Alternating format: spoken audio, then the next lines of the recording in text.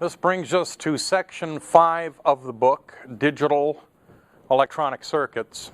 And digital is very much unlike anything that we've studied to this point. The original goal of digital was to simplify repetitive functions. Those same functions that we perform time and time again in an electronic system.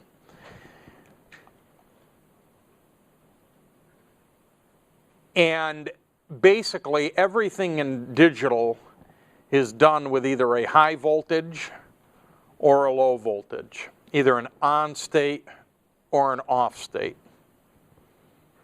So all of the magic, all of the money that Bill Gates has made simply boils down to a circuit that's either on or a circuit that's off. It's that simple.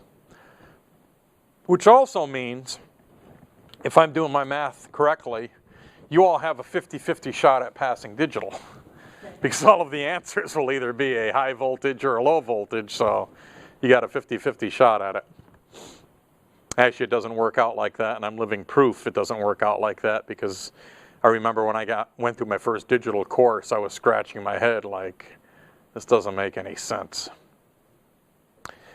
Digital, I'm going to teach digital a little bit different. For some of these chapters, I'm going to use these slides. For some of the chapters, I'm going to deviate and not even use these slides to meet the objectives. Coordinating your quiz through the class lead, I basically don't want any of you taking any quizzes until I'm done with all the digital lectures. So don't schedule the digital quizzes for like this week. Schedule them for when I'm all done with digital. Digital, I am also going to allow you to use some tools on your homework, on your quiz, and on your final exam. Those tools will include the use of these computers. You can't use a web browser, but you could use these computers. The two things specifically that you can use is the Windows calculator. And there's a reason why I'm going to have you use that Windows calculator. So you could use your own calculator if you've got digital conversion on it, but the Windows calculators work really, really well for manipulating some of these digital values. And then the other thing I'm going to introduce you to is multi-sim. In multi-sim, we're going to use some very specific tools to help us solve these digital problems. There's also going to be a deviation. I'm just full of deviations tonight. There also is going to be a deviation on the quiz. All of you have come to know and love, right, my quizzes. In digital, you're going to be taking a quiz that is not multiple choice. It's going to be a basically fill in the blank. I give you a blank and you fill it in with all and everything and anything that you know about logic gates. And if any part of the answer is wrong, you get it wrong. If there's 33 parts to the question and you get one wrong, you don't get 1/33, you get that whole problem wrong. Because you either got it right or you got it wrong. And digital is something that we really can't cut corners on because it's prevalent everywhere. The world is digital right now. We're in a digital world. Actually, 2 years ago at the Consumer Electronics Show in Las Vegas that I typically attend on an annual basis, that was basically their claim that now in consumer electronics, it's digital. We're totally digital. I mean, there's still some analog applications out there, but the predominance of circuitry out there now is digital. So, with that being said, let's jump into it here. Chapter 32, which deals with the binary number system. Before we get started in this here, who, can you raise your hand, who here has experience in digital? Have any of you taken any digital classes, courses? No? Couple? Okay. If you did 116, you got some digital. Trust me, you got some digital. So you should find this a breeze. If you haven't taken 116, there's some folks in this classroom that have a distinct advantage over you. After completing this chapter, you're going to be able to describe the binary number system. Identify the place value for each bit in a binary number. Convert binary numbers to decimal numbers. Convert decimal numbers to binary numbers. Convert decimal numbers to 8421 BCD code. And convert 8421 BCD code to decimal numbers. Now, they chose using binary numbers for a really important reason. There's only two of them. That was the reason. The binary system is a base 2 system. So, if any of you struggle with this material, I'm going to show no mercy on you because you've been using since birth a number system that is far more complex than the binary number system. We use base 10.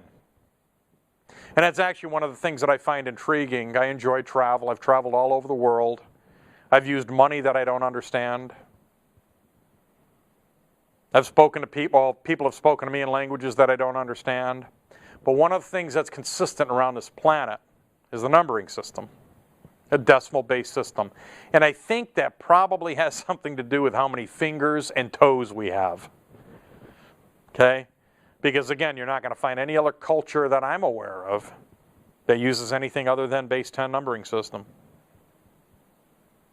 So the binary number system is a base 2 system. It contains 2 digits. This is where you got a 50-50 shot at passing this class. Either a 0 or a 1.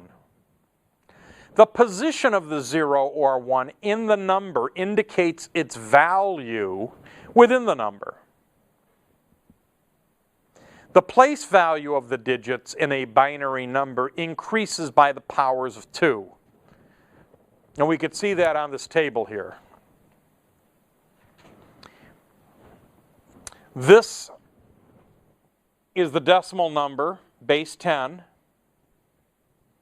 And actually, let's go through the decimal. This is going to sound really infantile and stupid, but let's go through it. The first number in decimal is 0. And it's kind of odd because we don't count that way. We don't count 0, 1, 2, 3, 4. The human computer does. You ever hear that, dude? You ever see him like on Leno or anything? The human computer, this dude, or the human calculator, whatever they call that dude. Human calculator. Any of you seen this guy? I've heard him interviewed on the radio. It's amazing. I've seen him like on Letterman and stuff. They'll bring him out. And they'll bring out like some, I don't know, cheerleader with a calculator. And they'll like give numbers. 4,276,34 times 43. And he's got the answer faster than the cheerleader with a calculator. He does so because he's trained his mind to think like a computer. We're all a product of our upbringing and our traditional mathematics background, so we think counting 1, 2, 3, 4, 5, he counts like a computer. 0, 1, 2, 3, 4. And 0 has significance, especially in machines. So let's go through this. 0, 1, 2, 3, 4, 5, 6, 7, 8, 9. Then we go to the number, what we call the number 10, but the number 10 is actually 1 in the tens column and 0 in the ones column. That's what makes up the number 10, base 10. Do you agree with me? The number is 11 is 1 in the tens column, 1 in the ones column. 10 plus 1 equals 11. 12, 13, 14, 15, 16, 17, 18, 19. And again, the ones column goes back to 0, and the tens column increments by 1. So now 2 in the tens column and 0 in the ones column. We call that number 20. Does that make sense? I know it sounds kind of silly, but you got to understand where base 10 really comes from. And 10 is not 10. It's 1 in the tens column, 0 in the ones column. So now binary, well, it's either going to be a 0 or a 1, or a 0 and a 1, or a 0 and a 1.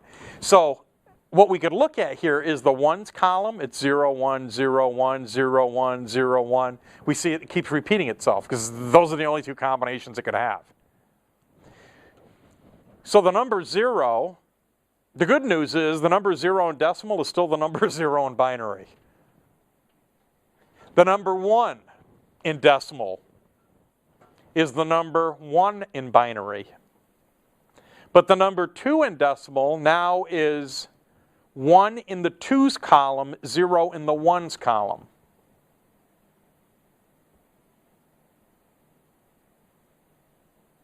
So, the answer to 1 plus 1 is not 2. The answer to 1 plus 1 in binary is 1, 0. Does that make sense? So 2 plus 1 equals 3. 2 in the 2's column, 1 in the 1's column. Now, after we've gone through this sequence, of course we have to go to 0 here. We have to go to 0 here. So now we increment 1 in the 4's column. 4 plus 0 equals 4. 4 plus 1 equals 5. 4 plus 2 equals 6. 4 plus 2 plus 1 equals 7. Then we increment to our 8's column. Does that make sense? So make sure you can draw this on a piece of scratch paper, because I guarantee you, you will deceive me in the future. I'll ask you some basic questions like this, and it's easy to get tripped up with. You end up getting tripped up, just draw it down on your scratch paper. There's no harm in that. Now, in order for us to, we are a decimal people. We are a decimal people. We use base 10. So in order for us to use binary to count the numbers that we like to use, how many places do I need to use in binary?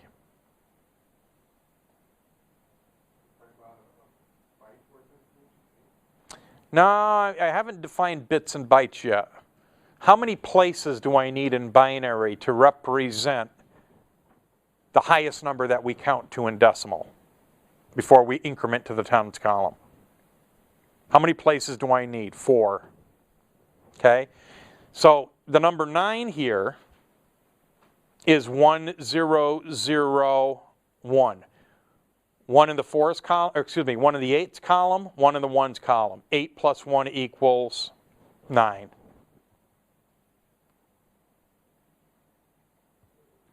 So this is what we call BCD, binary coded decimal. The highest number you will ever count up to in binary coded decimal is going to be the number 9. Because after the number 9, what's next? But do we call it 10 or do we call it 1, 0? 1 in the 10's column, 0 in the 1's column, decimal.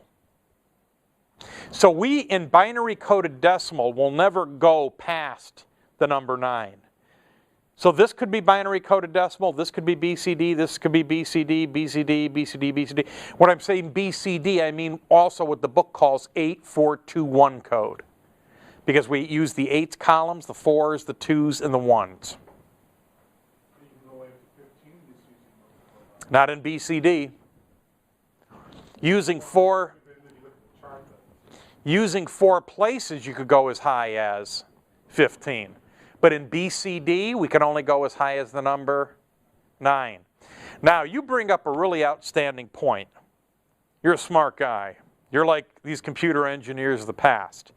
They said, well, you know, we're already using this 4-digit system of binary, counting all the way up to the number 9 in decimal.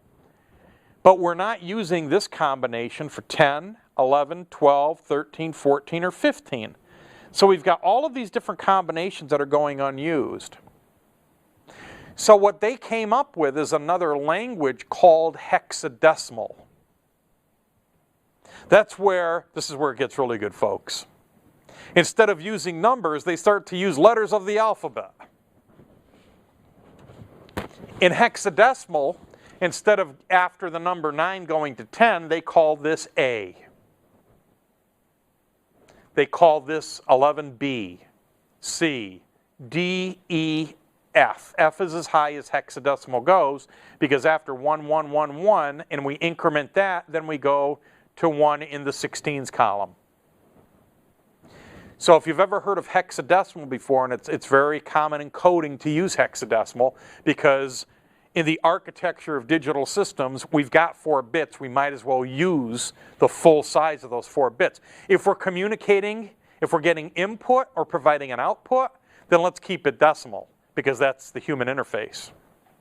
But inside the machine, you've got all of these different combinations that are going unused, so we use hexadecimal. And I'll show you hex in a minute. Does that make sense? BCD code is an 8421 code. Consists of 4 binary digits. It's used to represent only the numbers 0 through 9. 8421 designation refers to binary weight of 4 bits. 8421. But of course you caught it already. You could count all the way up to 15 with 4 bits. In summary, the binary number system is the simplest number system, so there's no excuses. This is hard, this is difficult. Contains 2 digits, 0 and 1, used to represent data for digital and computer systems. Binary data represented by binary digits called bits. And bit, the term bit, is derived from binary digits. So in defining bit, the other term we should define, since we're talking about it, is byte, B-Y-T-E. And 1 byte is actually equal to 2 nibbles. True. And a digital nibble is actually 4 bits. So 4 bits equals a nibble, 2 nibbles equals a byte. Or 8 bits equals a byte. So when you talk about your hard drive at home holding 500 gigabytes, that's 500 gig times 8. That's how many bits it can hold. 500 times 8. It's disturbing. It's a lot of ones and zeros that can be held on those platters inside that hard drive. The place value of each higher digit's position in a binary number is increased by the power of 2. So 1's column, 2, 4, 8, 16, 32, 64, 128, 256, 512, 1024. Any of these numbers sound familiar? Any computer geeks out there? Why do those numbers sound familiar if you play around with computers? Computer architecture and digital architecture is based on binary and the binary progression. So you're never going to have, 1,000 different colors. It's always going to be 1024 or 512 or memory. It's always going to be in those increments because they're binary increments. The largest value that can be represented by a given number of places is base 2 is 2 to the nth minus 1. Where n represents the number of bits. Don't forget the 0 place, because now 0 has significance. In digital, 0 has significance. Before, 0 had no significance. How much money do you have? Nothing. Okay? If you've got no money in your Bank of America checking account, it doesn't mean there's no data. It means that your account is at 0.00. Okay? And in the computers, in the mainframe computers that keep track of your accounts, it's going to be 0.00. The value of a binary digit can be determined by adding the product of each digit to its place value. Fractional numbers are represented by negative powers of 2. To convert from a decimal number to a binary number, divide the decimal number by 2, writing down the remainder after each division. The remainder is taken in reverse order, form the binary number. Do this on your homework to try it. Do it on your homework to try it. But then correct yourself using a computer. The 8421 code, a binary coded decimal code, is used to represent 0 through 9. The advantage of BCD code is ease of converting between decimal and binary forms of a number. Human interface. All the numbers we deal with, at least I deal with, are 0 through 9. Any questions on anything that we covered in this chapter? Let me go ahead and show you now.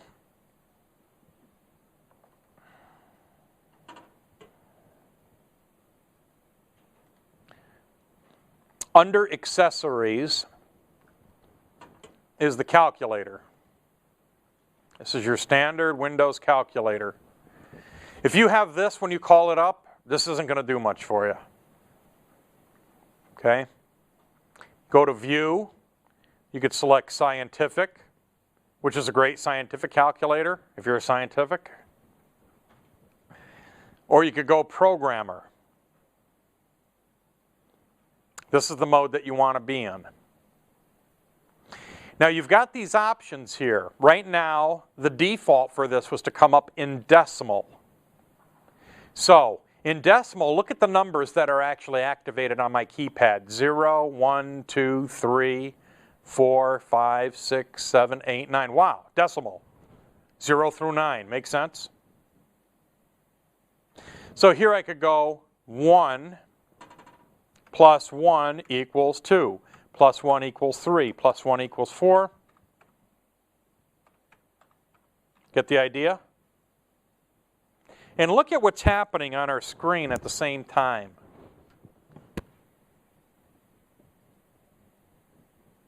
You see that? Let me actually start subtracting 1.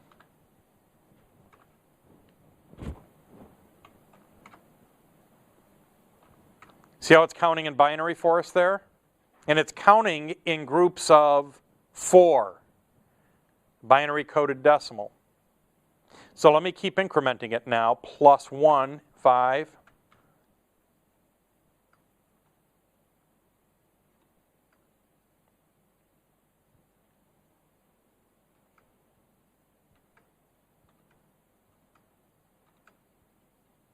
What's going to happen next? 15 plus 1. Very good.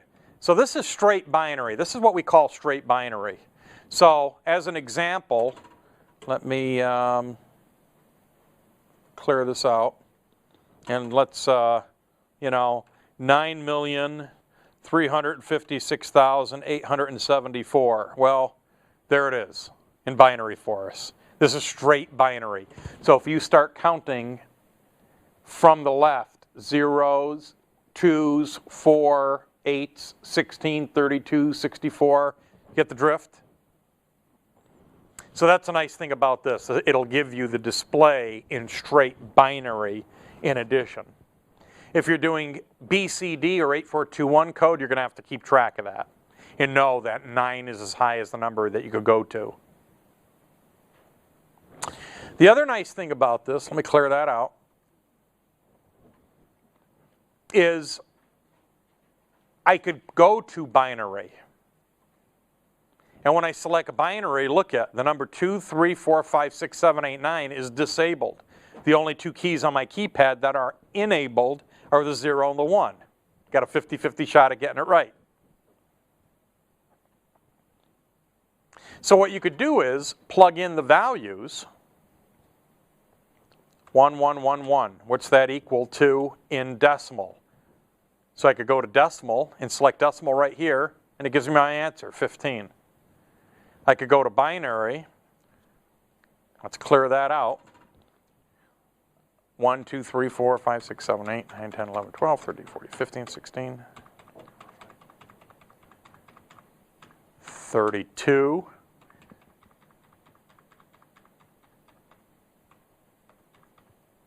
The neat thing about this, see how high it could go? How high can it go?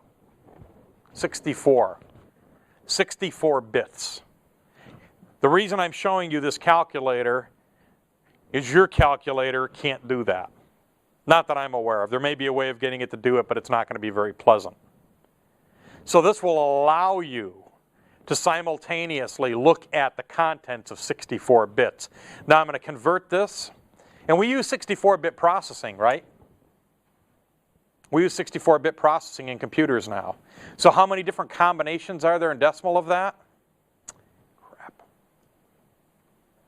I messed up. I went one too many. That's why I got the ding. Let me go back to binary. Ones are cheap.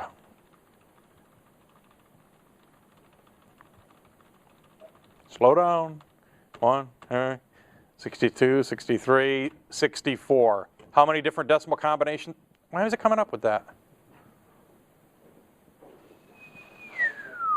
Why come it do that?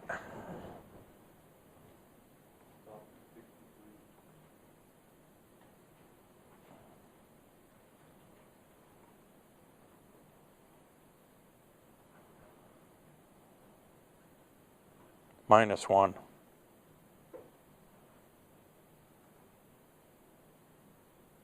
I don't know why it's doing that. I'm doing something wrong. Anyway, let's go back to straight binary though. And if you want to know how many different combinations are in a 16-bit system, 16-bit system, decimal, 65,536. Because 0 has significance, so that's how many different combinations there are. So, like, what's the big one? Who's like a computer fanatic here? Who does like stuff with computers? Anybody do any color manipulation or any stuff like that? What's the big one? Is it 24-bit color?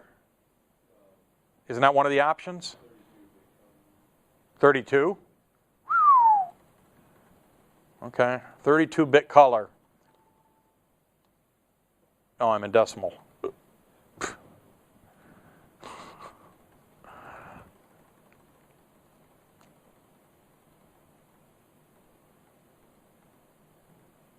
Okay, there's 32 bits. How many different combinations, color combinations will this give you? And the human eye can only small perception of colors. But yeah, you could set your computer to give you this resolution of color. So does everybody understand how this works?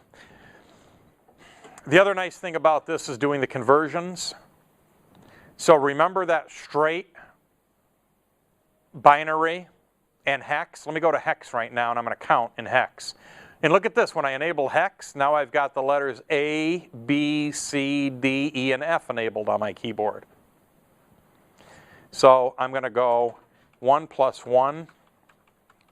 See how I'm counting up? What's going to come after the number 9 in hex? A. What's going to come after the letter F in hex?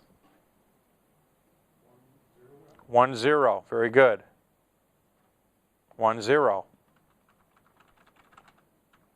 Oops. Added something wrong. But see how we're counting up there? So play around with this.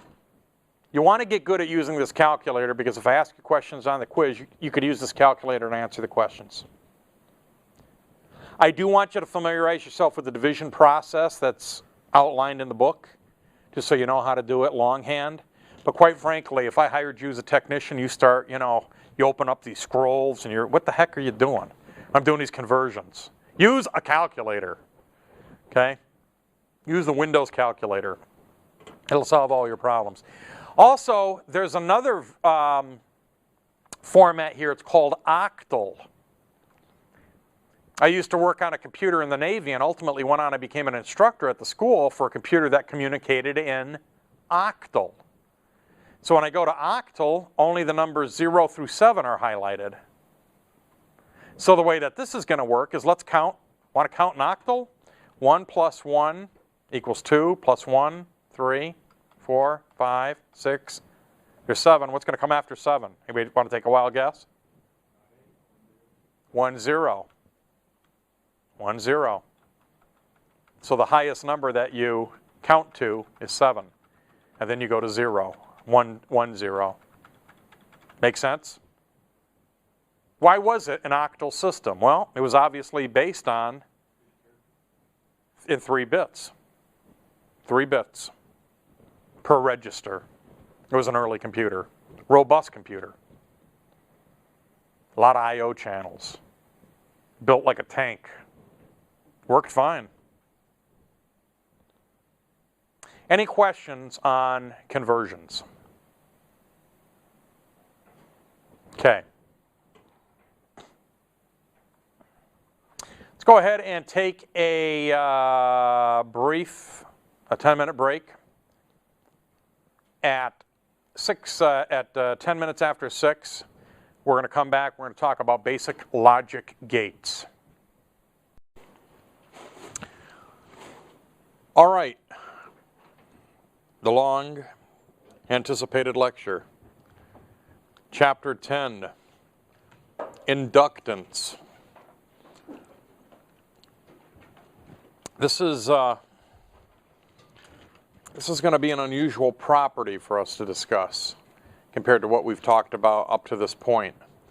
What we've talked about up to this point really is conductance, resistance, period. In discussing inductance, you're going to see that things with inductance change over time. Okay, the property actually changes. The influence it has on a circuit changes over time. So you're going to see that this is very dynamic, literally dynamic component and property. Chapter 10, Inductance. After completing this chapter, you're going to be able to explain the principles of inductance, identify the basic units of inductance, identify different types of inductors, determine the total inductance in series, parallel circuits, explain LR time constants and how they relate to inductance. Now, the property of inductance is that characteristic of an electrical conductor that opposes a change in current flow. Opposes a change in current flow. The symbol that we use is the capital letter L. So in a circuit, if you see on a schematic diagram L equals, that means inductance is equal to whatever specific amount is identified. Now, an inductor is a specific device designed to possess this property of inductance. An inductor is a device that stores energy in a magnetic field. And it's important for us to understand this property because we're going to counter this next chapter when we talk about capacitance, right? I'll let the cat out of the bag. Capacitance is an electrostatic field. Inductance is an electromagnetic field. That's what's the magic behind an inductor. Now, once current is moving through a conductor, inductance helps to keep it moving. As the magnetic flux lines build up, they create an opposition to the flow of current. An opposition to the flow of current. Lenz's law talks about that. Lenz's law states an induced EMF in any circuit is always in a direction to oppose the effect that produced it. The amount of counter EMF is proportional to the rate of change. The faster the rate of change, the greater the counter EMF. So what this means, let's go back, last chapter that we talked about. Remember magnetism? Remember when we pass current through a conductor, we create a magnetic field? Lenz's law says if the current was going that way, it's going to create an electromagnetic field like this. Make sense? If we shut the circuit off, that electromagnetic field is going to collapse, and it's going to produce a counter electromotive force that goes that way, the opposite way of what created it.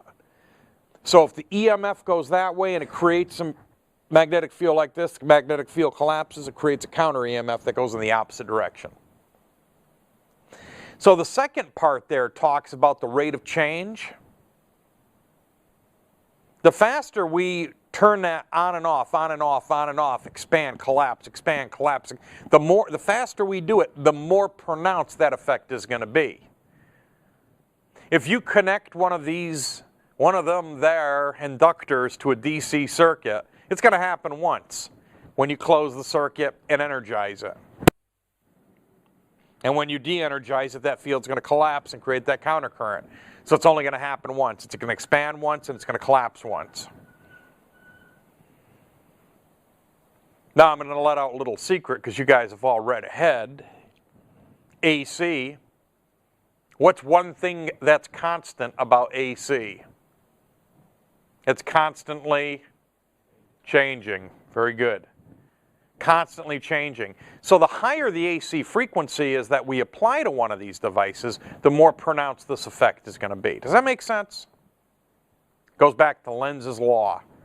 And again, anytime that in class I say anything about a law, we should like ring a bell, dim the lights, hit some chimes, you know, hit a gong, because laws you could take to the bank. You answer a question on your quiz using a law, on an exam using a law, you approach a project or a lab assignment using a law, you're going to get good results. Now, inductance is measured by the Henry, and this was invented by a guy whose name was George. Guy by the name of Joe Henry, my main man. Henry, ironically, is abbreviated with the letter H. And 1 Henry is the amount of inductance required to induce an EMF of 1 volt when the current in the conductor changes at a rate of 1 amp per second. So 1 Henry is equal to 1 volt of EMF at 1 amp per second. 1 is equal to 1 over 1 over 1 second. Now in electronics, the typical values that we're going to see will be the millihenry times 10 to the negative third. The microhenry times 10 to the negative sixth. In some high power applications you may see henries. But generally speaking, most of the stuff that we're working with in microelectronics, millihenries, microhenries. Now inductors are those specific devices designed to possess the property of inductance. So they're designed to have a specific inductance. That's why come they be invented. They consist of a conductor coiled around a core. Remember, if we got like X amount of magnetism by creating 1 turn, how much would we get if we make 2 turns? Twice as much. It's that simple. It's easy math. Consists of a conductor coiled around a core, and it's classified by the type of core material, whether it's magnetic or non-magnetic. If we use a magnetic core material, we're going to get a higher amount of inductance out of it. If we use non-magnetic, we're going to get a little bit lower out of it. So sometimes they'll use that core material to get it just, not too much, not too little, but just right. This is the schematic diagram for a fixed inductor. And for those of you out there that want to go home and roll your own, you could do that. You just need magnetic wire. Magnetic wire is basically thin copper wire, solid core, that has a lacquer coating on it. If you've ever looked into a transformer or a motor and you see the windings, that's magnetic wire. That's all you need. Some cases you don't even need magnetic wire because you could roll a coil And as long as the wires aren't touching each other, you're using air as an insulation, you could roll your own. I've been known to roll my own on a few times, with mixed results. I have no idea what I'm talking about. Actually, I know exactly what I'm talking about. This is a variable inductor created with an adjustable core material. Now, the way they come up with this is pretty fascinating. What they'll do is they'll get a ferromagnetic core material typically, like powdered iron, and then they basically form it into a material, press it into a material, and then they thread it. And then they thread the center of the core. And what you could actually do with it, right, is righty-tighty, lefty-loosey, screw it in. And as you screw it in, what are you doing? You're increasing the magnetic influence of the iron core. So by simply adjusting that, this is used for fine tuning in a lot of circuits that contain these. Very fine, subtle tuning. Another thing that you could do, and I used to see this old school, not as much now, they would use a brass insert. And when you screw brass in, what are you doing?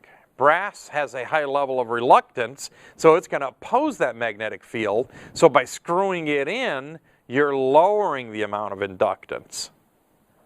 If it was iron core and you screwed it in, you'd be increasing it. So it's counterintuitive. And it gets worse. Because what would happen is typically the questions that I used to be asked in a lot of my military, Navy equipment schools, what we would have were circuit card extenders. So what you would do is take the circuit card out, put it in the extender, and then now the circuit card was mounted above the rest so that you could get in there and make adjustments. A lot of times you'd have to make the adjustments from the back side. They'd have a little hole physically in the board that you could put your adjustment alignment tool in. So then they'd ask, if approaching it from the back side, which direction need you turn the inductor to see a decrease in inductance? So it's one of those things that, you kind of, let's see, if I'm turning it clockwise from the top, that's going to be counterclockwise from the back side, but it's brass core, so as I'm turning it counterclockwise, I'm really moving. I mean, it's just these questions that like you thought your head was going to explode. But you know what? You kind of had a, well, I don't see how that really ever helped me in life knowing that stuff. Because basically when you got out to the fleet and you put a circuit and you set up your test fixture, and basically as soon as you start turning it the wrong way, you see needles go the wrong way. And you turn it back and you get it to where it needs to be and you're done with it. You don't sit there and, well, let's see, if I approach, and if I'm using a mirror, I'm actually seeing the inverse. I mean, just crazy stuff. But think about that, because these still, and some of you may work on some legacy equipment. It's fun to repair legacy equipment, to retrofit, to do things like that. So you may end up finding some of this stuff. This is my personal collection of inductors. You guys actually believe me. This is an air core inductor. This is a fixed value inductor, and that's all it is just wire wound around a magnetic core. That's all it is. All of these can type here are adjustable. And actually, if you could look here, this almost looks like this takes a hex head, right? Like an Allen head. Whatever you do, don't use an Allen wrench to try to adjust this. Because typically the Allen wrench in your toolkit is made out of iron, steel, ferromagnetic material. So as soon as you get it in close proximity and you adjust it and get it just so, you're going to remove part of the magnetic influence and your numbers are going to go cattywampus. So all of these need to be adjusted with non-magnetic alignment tools. I've got a tool roll at home from back in the day. I should bring it in as an example. It's this big tool roll. It's like every alignment tool known to humankind. And they're basically all plastic heads. The other thing too is, you stick your hex head in there, you stand a chance of damaging that. And even if you break off a little bit of material, that amount of material was designed, engineered to be there to create X amount of magnetic field. So you kind of gotta get it right. So don't start, if you don't have the right tool, don't touch this stuff. So it's typically called an alignment tool, or actually a tweaker in the classical sense of the word. A tweaker. And you could always tell who the technicians were, because they'd always have the tweaker in their pockets. And you knew, it's kind of funny. Back in uniform, submarine base in Connecticut, I'd be walking around, I'd see you with a tweaker in your pocket, at the deli or whatever, and I knew exactly what you did for a living. It's the only guys running around, only goofballs running around with tweakers in their freaking pocket, or electronics techs that were regularly aligning equipment. Air core, this is an inductor, well, not without core material because it has air in the core. That's why it's called air core. It's used for values up to 5 millihenries of inductance, wrapped on ceramic or phenolic core. In this case, it was probably wrapped around a dowel or something and then removed, and it has form in and of itself. This is actually a really good photograph because you could see the magnetic wire here, and you could see where the insulation has been stripped. This is bare wire, and then this is insulated. A lot of times people see this and they think that it's bare wire. It's not bare wire. It's insulated. One of the best ways of getting this insulation off, if you're going to do a lot of this, is with a chemical stripper. Chemical stripper.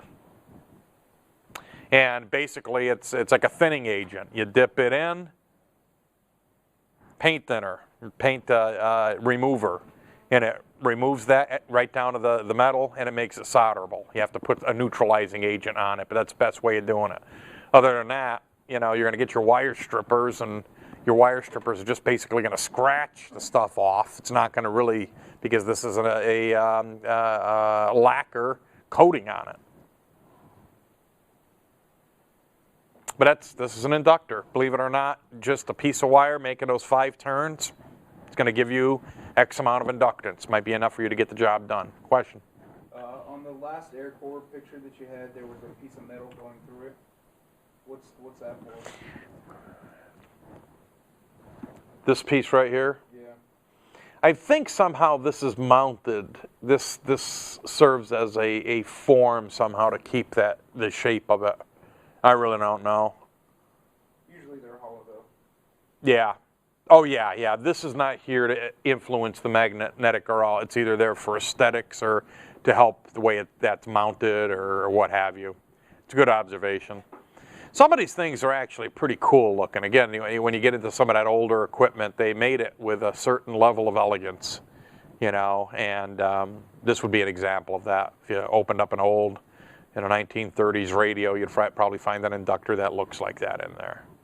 1970s radio, no, you're not going to find that in there. Iron core.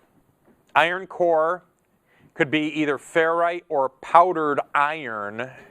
It's a typo, not ion. Ion core. Captain, the ion core is melting down. Damn you, Scotty. That's why I'm not into drama. Right? Not a very dramatic kind of guy. It's iron core. Used for values of 200 millihenries of inductance, typically. Up to 200 millihenries of inductance.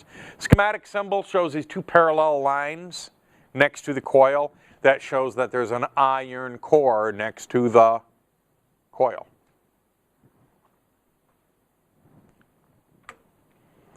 Toroid core, these are donut shaped, but do not try to eat them. They offer a high inductance for a small size. These are very prolific in a lot of contemporary electronic applications because the magnetic field is contained in the core, offers a very high inductance for very small size. If you opened up a computer power supply, you'd find a bunch of these inside. A lot of inductance for a relatively small package. I've had graduates that have gone to work for companies and they had to do this as part of their job, roll their own. They're given the blank core, spool of wire, and you sit there and you thread it through and tighten it up, and thread it through, tighten it up, clean the leads, and solder it in the boards. Actually pretty good jobs. Most of the people that are playing around with this stuff are for RF applications, radio frequency, high energy radio frequency. Mr. Graham, what's going on, man? Well, Got a question? You're just back there waving, man. It's like, exactly. Shooting the evil eye. What's up? Magnetic field contained in the core, basically the significance of that is that it's not going to, the inductance is not going to stray into things around it, right? It's just going to be contained in the core as opposed to like a normal transformer is going to have a field around it. Yeah. Yep, so it's not wasting that field going outside, it's containing it basically. Increases the efficiency, which makes it more better. Yes. And it stimulates my hunger also. This is a shielded core. Shielded core. Have a shield of magnetic material to protect them from the influence of other magnetic fields. Because if you've got a couple of these in close proximity to each other, one field could influence another device. Now, if you just saw this, if you didn't know any better, what would you think this device was? Now, it looks like a transformer. And the only tell that there is on this is there's only two wires. If you look on the other side, you wouldn't find any other wires. But it would look exactly like a transformer. As a matter of fact, you can use a transformer as an inductor. If you don't connect the secondary leads to the primary, if you only use just the coil, you could use a transformer as an inductor for some applications. That's why I've got a garage full of junk, because I won't throw a transformer away, because someday I may want to use it as an inductor. This is laminated core. And again, if you didn't know any better, you'd think it was a transformer. We know it's an inductor because there's only two wires coming out of it.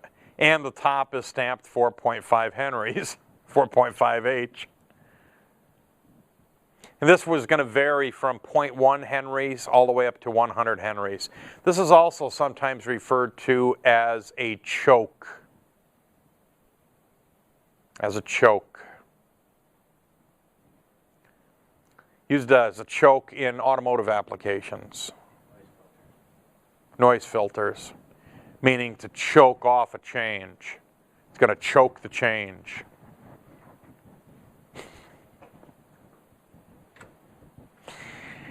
Just like resistors, inductors could be connected in series parallel or series parallel. When you're dealing with inductors measured in Henrys, in series, you treat them exactly like resistors, plain and simple.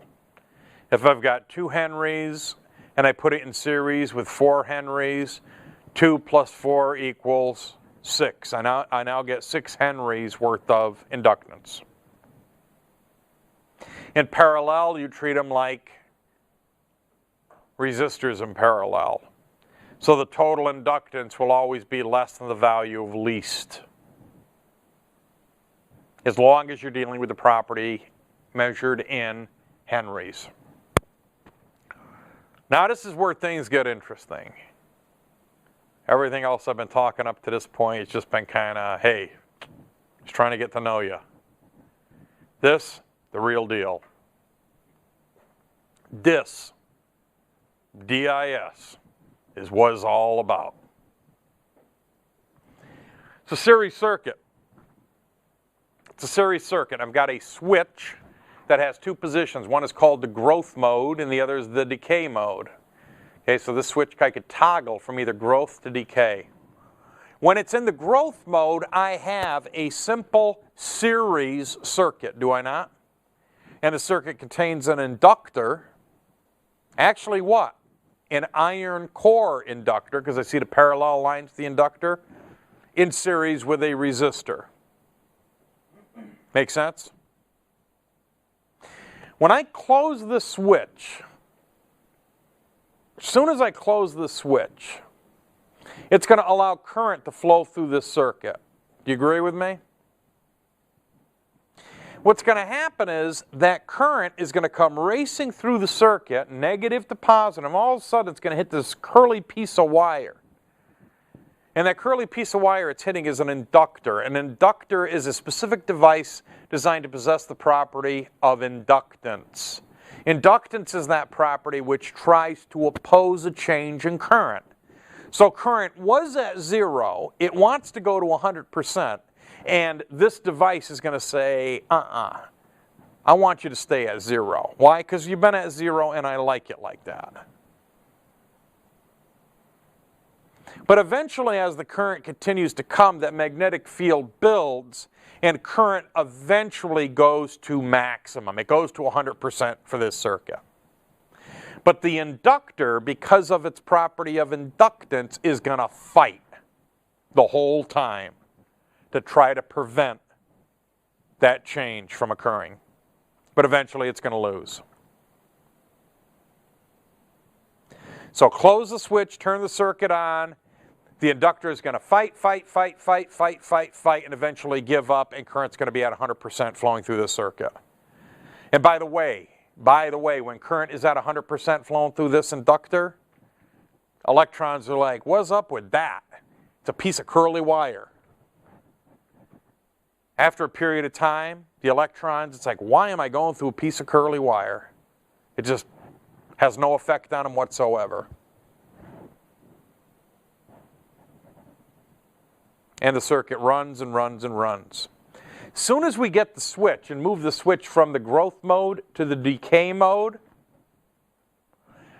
the magnetic field that was built up around inductor L1 is going to collapse. And it's going to collapse into itself. When it collapses into itself, what is it going to do?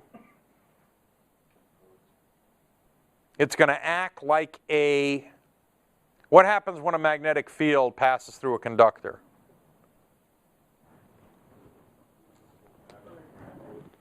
We induce current.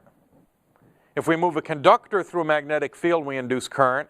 If the conductor is stationary and the magnetic field moves through a conductor, we're going to generate current, right? So as soon as I move this to the decay mode, this magnetic field is going to collapse into itself, creating a counter current. Lenz's law, remember, the opposite of the force that created it. And then that current is basically going to flow through the circuit until it dissipates. But if this was just a series circuit made up of a resistor, and a switch, you turn it on, boom, you go to 100%. You turn it off, pow, you go to 0. Now, with an inductor in here, you turn it on, it's going to come up and eventually get to 100%. You turn it off, the magnetic field's going to collapse and eventually it's going to get down to 0%. You follow what I'm talking about? You guys know what I'm talking about. I'm beating around the bush. What am I talking about? Time constants. Time constants. The time required for current through a conductor to increase to 63.2%. So if I apply 100% to it and that first time constant, it's going to rise 63.2%. In the next time constant, it's going to gain 63.2% of what's remaining. The next time constant, 63.2% of what's remaining. The next time constant, 63.2% of what's remaining.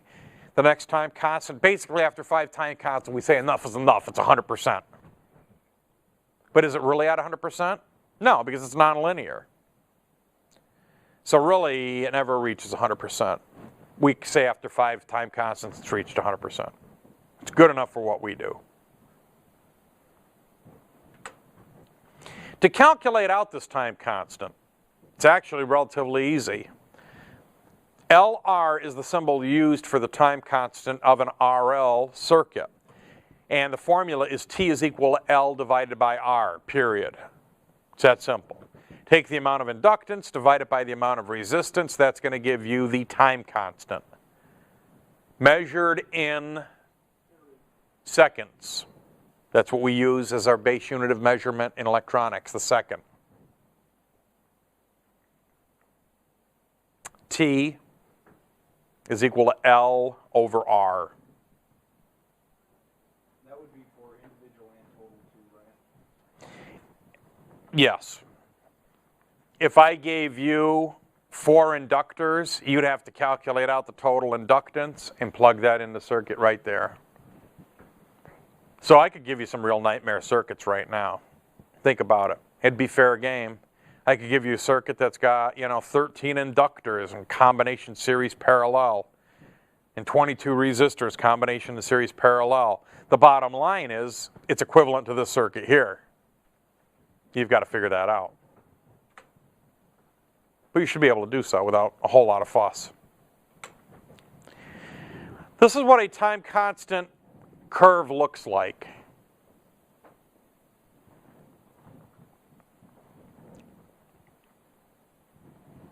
Here's that first time constant, 63.2%, 63.2% of what's remaining, 63.2% of what's remaining, 63.2% of what's remaining, what's remaining. And what is it that I'm actually looking at here? What is this in blue? Is this voltage? What is this? Current? It's a current. Current, number one, because the slide says so. But number two, most importantly, because it's current that's going from 0. The inductor is trying to prevent the change, trying to prevent the change, trying to prevent the change, trying to prevent the change, trying to prevent the change, trying to prevent the change. All right. Current wins. Then as soon as you shut that circuit off, current's going to try to go from 100% to 0, but because that magnetic field is collapsing, I don't want to decrease, I want to keep it 100%, but I can't, oh crap, all the way down to 0. But because that field is collapsing, it's going to try to prevent that change. That's why we use these. That's why we use these. Can inductors affect voltage? Absolutely. If we're affecting current, definitely will have an effect on voltage. In summary, inductance is the ability to store energy in a magnetic field. Just remember the key word for inductance is magnetic. That's how they do their magic. The unit for measuring inductance is the Henry, measured by the capital letter H. The letter L represents inductance. Inductors have specific inductances. That's why they're designed. The symbol for a fixed inductor is down here at the bottom. Symbol for a variable inductor has an arrow going through it. The arrow means it's adjustable. Types of inductors include iron core, ferrite or powdered iron core, torrid core, shielded core, laminated core. Formula for adding them up in series is like the same formula for adding up resistors in series. The only thing you need to be aware of, you're adding up inductance measured in henries. If it's not in henries, can't use this formula. The formula for total conductance in inductors in parallel is the reciprocal formula. Use it same as you would for resistors in parallel. Time constant formula, T is equal to L over R. You run this calculation, it shows you what one time constant is worth. I need to multiply that by how many to figure out how long it's going to take to get to 100%. 5, because it takes 5 time constants to reach 100%. So understand that when you do this math, you only end up with 1 time constant. It takes 5 to get the job done. Or as it says here, 5 time constants required to fully build up or collapse the magnetic field of an inductor. Any questions on anything that we discussed with the inductors? Yes? I'm still a little vague on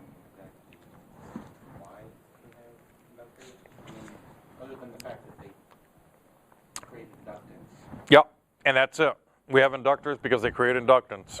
And inductance is that property which tries to oppose a change in current. So we're going to have a lot of different components that are going to want to bring about a change in current in a circuit. And if we put an inductor in there, an inductor could help stabilize that current flow because of that electromagnetic property. So it's going to help stabilize current levels in a circuit. The majority of applications that we're going to use inductors for is really going to be filtration. Because once, we're not there yet, some of you may have read far enough ahead, that when we apply an inductor to an AC circuit, it starts doing some wacky stuff. And by harnessing that wacky property called inductive reactance, we can use that to filter. We could use it in audio applications where we want only certain frequencies to go to certain speakers. Heck, I knew a guy that was getting some interference on one of his cable channels back in the day. And because this friend of mine had extensive electronics background, he didn't want to call the cable company and have them waste their time and come out and... Exactly. So this friend of mine built a filter circuit to filter out the garbage signal that somebody was putting on this pay-per-view channel. And by filtering out the garbage that got put on the channel, the reception was enhanced and made the station viewable. And the key component in that whole, so I'm told, project is an inductor. And ironically, it was an inductor that was like 3 turns of wire. 1, 2, 3 turns of wire was adequate enough for the reception to be enhanced. Mind-boggling, so I'm told. Question? Some of us old fossils that were welding 40 years ago, but welding on sheet metal is really the problem, keep them blowing through. Yeah. So we just take one of the cables and kind of like you would do a garden hose or on the deck of a ship, just coil up a line. That would gentle things out enough that you could strike an arc and not blow. Oh, really? Interesting. So obviously we were making an inductor. Yeah. Air core. Yeah. And little did you realize what you were doing at the time. It just worked. Yeah. Nobody knew why, but it worked. Now you know. All right, let's go ahead and take a break. And at about 6:20, we'll start up with Chapter 17. All right, this brings us to Section 2 of the book, for those of you that are keeping track of what section you're in. It's never that important to me. But those at home keeping track, Section 2, Chapter 12, alternating current. Once we go down this path, nothing will ever be the same. You will look back at the days when you played around with DC, and DC was your biggest challenge because AC is going to open up a whole bunch of new problems. But AC is good stuff. AC is like what our power is. What's powering this building right now is AC. Okay, AC is what the signal from the cable company to give you pay-per-view channels is AC. You listen to the radio on the way home from school tonight, you're listening to an AC signal. So the DC world is worse than black and white. I mean, it'd be like nothing. AC is what really makes stuff work. So after completing this chapter, you're going to be able to describe how an AC voltage is produced with an AC generator, define alternation, cycle, hertz, sine wave, period, and frequency, identify the parts of an AC generator, which ironically we already did 2 weeks ago in lecture, define peak, peak-to-peak, effective, and RMS, explain the relationship between time and frequency, identify and describe 3 basic non-sinusoidal waveforms, describe how non-sinusoidal waveforms consist of the fundamental frequency and harmonics, I like this one here. This is the kind of stuff you learn while you come to college. Understand why AC is used in today's society. You'll have that going for you. Describe how an AC distribution system works. I could do that for you right now. It works quite well, thank you. Identify and use the math associated with AC. Now, one of the big misconceptions is, and I kind of grew up hearing about Thomas Edison. Some of that may be from the fact that I'm from the Northeast. And, Thomas Edison basically was the founding father, if you will, of electrical distribution commercialization in the U.S. You go to New York, and the utility company is Consolidated Edison, Con Ed. And it got its start from a guy named Edison. He was in heavy debate with a guy, Nikola Tesla. And Nikola Tesla was the father of alternating current. And Edison wanted DC distribution. Tesla wanted AC distribution. Who won? Tesla. Edison was wrong. But yet, again, growing up, I knew the name Edison. I didn't know the name Tesla. Why is that? Why is that? I'm not a historian, but why is that? Actually, Tesla, well, truth be told, a lot of people think maybe he was not of this world, okay, because this guy had some brilliant ideas. Edison died, and they, opened up a memorial and museums and everything else. Tesla died. The FBI came in and confiscated all of his materials, and you want to know what's going on behind the walls at Area 51, behind the fences at Area 51? Probably some of Tesla's work. He was out there. The dude really was out there. Brilliant. Whether or not he was not of this earth, well, who knows. But anyway, the world adopted his electrical distribution system. Tesla said, AC is the way to go. He wasn't American either, was he? No. I don't know what his citizenship status. I believe he was an immigrant, and he came here for a better life and to teach us about the ways of AC. We got that going for us. He was actually, Tesla was Serbian, I believe.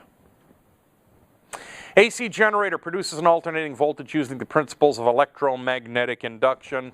This is a review. Blast from the past. A couple of weeks ago, we done talked about this stuff, right? Here's our magnetic field, North Pole, South Pole. We have a rotating armature. That rotating armature maintains connection through 360 degrees rotation through these slip rings. That means we harness the entire alternation of the armature through the magnetic field. So we get that 360 degree waveform out of it. And this is basically, as we rotate this armature through, we create the positive alternation and then the negative alternation, and then we repeat the cycle. So how we rotate this, how we rotate the shaft, right? It's really up to us. It could be water from a dam, hydroelectric. It could be a wind turbine that's turning the shaft. It could be a gas turbine. It could be a steam turbine. We could be heating that water with nuclear, with coal, with diesel. However we want to do it. Bottom line is we got to get this shaft turning. Once we get the shaft turning, get the armature turning through the magnetic field, we're generating AC. Power. AC power. Cycle, each time the generator completes one revolution, we call that a cycle. Its output voltage is referred to as one cycle of output voltage. It produces one cycle of output current in a complete circuit. Key word is in a complete circuit. Because if you don't have anything connected up to that and that thing's just rotating through, will the electrons have anywhere to move to? No. So if they don't have anywhere to move to, you don't have current. So it's just going to sit there stationary. You have to complete it to a circuit. But even if you connect it to your meter, is your meter a load? So if you connect your meter, You just completed the circuit, now you're going to measure. Now the electrons have a place to shake back and forth to. You've completed the circuit. The two halves of the cycle are called alternations. Alternations. Two complete alternations make up a cycle. 1 cycle per second is called the hertz. Hertz also has the rental car company. Spokesperson used to be O.J. Simpson. Remember that? How many of you remember that commercial? Right? O.J.'s like running through the airport to go get his car. Right? Police chasing him.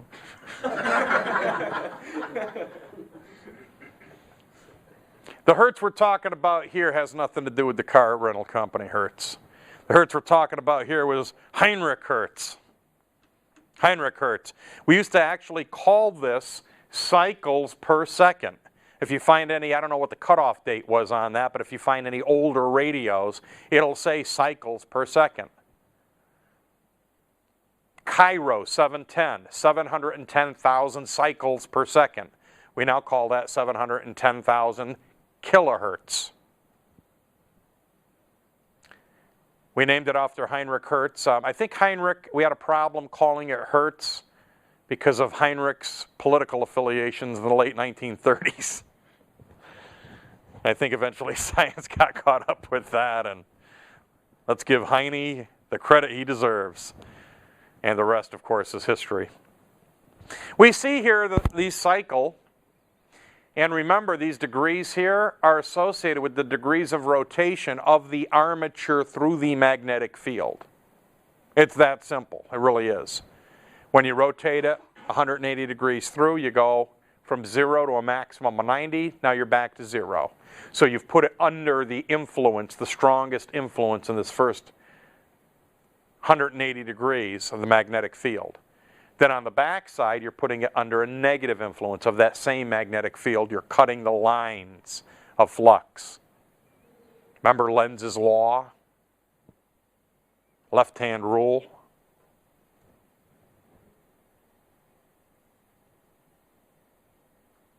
What kind of a wave is this? Sine wave. Okay? Sine wave. What is the sine? How many of you got your scientific calculators handy? Break out your scientific calculators.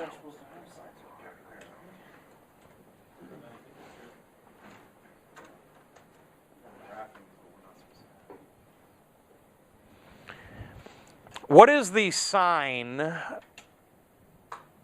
of 180 degrees?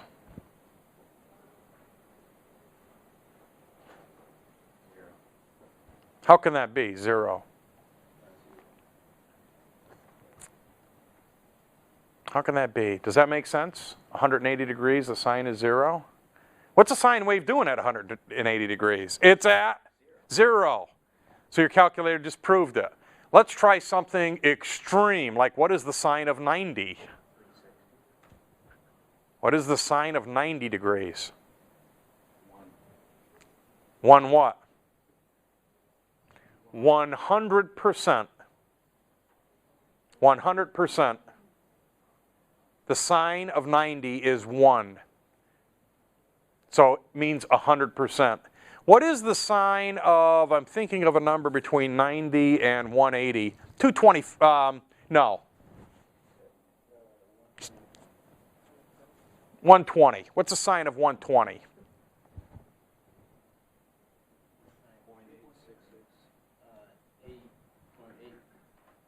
0.866, so 86.66% of 100 occurs at 120 degrees. Check this one out. You want to do something really funky? Right? What is the sine of 270 degrees? -1. The calculator knows that we're operating during the negative alternation. If you plug in 270, it knows that it's the negative alternation. So for a lot of you that never had any use for trigonometric values on your calculator, check that out. Now you got that sine key. You could predict what is known as the instantaneous voltage present at any point of a sinusoidal waveform. Isn't that the bomb? I could say, what voltage is present at 337 degrees? You could plug in sine of 337 and that gives you the percentage. You're obviously going to have to know what this peak value is. Peak multiplied by the sine of that value will give you the multiplier. Did any of you realize this prior to this lecture? Kind of cool, ain't it? Sine key in the calculator, you could predict any voltage present along and what exactly is going to be present as what's called a instantaneous voltage. Meaning what we're doing is a sine wave, we're stopping it at a specific instant and saying what voltage is present. Okay? Remember that. That's a powerful tool for you. And by doing that, you're doing like that there trigonometry. But keep it a secret. Armature is the rotating loop of wire sinusoidal waveform, also called the sine wave. But if you want to impress your wife, your neighbor's wife, your best girlfriend, what were you studying in school tonight? Huh? My professor was lecturing on the attributes of the sinusoidal waveform. Makes you sound like you're paying a lot for tuition. Can be produced by mechanical and electronic means. Mechanical means rotate the shaft. How we rotate the shaft, it's up to you. Electronic methods mean we're going to have an electronic circuit called a function generator. It's what we use in the lab next door to create different AC signals. And it's a circuit that makes that sine wave. But the purest way of doing it is really with a generator, rotating a shaft. There's also another way, too. Some of you in mobile electronics may be familiar with it. There's something in your car that you can plug an AC device into and give you AC. And your car, of course, is a DC system, low voltage system. It's called an inverter. Very good. Any of you heard of an inverter? Any of you own an inverter? Any of you own 2 inverters? 3? Anyone here own any big ass inverters, like a 5,000 watt inverter? I had one for a while. Bought it on the used market. I sold it to a guy. I actually wanted to live off the grid. I'm like, what am I going to do with this thing? I got a backup generator at home. I wasn't going to put in a solar system or anything. But I got a nice backup generator, started power my whole house, got it wired directly in and stuff. But then, man, my buddy dropped a bomb on me about a couple months ago. He's a pilot, and he knows that I love aviation and stuff. It's like, Joe, I can't believe, like, out of all the people I know, you don't have, like, an APU powering your house in a power outage. And I'm like, why didn't I think of that? APU is an auxiliary power unit. It's a small jet engine. Like, for an airplane that's parked, they'll run that to power all the electrical systems. So, I mean, that would be the deal, living next to me, man. The power goes out. How long are we going to be listening to that? Until the power comes back. And you'd get that kerosene smell and everything, man. Wouldn't that be the... I think I'm going to do that this summer, head down a freaking desert and go to pick apart the aviation, pick apart and get myself a good APU. The only problem with the aviation APUs is they produce 400 hertz. They produce 400 hertz. They don't produce 60 hertz. Aviation uses 400 hertz systems. Why so high? Precision. The old navigation systems needed cleaner power. And on board aircraft specifically, they have what's known as an inertial navigation system. And what that would do is take track of every motion the aircraft made. And it would keep track of all of that in the computer. So that an airplane could take off from Seattle and then fly to Hawaii with really no external navigation aids. They still would use external navigation aids to check their plot and everything, but the inertial navigation system should be able to get under. My submarine had an inertial navigation system. And a submarine, I know some of you may find this shocking, doesn't have windows. So literally, when you go underwater, you keep track of how deep you dive, every time you turn right, every time you turn left, every time you slow up, and that inertial navigation system is keeping track of that. This is kind of like, you know, we all get up in the middle of the night to take care of business, right? I'm not talking monkey business. I'm talking business, right? So how many of us turn the lights on to go take care of our business? How many of us could find our way to the bathroom in the dark? Okay? That's because your mind has an internal inertial navigation system. You know when you get out of bed, you know, and how many paces over, and then, you know, you turn right, and then the doorknob, and, you know, you can find the bathroom in the dark. Yeah, oh, jeez, who put that there, you know? Happened to my wife the other morning. She gets her up early a lot, and I don't know, she hit something, and oh! Jeez, what the heck's going on? But that's an inertial navigation system. It's really important for a submarine with nuclear weapons to know, because basically underwater, you're making all of those maneuvers, right? And then what you got to do is be able to pop up and then launch a nuclear weapon and have it hit its target. And if you didn't know where it was, maybe you're going to launch it in the wrong direction or whatever. So it was very, very important. So by using a 400 hertz system, gave you cleaner power, which got better performance out of the inertial navigation system. So aircraft would use the same technology. Identical to the trigonometric sine function. I already let the cat out of the bag with that. You all could do it. The sine of, plug in the degrees. The key is you got to make sure your calculator is in the degree mode. If your calculator is not in the degree mode, don't ask me how you got out of the degree mode. That is normally the default for the calculator, but by hitting the wrong sequence of buttons. The bottom line is if you are not, because you could be in the radian mode or the gradient mode, that's not going to work. For sine function to work properly, you have to be in the degree mode. So hopefully you paid attention when we were during this lecture and you were getting the same numbers as everybody else was getting. If not, you may have to look up Google data sheet instruction manual on your model calculator, and I'll show you how to change modes and make sure you're in the degree mode. AC values, each point on a sine wave has two numbers associated with it. The degree of rotation, this is the angle to which the armature has turned, and the amplitude, the maximum departure of the value of an alternating current or wave from the average value. Peak value is the absolute value of the point on the waveform with the greatest amplitude. So what we're looking at right here, this is the positive peak, this is the negative peak. So this right here, check this out, and this is another one that I've seen on professional exams.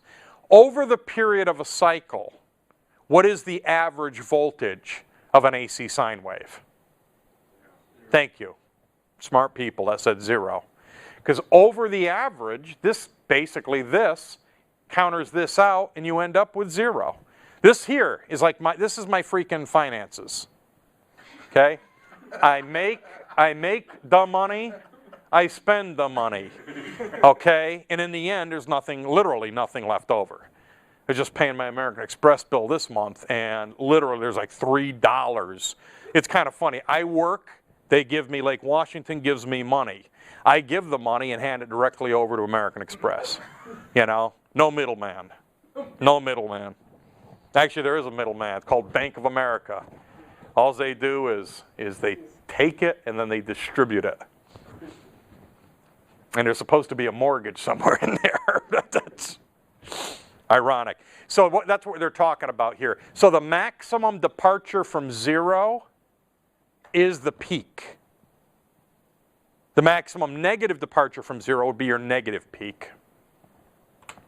Peak to peak value, well, that's the maximum departure between your positive peak and your negative peak. And the thing of it is, the reason that we're teaching this to you, the reason we're presenting this to you, is different tech manuals, different pieces of equipment may reference some of these critical attributes. For some applications, they just may want to know what the peak voltage is. For other applications, they might want to know what the peak-to-peak value is. So it really doesn't matter. You know, I mean, I'm a pretty quick study. If I'm driving 55 miles an hour on I-5 in Bellingham, you know, 55 miles an hour, I'm driving probably at or below the posted speed limit. Okay? I go into Canada and I'm driving 55 miles an hour. Well, Canada don't roll that way. Okay, it's kilometers per hour up there.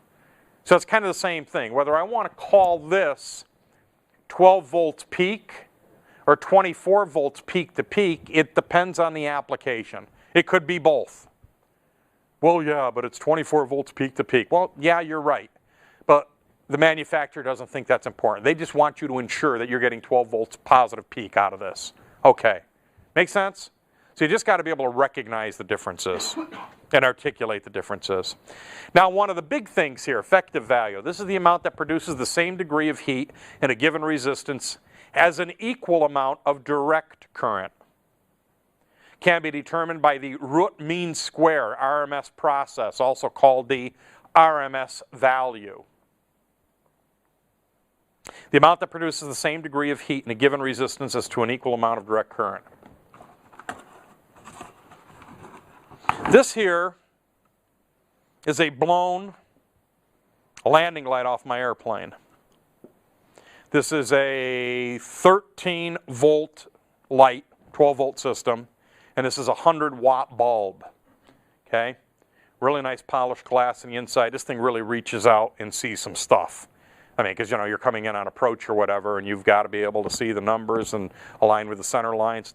You've seen landing lights on aircraft before. Even though it's 100 watts, it's a nice beam, a nice, clean, clear beam. Now, you want to modify this one? Glass. That'd be the deal.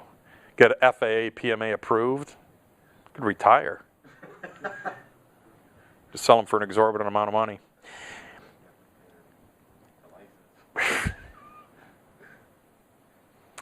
This lamp, if I applied 12 volts DC to this lamp, it would be this bright.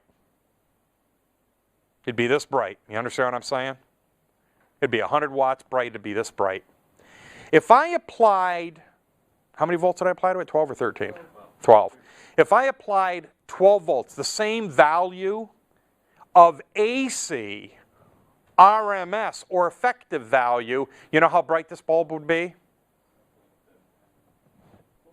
It'd be the exact same brightness. So the effective value means it will have the same effect as the equivalent amount of DC being applied to a device. So quite frankly, with a bulb like this, an incandescent bulb, that's a really good example. I'm so proud of my example. It's a really good example. This is an incandescent bulb. There's a filament inside. Whether I apply 12 volts DC to this or 12 volts AC to this, it's going to be equally as bright. As long as I apply 12 volts AC RMS or 12 volts effective to it. Does that make sense? Now the thing about it, the thing about RMS is RMS is actually equal to 70.7% or 0.707 times voltage peak.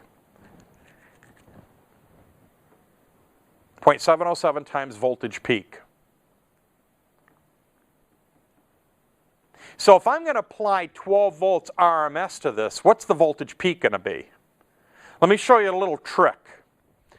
You see this 0.707? This is a number you got to remember. It's not remember as in memorize, it's a number you got to know. Plug this in your calculator, 0.707, and then on your calculator you've got a key that's 1 over x. It's called your reciprocal key, or x minus 1 on some of yours. What is the reciprocal of 0.707? 1.414. Make sure you use that whole number. Don't round that number off. So it's 1.414. Okay? What's 12 volts times 1.414?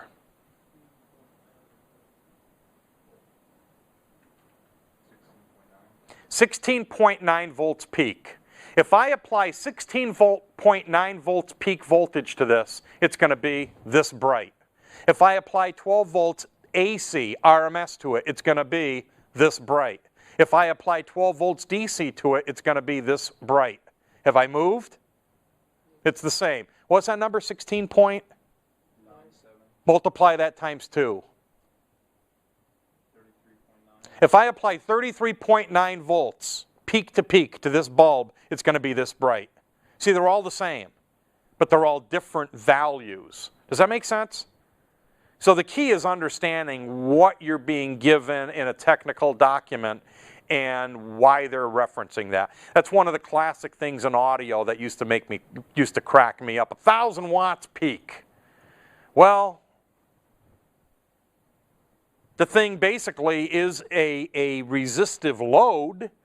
So basically, RMS is going to have the real effect on power, but some marketing dude attended Joe Grynyk's class and like, wow, peak, sounds more powerful. We'll put that in our marketing literature and, sell it. 1,000 watts peak, 1,000 watts peak output.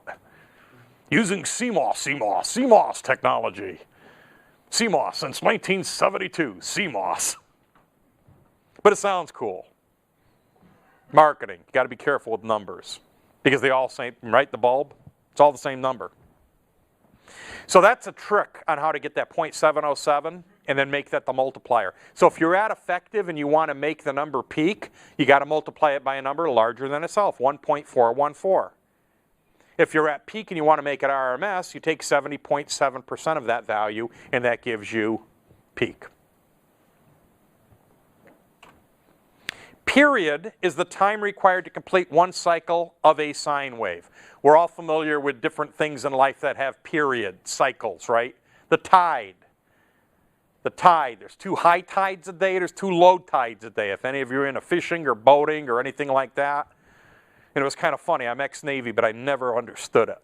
It's like, we're on a nuclear submarine, man. I mean, can't we just like plow through the freaking tide? Why do we have to be up at 2 o'clock in the morning to leave with the tide? It just never made sense to me. But you have to do that so you don't hit like rocks, submerged rocks when you're pulling out of port and stuff. So the tide has cycles to it. The moon has cycles to it. The earth has a cycle, a rotation, 24 hours. In electronics, the period that we're talking about is always going to be measured in seconds. The letter T is used to represent period. So T equals means I want an answer in seconds, unless I specify otherwise. Frequency is the number of cycles that occur in a specific period of time. It's expressed in terms of cycles per second. Unit of frequency is called the Hertz, named after Heinrich Hertz. 1 Hertz equals 1 cycle per second. So if you find any old radio gear, it may say cycles per second. World War II era radio gear, if you go and get a tour of a B-29 bomber, B-17 down at Boeing Field, you'd look at it and you'd see the radio gear and it would say cycles per second.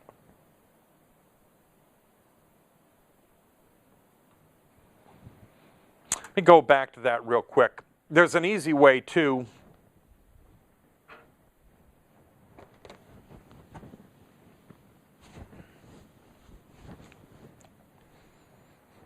To switch between the two.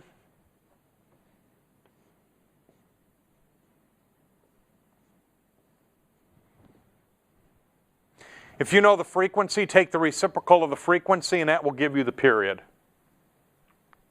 How many times does this fit into 1 second? Also, by algebraic manipulation, F, measured in hertz, is equal to 1 over time. So, what comes out of our wall here as far as frequency? 60 hertz, okay? Plug this in the formula right there. 1 divided by 60. What do you come up with?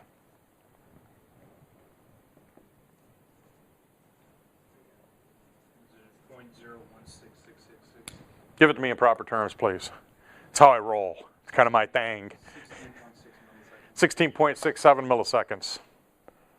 A sine wave that comes out of the wall repeats itself every 16.67 milliseconds.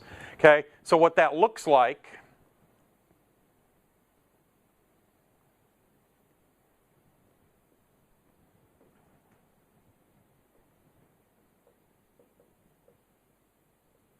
would be this.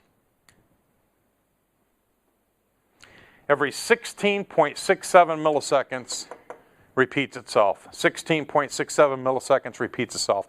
That means that we could cram 60 of these cycles in 1 second. 60 cycles per second. 60 hertz. 60 cycles per second. 60 hertz, synonymous, same thing. So if you divide that by 2, which gives you about 8.3 milliseconds, that means that the lights are turning on and off every 8.3 milliseconds, right? When it goes from the positive to the negative, technically, but we just can't pick it up. And in Europe, it's 50 hertz, so that period of time is even more pronounced. But for an incandescent bulb, the filament doesn't cool down enough to, for some of these bulbs, you will notice, and some people, they don't dig it. Some people don't dig it.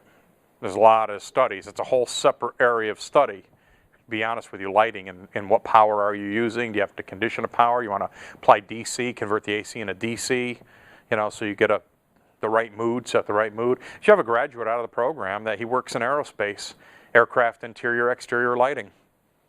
And he has sent me pictures and emails from around the world. He'll be sitting on an Indian Air 767 over in Mumbai with a light meter measuring the frequency and the light and making sure it meets the customer's requirements. Because all airplanes that Boeing makes are not created equal. Different cultures have different requirements for lighting and effect and mood, and different airlines. I mean, they want people to put them to sleep, and you know, I don't know if you've ever flown, you know, like it's funny, you fly on a domestic flight, and you know, people leave the windows open, you know, not the windows open, but you know, the shades up, and you know, during the day. If you're on an international flight or whatever, people close them because again, it's dark and it's easier to sleep. You don't see the sun, and it creates a different effect.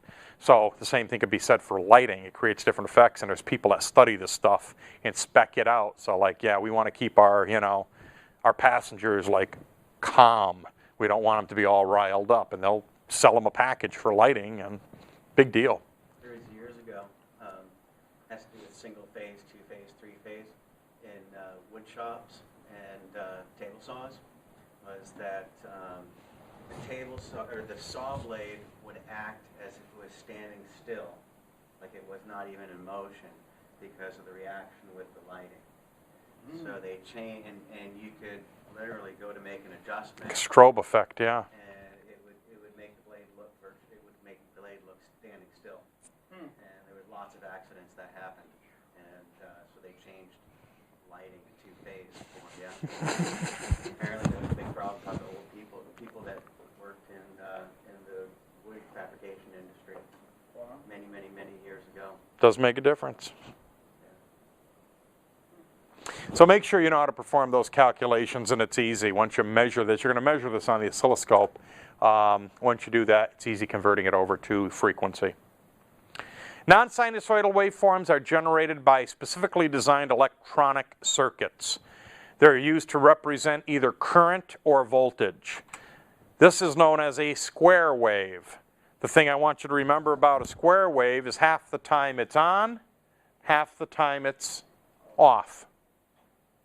Okay? And it looks square, literally half of it's on, half of it's off. On and off, on and off, on and off, square wave.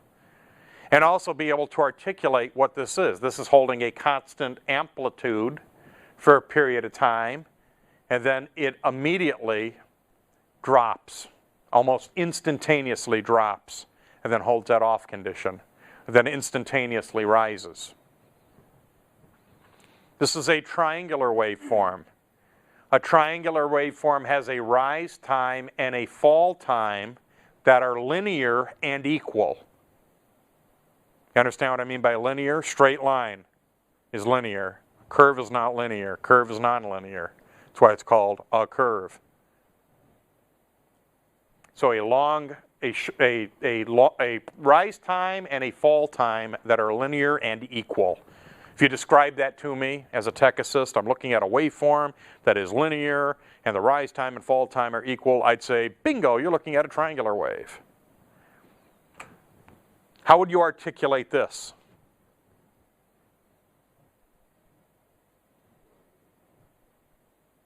How would you describe this to me over Satellite phone. You're trying to fix something and you're looking at a wave pattern that you'd never seen before.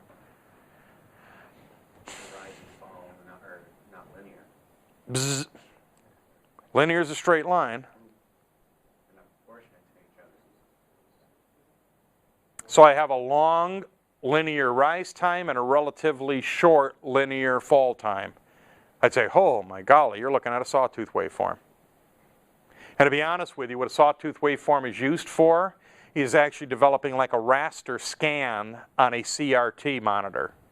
It's what actually drags the electron beam across the screen. This increasing voltage is dragging the beam left to right across your screen. And then drastically, it's resetting it back to the left side of the screen, so the naked eye can't even perceive it, and then it paints the next line, pow, the next line, pow, the next line, on and on and on. That's how a sawtooth generator works. Sawtooth generator works, that's because you got a dot in the middle of your screen. You turn your TV on, you got a dot in the screen, that sawtooth generator probably has failed. Same thing with your oscilloscope. That's how an oscilloscope works. When you get a display up, basically what that display is that beam bit getting pulled left to right across the face of the oscilloscope. It's a sawtooth generator that's creating that. Low voltage to a high voltage, and then rapidly resetting it faster than the naked eye could perceive it. Square waveform useful as an electronic signal because its characteristics are easily changed. Triangular waveform used primarily as an electronic signal. Signal is, you know, when I use this, I use the term signal loosely. I use the term signal loosely. Actually, I don't. I probably hear more so than anybody use it accurately. Signal means intelligence is behind it. Signal means intelligence is behind it. It's what my job classification in the military used to be. Signal intelligence. ELINT, electronic intelligence. SIGINT, signal intelligence. And first of all, if you have a signal, it means intelligence is behind it. If you saw the movie Contact with Jodie Foster, that's what she was looking for. She's out there down in freaking New Mexico with those big dishes. Been down there. It's a phenomenal place. Magical. Like over a mile above sea level, and you're out there in the plains, and it's just lighting up a stogie, and it's magical. Out there at night, whole nother ball of wax, man. There's stuff out there flying around at night. Jodie Foster was looking for a signal in outer space.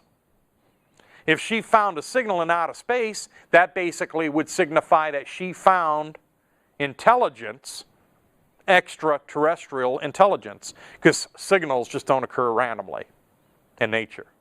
Signal means something is behind it, so that's what she was looking for. And if you saw the movie, hey, she found it, I think. She either found it or she got a hold of some magic mushrooms. I still haven't figured it out. She went to Puerto Rico and then thought she was on another fluorescent planet. Maybe she wasn't in Puerto Rico, maybe she went on the flight to Amsterdam. I've been on that flight before, if you know what I mean. I don't even know what I mean. Don't even know what I mean. Wasn't scary until you shut the lights off and you could still see everything real clear. I don't even know what that means. Sawtooth waveform used to sweep the electron beam across the screen, creating an image such as in television sets, radar displays, any of those cathode ray tubes. Fundamental frequency is a frequency that represents the repetition rate of the waveform. This here would be the fundamental frequency for a 60 hertz waveform. Fundamental frequency. This is the period, right? 16.67 milliseconds. Reciprocal of that gives me frequency, 60 hertz, fundamental frequency. Harmonics are higher frequency sine waves that are exact multiples of the fundamental frequency. Odd harmonics are going to be odd multiples of the fundamental frequency. Even harmonics are going to be even multiples of the fundamental frequency. So this means whenever you create a frequency, a signal, you're going to create these harmonics after it. Can't be avoided. It could be mitigated, but it can't be avoided necessarily. Now, since these harmonics are all out there just waiting to be utilized, Square waves are actually made in an electronic circuit by taking the fundamental frequency and all the odd harmonics and adding them up. When you do that algebraically, you end up with a square wave. If I put a square wave on a piece of test equipment called a spectrum analyzer, you would see that fundamental frequency, and then you'd see all of those harmonics lined up in lower amplitude, but they'd still be present. You'd see them. Someday in the lab we'll do that. I'll call you all over. I'll say, hey, look at this here spectrum analyzer. I'm looking at a square wave, and look at them, their harmonics. And then you'll say, oh, I remember that. 17th of May, 2011. Joe Gryniuk talked about these harmonics. Now I'm seeing them. My life is so much better now.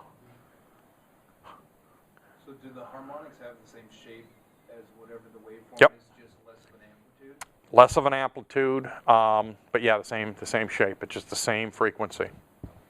Triangular waveform is made of the fundamental frequency and all odd harmonics 180 degrees out of phase. Fundamental frequency and all odd harmonics 180 out of phase. Sawtooth waveforms composed of odd and even harmonics, with the even harmonics 180 degrees out of phase with the odd harmonics.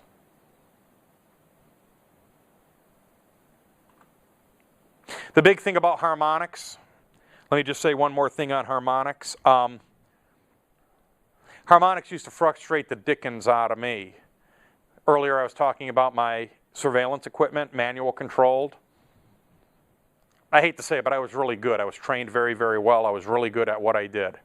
Then, this computer operated system. Well, computer is only as good as how it's programmed.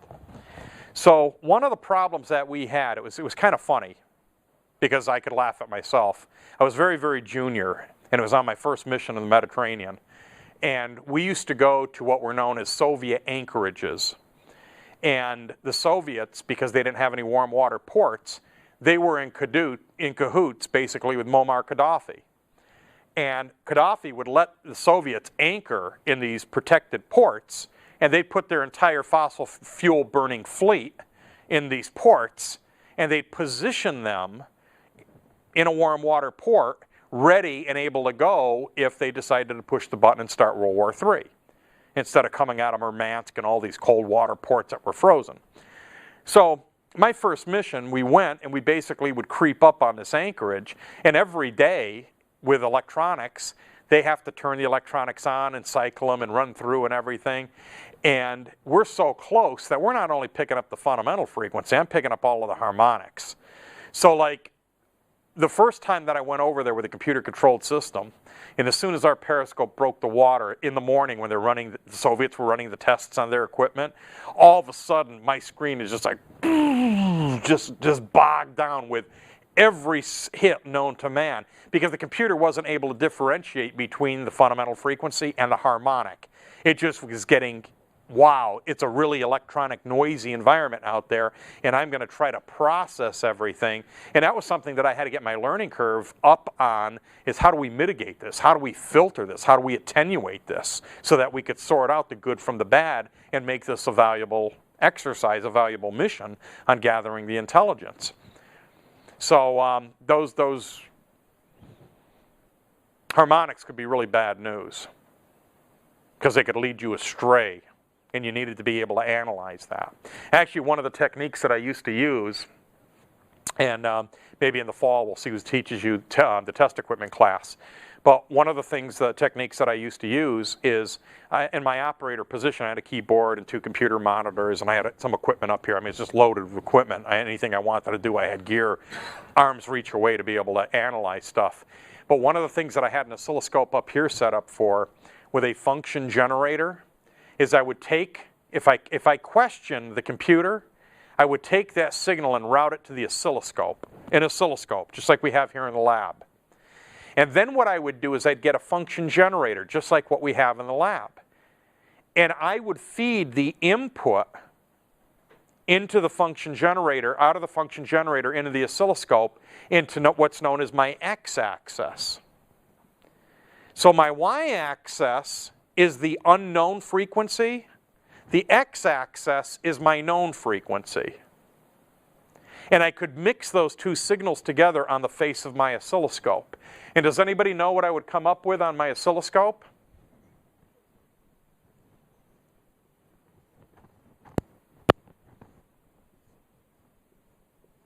Here's my oscilloscope face.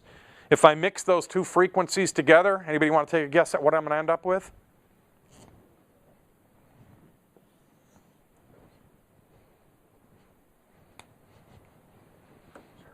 I get a circle. I'd get a circle. Because the unknown on my vertical axis matches the known on my horizontal axis, and they mix. And if I got something that looked like this, it's a harmonic. If I'm at the perfect frequency, it's going to be a circle. If I'm at double that frequency, it's going to give me one of these things.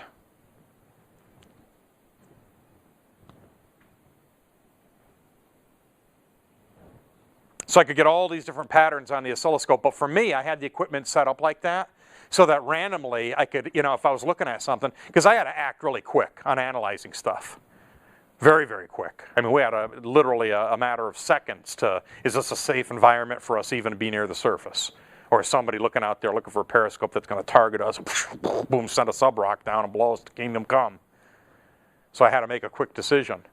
Is it a threat or not? And by having that connected like that, and I look at the computer and then pow, immediately patch it up to the oscilloscope. Look, circle.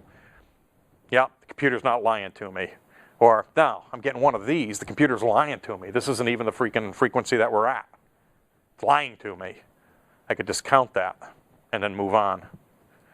It's called a lysojoule pattern on the oscilloscope. And I'll show you in the lab on someday on how to do that. It's kind of cool. It's kind of cool. In summary, AC is the most commonly used type of electricity. So AC comes in two flavors. Power, to power cities, communities, buildings. Power, and signals. And signals basically is anything that has intelligence behind it from DC to daylight. Cycle is that amount of time which it takes for a waveform to repeat itself. Alternations, an AC sine wave has two. One positive, one negative. Hertz, rental car company, O.J. Simpson used to represent. Sinusoidal waveform or sine wave could be used, is actually the most common form of power distribution. Peak value of the sine wave is the maximum deviation from average. Effective value of AC is the exact same effect as if you apply DC to a purely resistive load, like an incandescent lamp. How to determine effective value by the RMS process? It's simple, 70.7% of peak. I also showed you the technique on how to get the multiplier to go from peak RMS to peak. Period, measured in time, frequency measured in F, and the relationship F is equal to 1 over T. We also talked about non-sinusoidal waveforms and where they come from. It's the kind of stuff I used to read to my kids when they were growing up. Tonight, we're going to read about non-sinusoidal waveforms and where they come from. In the beginning, there was what was known as the fundamental frequency. Tomorrow night, we're going to talk about Adolf Hitler and what he tried to do. Yeah, my wife, man, she'd run me out of there. Forget it, I'll read to the kids. All right. You wanted me to read to them, these are my books. It's the stuff it's how I roll, man. Square waves, triangular waves, and sawtooth waves. All of these waveforms represent intelligence, and all of these are made up of harmonics, fundamental frequencies and harmonics added together. And that's how we create those things. That's how a function generator works. Internally, it adds all of that stuff up and then gives us the circuit, the signal that we want. Any questions? Everett, hit me. I was just wondering, do you have any idea why 60 cycles? No, it was actually, that's a good question. I can't answer it off the top of my head, but it was really interesting. A few years ago at the Consumer Electronics Show, there was a display that was set up of all these worldwide adapters, okay? And there are some places that have some really goofy plugs and goofy voltages. Well, and actually Japan is interesting because they're 120 volts like us, 115, 120, but it's 50 hertz. 50 hertz? Yeah. So stuff like your electric shaver will work. It's just going to work a little bit slower, but it'll still work. But anyway, this guy that was the sales rep for the company, he used to be a history teacher. And it sounds like he got his job because he knew the history of all of this stuff. And it all goes back to politics.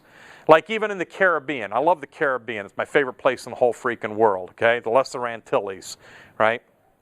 The Outer Antilles, beautiful, beautiful area. But it's funny. My favorite place in the world of all places is St. Martin.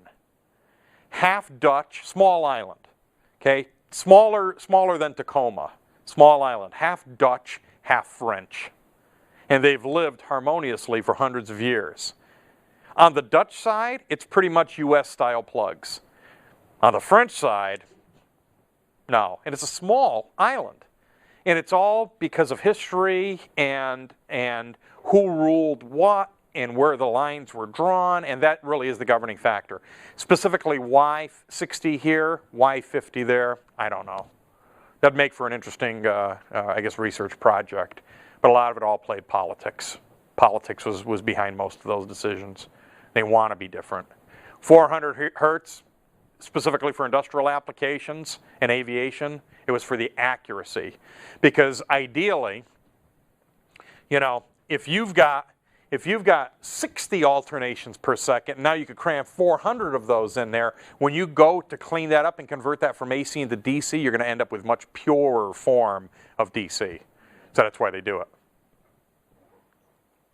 The ripple will be closer together. Absolutely. It'll be just about null. That was one of the, I actually had a friend that I served with in the military, and he went to go to work for Berkeley Lab. They have a particle accelerator down there. And I went down there, hung out in Berkeley for a while. Hey now, if you know what I mean. I don't even know what I mean. We did some crazy stuff down there. Really, the San Francisco Bay Area is a hoot. So anyway, he gave me a tour of their particle accelerator, and it was interesting what they were doing. Is they're buying energy from the power company, and then literally what they would do is they would turn a giant motor, and the motor would turn their own generator, and what they were generating was 12-phase power at a higher frequency, and what they would do with that is ultimately convert that into pure DC to power this particle accelerator. And I mean, the power supply was a cage, and it had interlocks, so like you could walk into the power supply, and it's like they had these big, huge rectifier tubes, and it's fascinating. I wish I had pictures. Wish I had pictures, not from the entire weekend, but just from that part of it. How do they determine the hertz? You know, say you have 60 hertz and the power company all of a sudden want to change to 100 hertz. What? No, they aren't going to do that. Well, I know, but to change, what sets, I guess, the hertz? Kind of back to Everett's question. It's really government. It's political. It's the same thing even with us, Canada, Mexico. You know, we've got interties. We're sharing electricity back and forth. You know, Canadians want to be that freaking different, right? Why don't you guys change like different hertz rate, and then like actually I think we're probably buying electricity from them. They got those gas reserves and all that stuff up there. I mean, that's like freaking big time. That's big time. I drove the Alcan last summer. I had friends that moved up there, and I was just kidding around. Hey, you want somebody to ride shotgun? It's like, you'd be willing to do that? It's like, we don't want you to ride shotgun. We got an extra vehicle that needs to be driven. You want to go up with us in convoy? Yeah, why not? So I drove the Alcan. Phenomenal. And that whole area up in northern BC where all the oil exploration, we paid more per gallon of gas or liter of gas up there. Our hotel costs more, food costs more, everything because of all the oil and gas exploration taking place up there in Canada right now. So they could probably kick our butt with natural resources, you know, at this point. Our conventional means, but it's political. We're friends with them, stick with 60 hertz back and forth. We have an intertie with Mexico. Sell them our electricity. If they were on a different standard, then that'd be a bit of a hassle. The only exception to that is actually down at the Dalles on the Columbia River. They have a direct line. This I shouldn't tell you about this. It's too late in the night to tell you about this. Bonneville Power Administration has a direct tie with the city of Los Angeles. and it starts in the Dalles. If we hopped in my airplane and we flew down there, Columbia River, got there, followed those power lines, we'd end up in a place called Los Angeles. And you know what they're doing? They're generating AC at the dam. They're converting it into DC, and they're shipping DC to LA. Supposedly, I've asked Bonneville Power when they've been in here that exact same question. And supposedly, they're getting higher efficiency out of converting it into DC. Once it gets down to LA, what's the first thing they got to do with it? Convert it back to AC so they could, you know, power the valley. I thought that's why Edison failed, was because DC didn't transfer. It'd be a great thing to study. It'd be a great thing to study. We could, you know, we have friends at Bonneville Power, get them in here as a guest speaker. We could actually plan a field trip, a class trip, open. It's one of the things that y'all students, I'm going to rail on y'all students here for a second, right? As college students, you could get yourself into places that the general public cannot get. And I will help you get into those places because I, as a teacher, could get into places that the general public can't get. One of the great tours that we did years ago, I haven't been back since, is the power generating plant, Snoqualmie Falls. Not the one downstream, the one underneath the freaking falls, behind the falls. It's like the Bat Cave. I mean, I'm hanging out there. I expect like Batman, you know, Robin like looming in the shadows wearing tights. It's the real deal. We got there as students. It's not open to the general public. We scheduled it ahead of time. We all had hard hats. We all rode the elevator down in. If you've been to Snoqualmie Falls before, that output, if you're looking at the falls, there's like this cave and water coming out of it and stuff. We were down there. We're standing there looking up at the falls like, this is a freaking hoot. Want to do stuff like that, you know? You could do that as projects. We haven't been on tours in like eons because it's a pain. I mean, it really is. We could do that kind of stuff. Go down to Columbia River Gorge. I mean, charter a freaking bus, do some fundraising, get a freaking bus or kick in or whatever, motor coach, go down there, get a tour. See that. I mean, you're actually converting it to DC in this giant room. And you mean that DC, that wire's connected to the city of Los Angeles? That's cool stuff. I mean, you watch stuff like that on Discovery Channel, you could see stuff like that with your own eyes. And this is the leverage that you could do, because everybody loves helping out college students.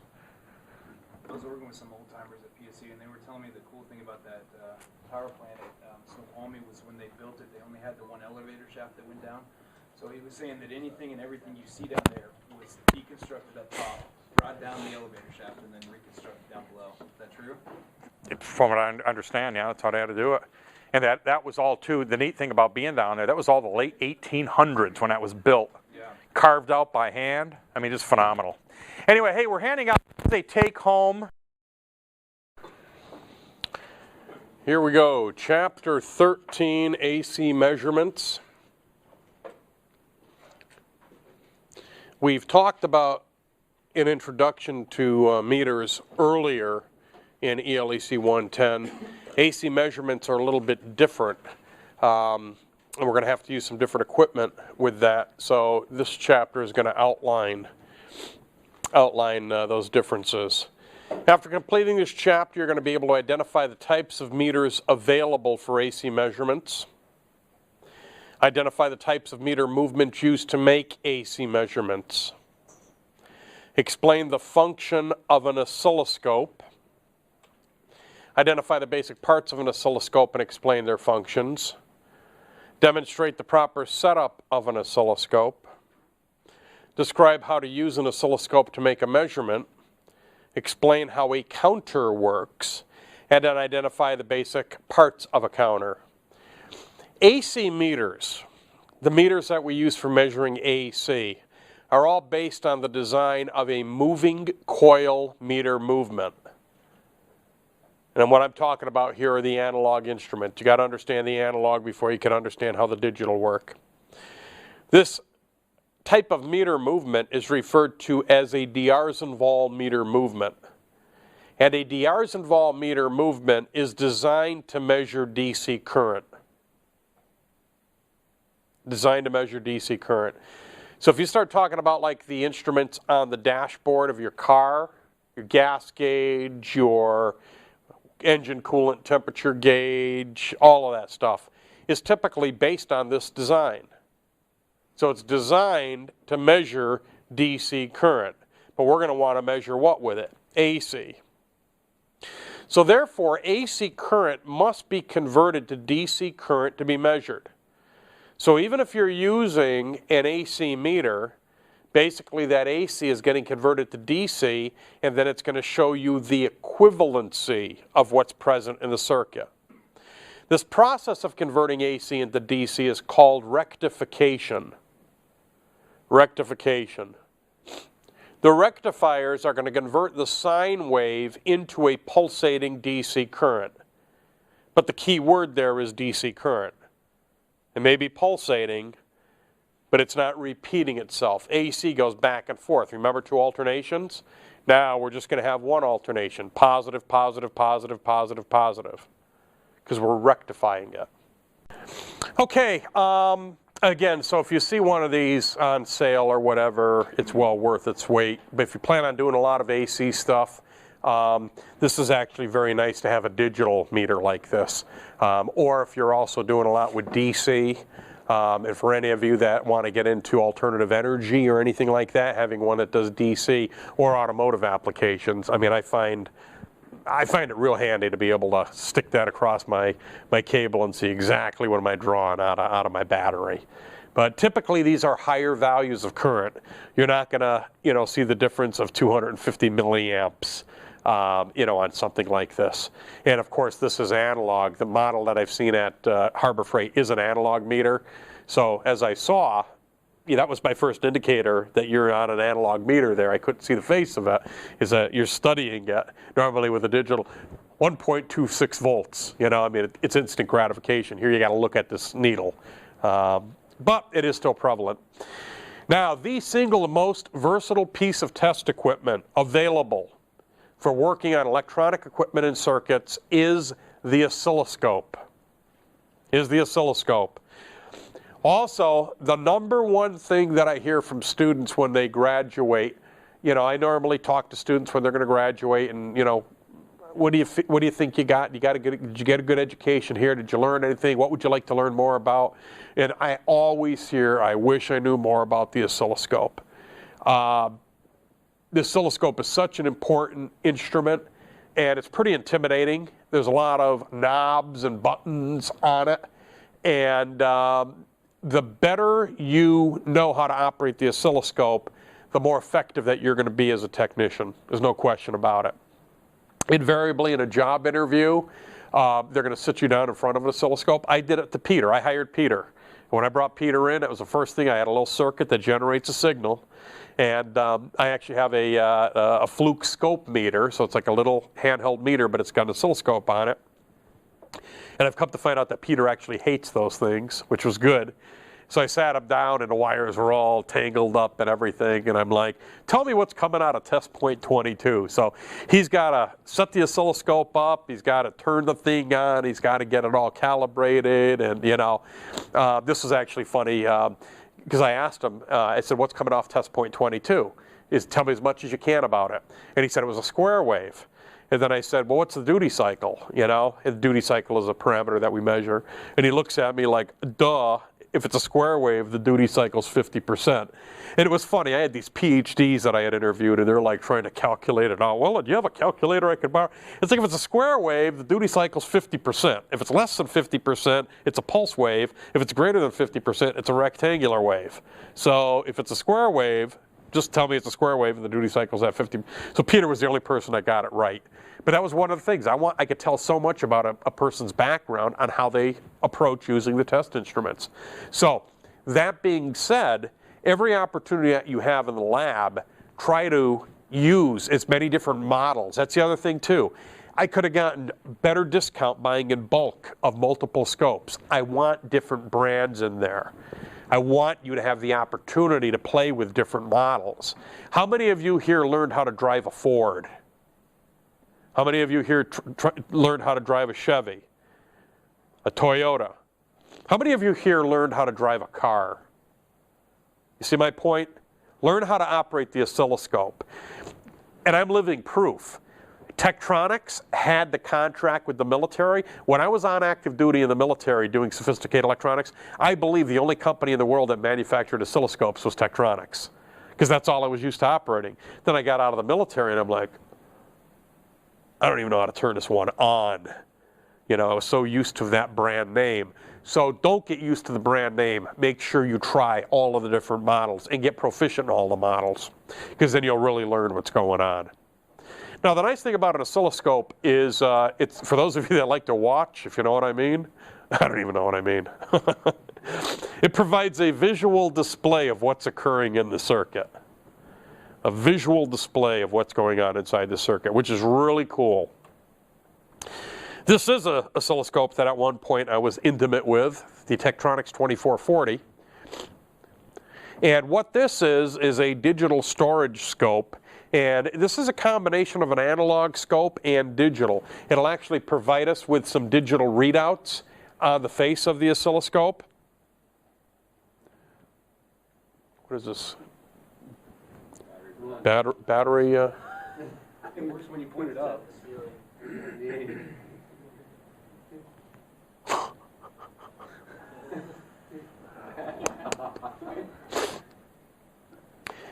We could see that it's actually processing some data and providing it to us in a digital display, but yet we're getting an analog representation of the signal that we're evaluating. So this is kind of a marriage between both. Oscilloscopes provide us with the frequency of the signal. The frequency of the signal. The duration or period of the signal. The phase relationship between signal waveforms. The shape of a signal's waveform. And the amplitude of a signal. Now, the basic parts of an oscilloscope are the cathode ray tube, CRT, the sweep generator, horizontal and vertical deflection amplifiers, power supplies. The first part we're going to talk about is the cathode ray tube. This is a vacuum tube. It's a vacuum tube. Inside the vacuum tube is a phosphor screen. Phosphorescence, I don't know if any of you have been boating at night on a cruise ship or anything, and you can see the wake of the ship, and it's kind of like glows in the dark. Okay? Because all these microbes and stuff. I remember once Cape Cod, I was getting a bunch of blue crabs in one of the inlets, capturing them, and then, you know, we'd cook them up and eat them. And the shells that were all left over, they actually started glowing in the dark. And there was no nuclear power plant anywhere near where I was getting these crabs, so they weren't radioactive. It was just a phosphorescent reaction of what was taking place. Also inside the cathode ray tube is an electron gun. The electron gun shoots electrons. The electrons come out, and the position of the electron beam is controlled horizontally with these deflection plates and vertically through these deflection plates. And when the electron beam hits the phosphor screen, it causes the phosphor to glow in the dark for a brief moment in time. That allows you, the technician, to take a reading as the image is painted on the scope face. So let's turn this classroom here into a giant CRT. And I'm going to come to the back of the class here, and I want you to use your imaginations here in looking at the screen. Let's imagine that the screen right now is coated with phosphorescence, and I have an electron gun in the back here, and I'm pointing it at here. Does that make sense? So when the electron beam hits this, if I turned it off right now, it would glow in the dark for a brief moment in time and then gradually fade. So the first thing that I'm going to do when I turn the oscilloscope on is these horizontal deflection plates are going to be driven by a time base inside the oscilloscope. We're going to talk about that in a second. And what's going to happen is this, remember last week we talked about a sawtooth generator? The sawtooth generator is going to create a voltage that has a long rise time, linear, and then a short linear fall time. and we're going to couple that voltage to our horizontal deflection plates.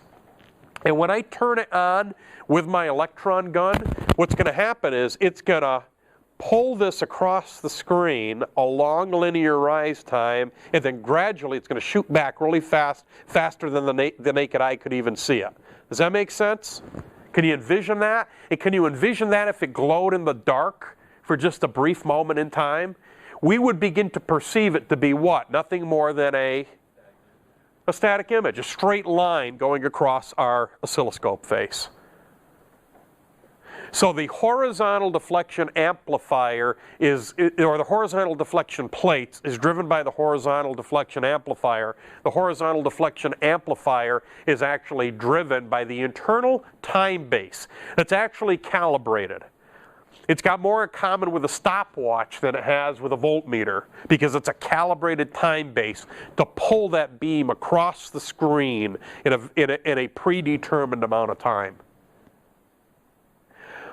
Now, our vertical deflection plates are controlled by our vertical deflection amplifier.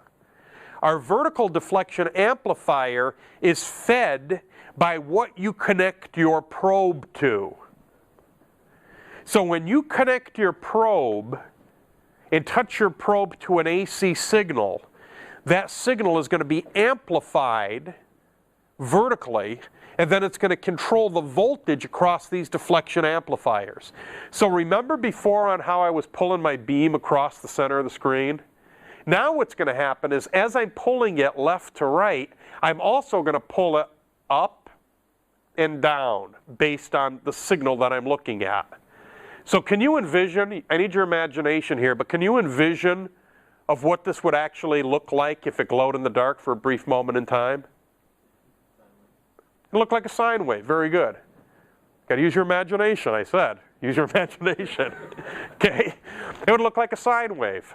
Okay? I got a positive alternation, I got a negative alternation, and over a period of time, it's changing. The oscilloscope is functioning. So that's how an oscilloscope works, at least the cathode ray tube portion of it. Does that make sense? The reason I'm beating this to death is if you understand how the oscilloscope works internally, I could put you down in front of any oscilloscope and you're going to look for horizontal controls, vertical controls. You're going to look for these basic parts. It's like learning how to drive a car. If you know that a car has, it's kind of funny. I learned how to drive it. It was an automatic, okay? But I learned how to drive standard. Nobody taught me standard. I was mechanically inclined. I understood how a gearbox worked. I understood the function of a clutch. I basically got in a car and just, okay, clutch in, first gear, release the clutch. You know, a little bit of finesse is required. I figured it out. Nobody had to teach me how to do it, you know? I remember my son, who's less mechanically inclined, but he's not afraid to get his hands dirty. That was a pretty sore day teaching him how to drive standard and then jerking, and he just didn't, you know, but once you get the feel, you figure it out. So this is what I want you to do. I want you to understand these functional parts of the oscilloscope, then I can put you down in front of any brand name and you at least know what you're doing. Make sense? Okay. The next part, believe it or not, and this is a pretty important part of the oscilloscope, is the faceplate. The faceplate is marked in centimeters, typically centimeters, along the vertical and horizontal axis. Typically, it's 8 by 10. 8 squares high by 10 squares across. And each one is graduated, so you end up with all these little squares. Now, these squares can be calibrated with a known voltage before testing an unknown. And that's how the oscilloscope is set up. Is every square, and I saw you guys in there the other, where was it, yesterday, today? Yesterday. And you were looking at that, and every square was worth 5 volts with what you were looking at. So if you've got 5, 10, 15, and then 3 more, 15, 18, about 18 volts you were looking at, peak value. Okay? So that's why the graticule markings are calibrated for this known voltage. And that's what they're called, is graticule markings.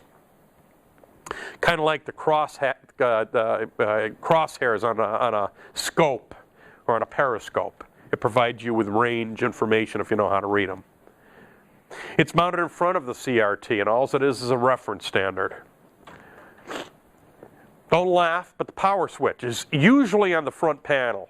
And actually, for job interviews, I've tried to find some oscilloscopes that had the on-off position in a very unusual place, and then I just want to see how people struggle with it. You know, they're trying to, you know, they know how to operate the oscilloscope. They must, because they're engineers and stuff, but they don't even know how to turn it on. Because this particular model is a little switch you reach in the back and you depress it, you turn it on, and I don't know, I find that entertaining, you know. So always make sure you know how to turn the oscilloscope on. Maybe a toggle switch, push button, or a rotary switch. Sometimes it's mounted separately or with another switch.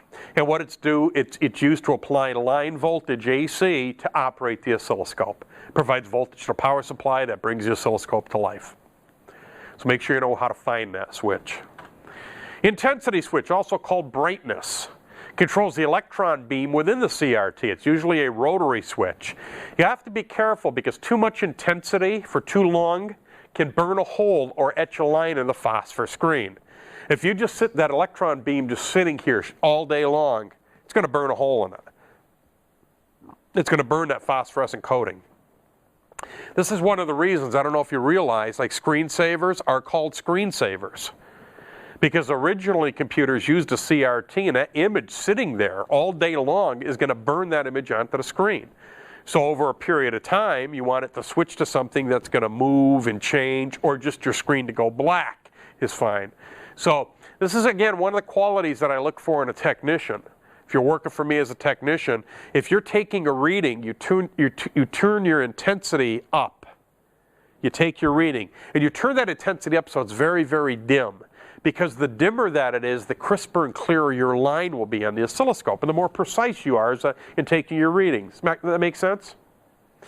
As soon as you're done taking that reading, you just turn the intensity down and you go back to whatever else you're doing. If I walk by you more than once, twice, 3 times, and I see that image on the oscilloscope up, I got a beef with that. You're putting additional wear and tear on the machine that you really don't need to. Just turn that intensity down. Oscilloscopes don't come with screensavers. Focus and astigmatism controls. These are connected directly to the electron gun, and they're used to adjust the electron beam size and shape, and these are rotary controls. Okay? Focus and astigmatism deal with the focus of that electron beam on the oscilloscope face, on the phosphor coating. Think of this as like a fire hose, or like your garden hose. You know, sometimes you want to find mist, other times you want a direct beam. Okay?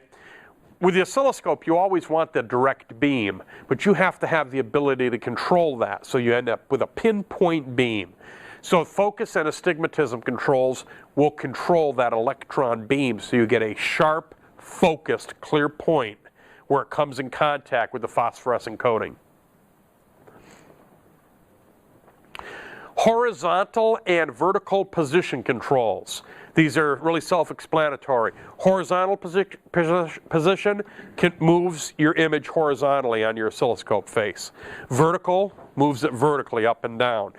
Don't be afraid to adjust those, because you may want to align your image just so with the graticule markings so that you could take a measurement. It's okay to move it horizontally and vertically. That's why they have these controls, so that you can align it with those graticule markings so that you can make an accurate measurement. It's designed that way. So it allows the electron beam to be positioned anywhere on the face of the CRT. This is a typo. This should say vertical block up here. Vertical, not horizontal. The vertical block, and that's the section that we're talking about. And by the way, I'm going to give you a helpful hint here. When you're talking about the oscilloscope, I don't want you to remember the ABCs of the oscilloscope. I want you to remember the X, Y, Zs of the oscilloscope. And the reason I say the X, Y, Zs is, does anybody know what my x-axis is? X-axis is horizontal. What is my y-axis? Vertical. What's my z-axis? It's what's coming at you. So you got to get those 3 things working for you. You have to have a horizontal display. And what data is it that we look at horizontally with the oscilloscope? Time. Very good. What do we look at vertically? Amplitude or voltage. Very good. And what do we look at in our z-axis? What's that? No. What is the z-axis I don't know, you tell me. I'm not going to answer your questions. These are my questions. What is the z-axis? What did we say the z-axis was? What's coming at you? And what is coming at you? Electron beam. So what do you think we control when we control our z-axis? The electron beam.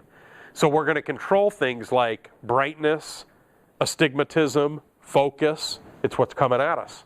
And those are those controls. So think of it, break the oscilloscope down into that, is I got my horizontal controls, I got my vertical controls, and I got my z-axis controls. Make sense? So my vertical block is going to consist of a vertical input jack. This is where you connect your probe to. An AC-DC switch, so you can listen to AC-DC while you're operating your oscilloscope. Now actually this is so that, are you looking at an AC signal purely where you want to discount the DC component? Or do you want to look at the DC component as well? Because sometimes we have AC that's writing on a DC level. So as soon as you connect it to the circuit, your signal may jump off the screen and you can't even see it. If you're just concerned about the AC signal, set it for AC and then it won't jump off your screen. If you're concerned about AC and DC, then put it to DC and then you'll see that AC signal jump up and then you could say, okay, yeah, I've got a small signal writing on a 24 volt DC level. So you kind of got to make sure this is in the right position. Then we also have the volts per centimeter rotary switch. This shows exactly what each graticule marking is worth. The other day in the lab, when I caught you working on labs, it was 5 volts per centimeter. If you change that position switch, it'd be 2 volts per centimeter, 1 volt per centimeter, half a volt per centimeter, or whatever you set it for. Make sense? The oscilloscope probe is connected to the input jack, and all probes are not created equal.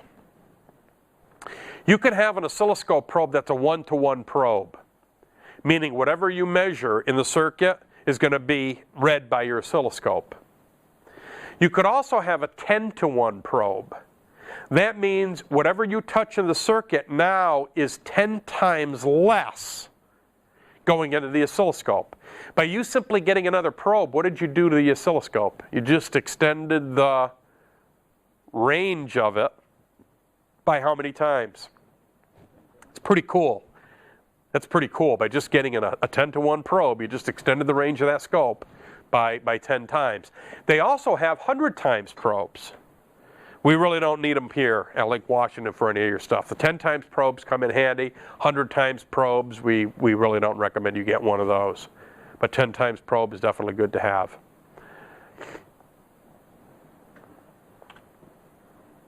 The horizontal block is also called the time base, right? Because this is our horizontal information. Our electron beam going left to right.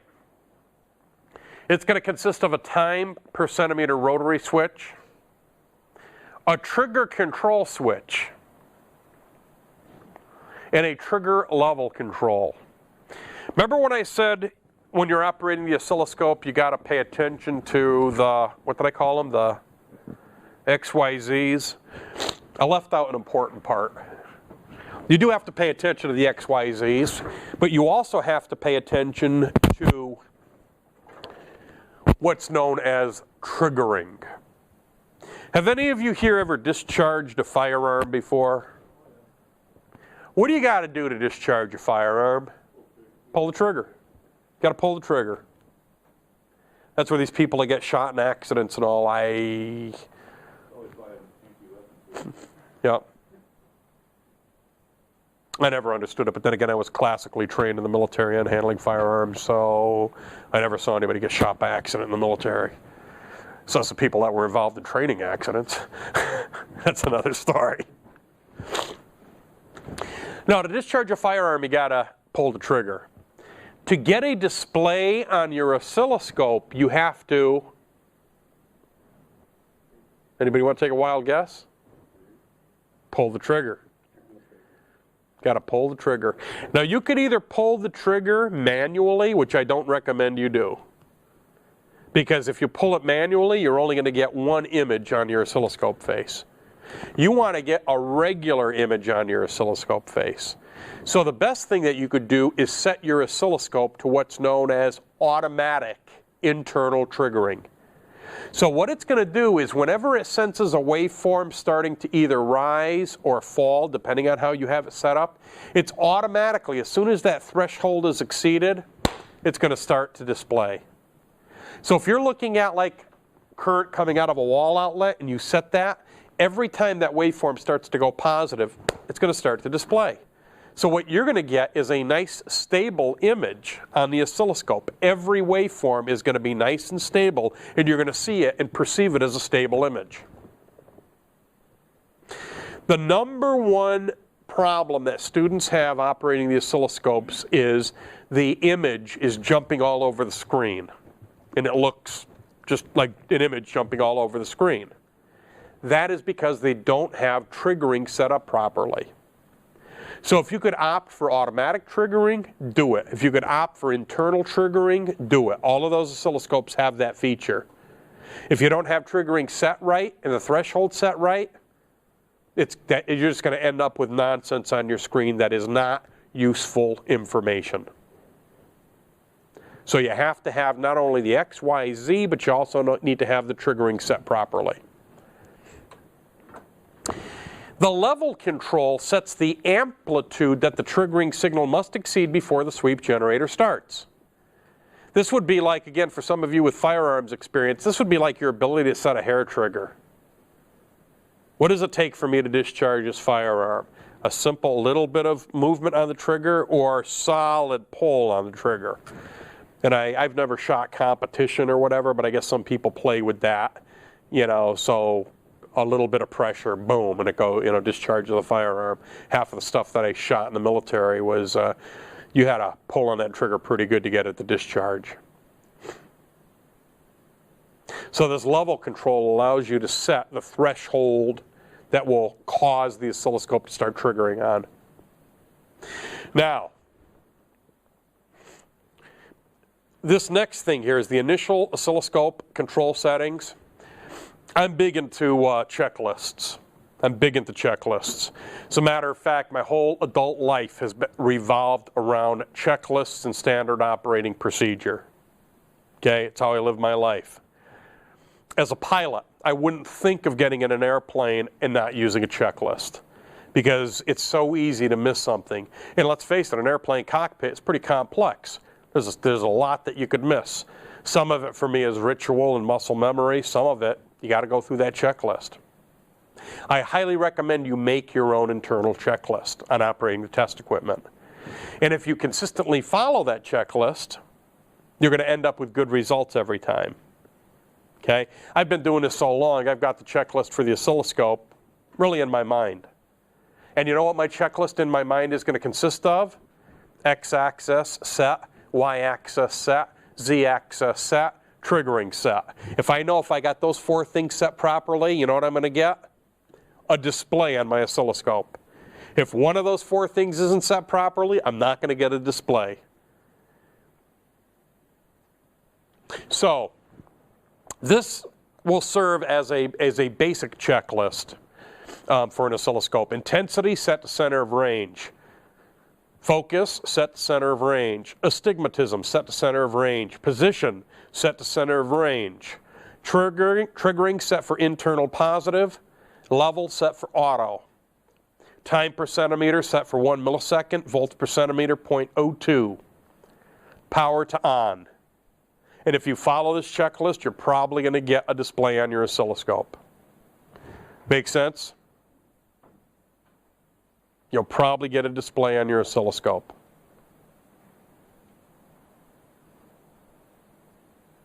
So be ritualistic about it. That's one of the other things too that you'll see. I'm going to do it to you in lab from time to time just to mess with you because you're here to learn. You walk away from your lab, especially if you leave the signal, the intensity turned on and you go take a coffee break and I walk by, I'm going to come over and I'm going to screw up all the knobs on your oscilloscope. And I guarantee you right now, you could put any oscilloscope in front of me and screw up all the knobs, I'm going to get an image up on that scope probably in 60 seconds. Because I've got this committed to memory, because I've done it enough. So the moral of the story is the only way you guys are going to get that good at it is hands-on. Keep challenging yourself. One of the things this is not an assigned lab per se, but I highly recommend you guys pair up in groups of 2 or whatever in the lab and do that to each other. One of you leave, let the other one totally screw up all the positions of all the knobs. Also, I want to show you one thing here. Let me go back a slide. Intensity set to center of range, focus set to center of range, astigmatism set. Do you see a trend here? What is that trend? Set to center. Anybody want to take a wild guess how this oscilloscope was set when it left the factory? Yeah, set to center of range. When a device is calibrated, that's the first thing they do. They put all those controls to the center, then internally they make adjustments to align it. So that when it leaves cal, you set it to the center of range, you're going to get a good display. Now gradually over time things change and you might have to change the focus or whatever a little bit, plus or minus. That actually used to be a technique that the old TV repairmen used to do. What they used to do is get it to the edge of range and then make an adjustment internal so that eventually as you tried to change your brightness, you're going to have to call them and say, I can't increase my brightness anymore. They'd have to come back for a service call, charge you money for it. When that television set originally left the factory, everything was set to center of range. If you go through a calibration procedure and you get an instrument back and it's not calibrated center of range, you done been ripped off. Used to drive me nuts once I understood calibration and everything. That's what you always go for. You set to the center of range, then you make the internal adjustments.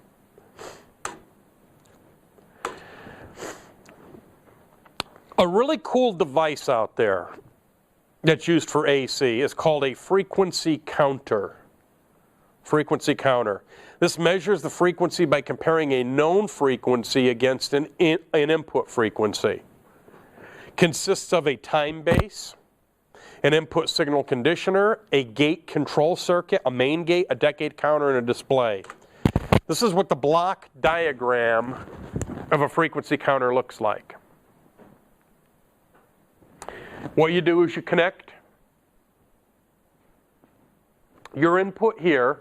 The input comes in, it's processed by this input signal conditioner, and sent here to this main gate and counter circuit. The main gate and counter circuit compares a known existing time base to this gate control circuit and does a comparison of the two and then displays the unknown frequency to you on this display.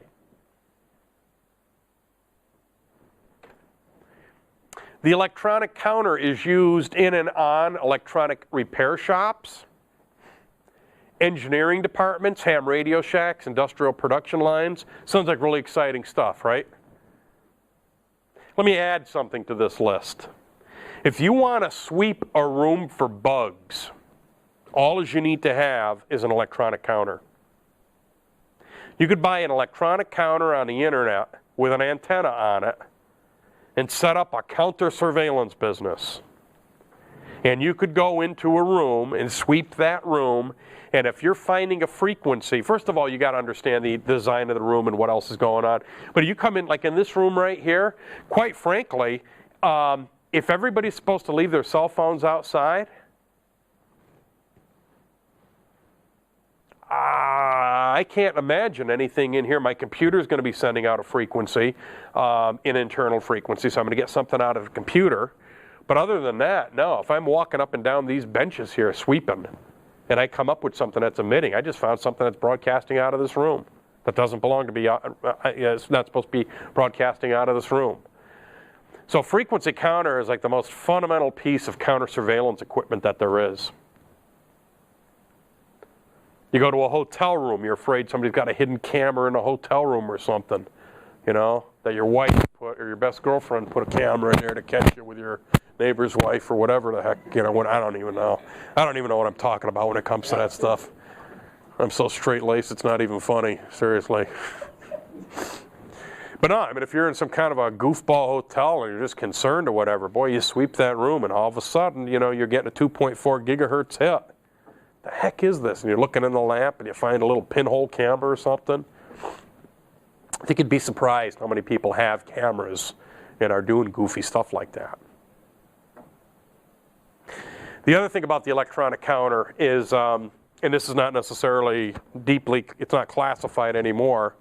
It used to be one of the holiest of holies. Holiest of holies. Seriously, when I was on active duty in the military and electronic intelligence gathering, the Russians, the Soviets, used to, in the design of their radar systems, use crystal oscillators. And these crystal oscillators were extremely stable. Very, very, very stable. Too stable. I had equipment, I had a frequency counter that could go many places past the decimal point. When you turned your radar on and I intercepted that signal and I analyzed the specifics of your signal, I could see many places past the decimal point, and then because you were crystal controlled, it gave me a fingerprint of your radar. So if we could get close and I could see the hull number of the ship, the name of the ship, the uniform, the ball cap that somebody was wearing, whatever, and we could correlate that to the name of the ship, we had an electronic fingerprint of that ship. Do you realize how critical that is? You could have a target that's over the horizon, and as soon as they turn that radar on, because a radar is designed to go out, have enough signal, and then come back. The basic principle of my job was that we had to be able to pick up something 1, 2, 3 times the distance. So all of a sudden, we're sitting way over here, over the horizon. They don't even know we're there, and their radar can't even pick us up. And I know exactly who you are. I know exactly who you are, what vessel you are, and what your capabilities are. And then I could relay that information. It's like, hey, Skipper, this isn't the problem. These guys don't have anything that can reach out and touch us anyway. Or in the middle of a fog bank, all hell breaks loose and war starts. Yeah, that's the bad guy. We know exactly who he is. Fire, take him out. They're gone. And we know exactly who he killed. So imagine if the police could track your car like that, which with load jack and some of the other stuff, yeah, but imagine if simply by you starting your car, you had an electronic signature that the police could track. Now, if you're a God-fearing, tax-paying citizen, it's not a problem. If you're a criminal and they can track you like that, you got a problem. So it was simply an electronic counter that somebody stumbled upon this, and it was really one of the best-kept secrets of the Cold War. It was one of the reasons that the Soviet Union crumbled, because all of their military infrastructure was based on that design of electronics, and we could exploit the dickens out of it. Simply by them turning on their stuff, we knew exactly who they are. Now, we also assumed that they knew that we knew. I know that sounds confusing. I actually got in trouble for about that once, because it was like dealing with like the holiest of holies, really top secret information. And I'm like, hold on, this information is about like their stuff. Don't they know what they got? You know, Petty Officer Gryniuk, you have a bad attitude. No, but honestly, don't they know what they got? Yes, they know what they got, but they don't know that we know what they got, if you know what I mean. No, I still don't get it, but never mind. Yeah, I got myself in big trouble over that one. It was just a big briefing. There's admirals there and stuff. It's like, Gryniuk, why don't you keep your mouth shut? That was a legitimate question. Silly me for thinking. The wide use of the electronics counter can be attributed to the integrated circuit, which has reduced the size and price, increased its accuracy, increased its reliability, increased its stability, increased its frequency range. So again, you can look at that frequency counter, handheld frequency counter, do a Google on it, and you'll probably come up with a number of different hits, small handheld, stick an antenna on it, or, you know, if you're really going to the counter surveillance business, some kind of a goofy pole with a little sensor on the end, and you're like a divining rod, okay, except a lot more high tech. And it does work. That's all you need. That's all you need. And there's so much, I tell you, if you start paying attention and you own one of these devices and you start paying attention to what's in a room, what's not in a room, you get an image. You could really learn a lot about what's going down and what sensors are available.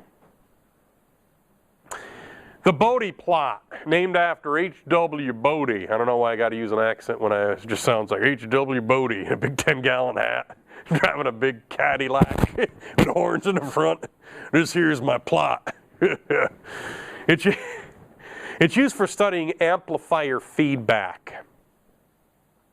That's the good news. The bad news is it requires the use of semi-logarithmic graph paper. Have any of you here in the past ever used semi-logarithmic graph paper? Right. The reason we use semi-logarithmic graph paper is what we're looking at here is actually audio. And audio is nonlinear, so we have to use a semi-log paper. Two graphs are going to be plotted out. One is going to be the gain in decibels. Gain in decibels. The other is going to be the phase shift in degrees. Now at Lake Washington Technical College, we do not own a Bode plot. If you worked at Harman Kardon, you'd have access to one. If you worked for, what's a big automotive audio,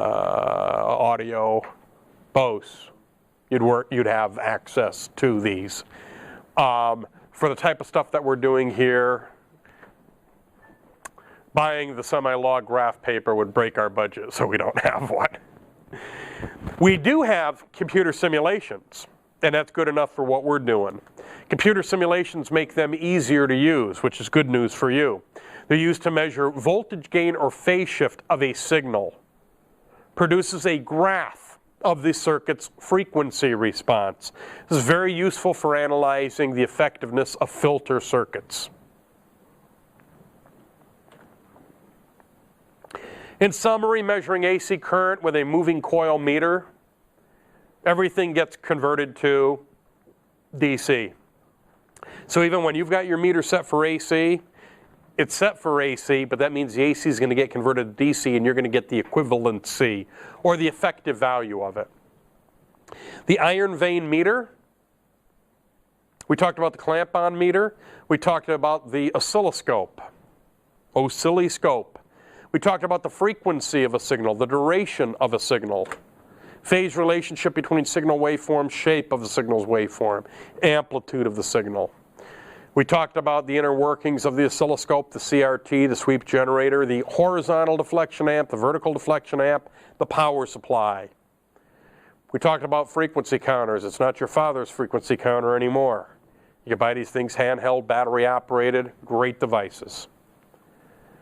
We talked about the parts of a functional block diagram of a frequency counter: time, base, input, signal conditioner, gate control, main, gate, decade counter, and then finally the display. And basically, he who has the display that goes the most places past the decimal point wins the Cold War. And that's the truth. And then Bode plotters, great for analyzing amplifier and filtration circuits. We don't have one here, but on Multisim, it is one of our icons. You could drag that into your circuit and analyze to your heart's content. Any questions on anything that we covered in this chapter? AC, yes? Yeah, why the Oslo doesn't have a screensaver? Nobody's invented it yet for it. No, because technicians are considered smart, so they know just turn it down when it's not in use. How does it work? How does a screensaver work? Yeah. It's just a timing circuit. A screensaver in a computer is nothing more than a timing circuit to initiate a program that's going to change the value of what's being displayed on the. So if a keyboard is inactive, that timer is counting from the last time you touched a key, and it's just sitting there and it's waiting for how long. And then once the 10 minutes, 15, however you have it set, then automatically it's going to put something on that changes the image on your screen. You know, one of the other things that was kind of interesting during the Cold War is that for everything that I worked on that was super classified, if you had a computer monitor that displayed top secret information on it, that computer monitor now had a designation of top secret. Even though it's unplugged and it's removed, because part of the image could be burned in there. And they found Russians, Soviets, that were going through our junk bins trying to get stuff and then trying to pull an image back up. And I'm going to be honest with you, if they could figure out, like, this computer monitor is used as a weapon system, and look at, they could go to hundredths of a degree, or look at the resolution that they could go to in a speed control or whatever. You gain intelligence from that. And the more that they could learn, then It was all useful information. I have two questions. The first, can LCD or LED monitors still be burned in since they aren't using CRT tubes? Any image that sits there for an extended period of time could cause degradation. LED, LCD is not as pronounced as like plasma. One of the worst things you could do if you got a plasma TV is, you know, and you're playing TiVo, freeze frame, and then walk away for the day, and you come back that night, you're gonna have an image probably burned on your plasma screen. So I recommend keeping fluid motion on any display because it's gonna, you could have some degradation. And then when AC is converted to DC for the measurement of the meter, does the meter just measure the top peak of the positive sine wave of the AC? It actually measures 70.7% of that top wave. It measures the effective value.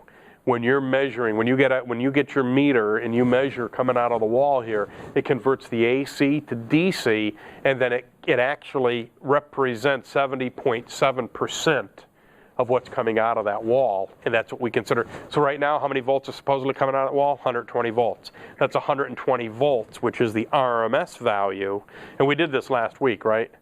120 volts RMS is actually like 170, 167 volts. 1.414. I know that number.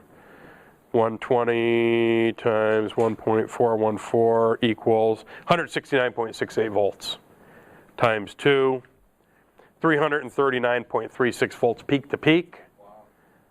Divided by 2, 169.68 volts peak times 0.707. No, I messed up. 120 volts RMS. Make sense? All right, we're going to go ahead and take about a 10-minute break. When we come back, chapter 14. 14 will be the easiest chapter that we do. Okay, chapter 14. This is probably the easiest chapter of the whole book. I think probably what happened is the author was paid by how many chapters he wrote. So he like added this chapter just so that he'd make some extra money. Because really, everything that you studied before in DC, resistive circuits, is exactly the same in this chapter for AC, resistive circuits. The key word here is resistive. Resistive. So as long as the circuit is purely resistive, all of this holds true. If we start adding some other properties, then what I speak of is no longer true. And we're going to get to that next chapter, in chapter 15. So with that being said, let's take a look at chapter 14. This should be pretty easy. After completing this chapter, you're going to be able to describe the phase relationship between current and voltage in a resistive circuit. Apply Ohm's law to an AC resistive circuit and solve for unknown quantities in series AC resistive circuits, parallel AC resistive circuits, and also solve for power in AC resistive circuits. Now, basic AC resistive circuit consists of an AC source, right? Conductors that connect the source to the load. And the key here is that the load is purely resistive. Now, when I'm beating this to death, what am I talking around? What do we make sure that the circuit has nothing of inside it? No phase shift. No, what components cause phase shift?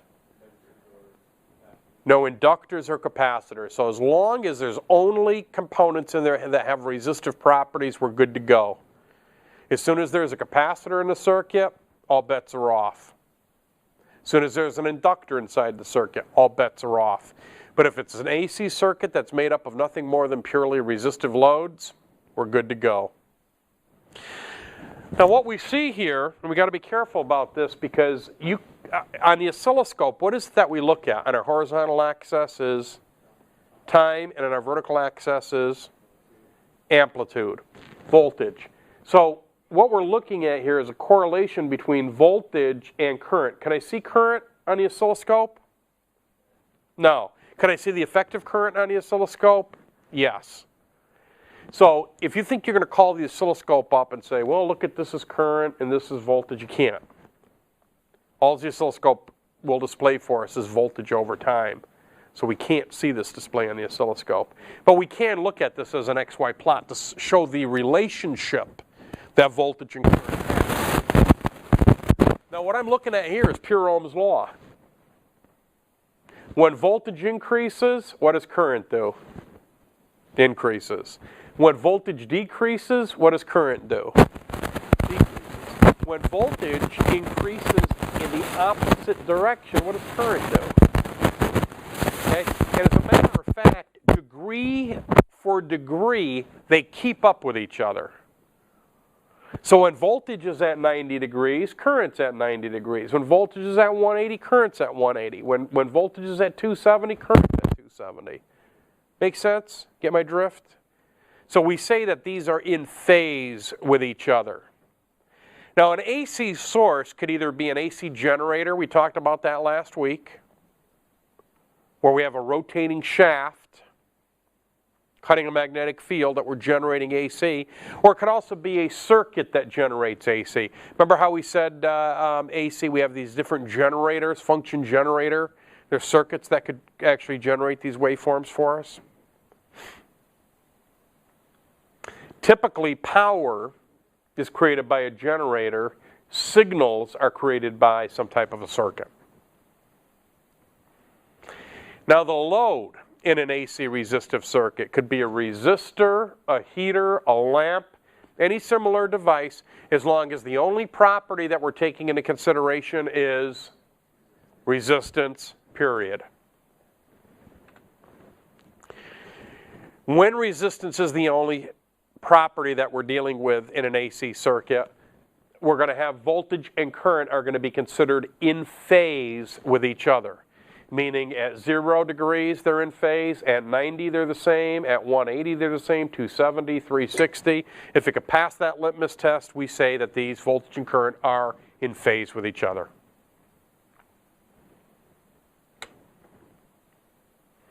One of the things that I'm going to want you to do when you're dealing with these types of circuits, AC resistive circuits, are use the effective values. The effective values. This is the amount of AC voltage that produces the same degree of heat as a DC voltage of the same value. Remember this? When I apply 13 volts to this, it's going to be this bright and this hot. When I apply 13 volts AC RMS to it, it's going to be this bright and this hot, the exact same. This is an ideal example of an a resistive load. It'll behave the same in DC and AC effective applied to it. Exactly the same. So it can be considered the DC equivalent value. When we use that DC equivalent value, Ohm's law can be used in the circuit. Straightforward. E equals I times R, just like what you've been doing, with no modification.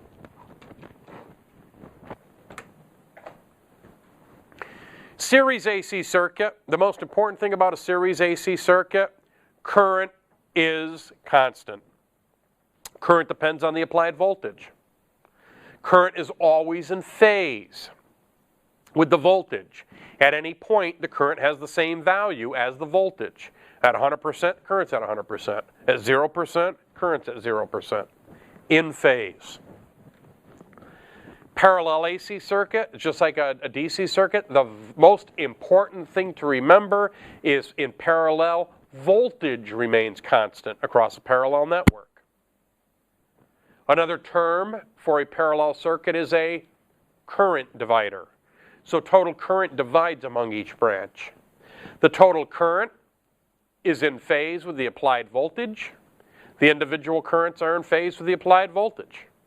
because it's purely resistive. All current and voltage values are the effective values. If they're not, what do you do?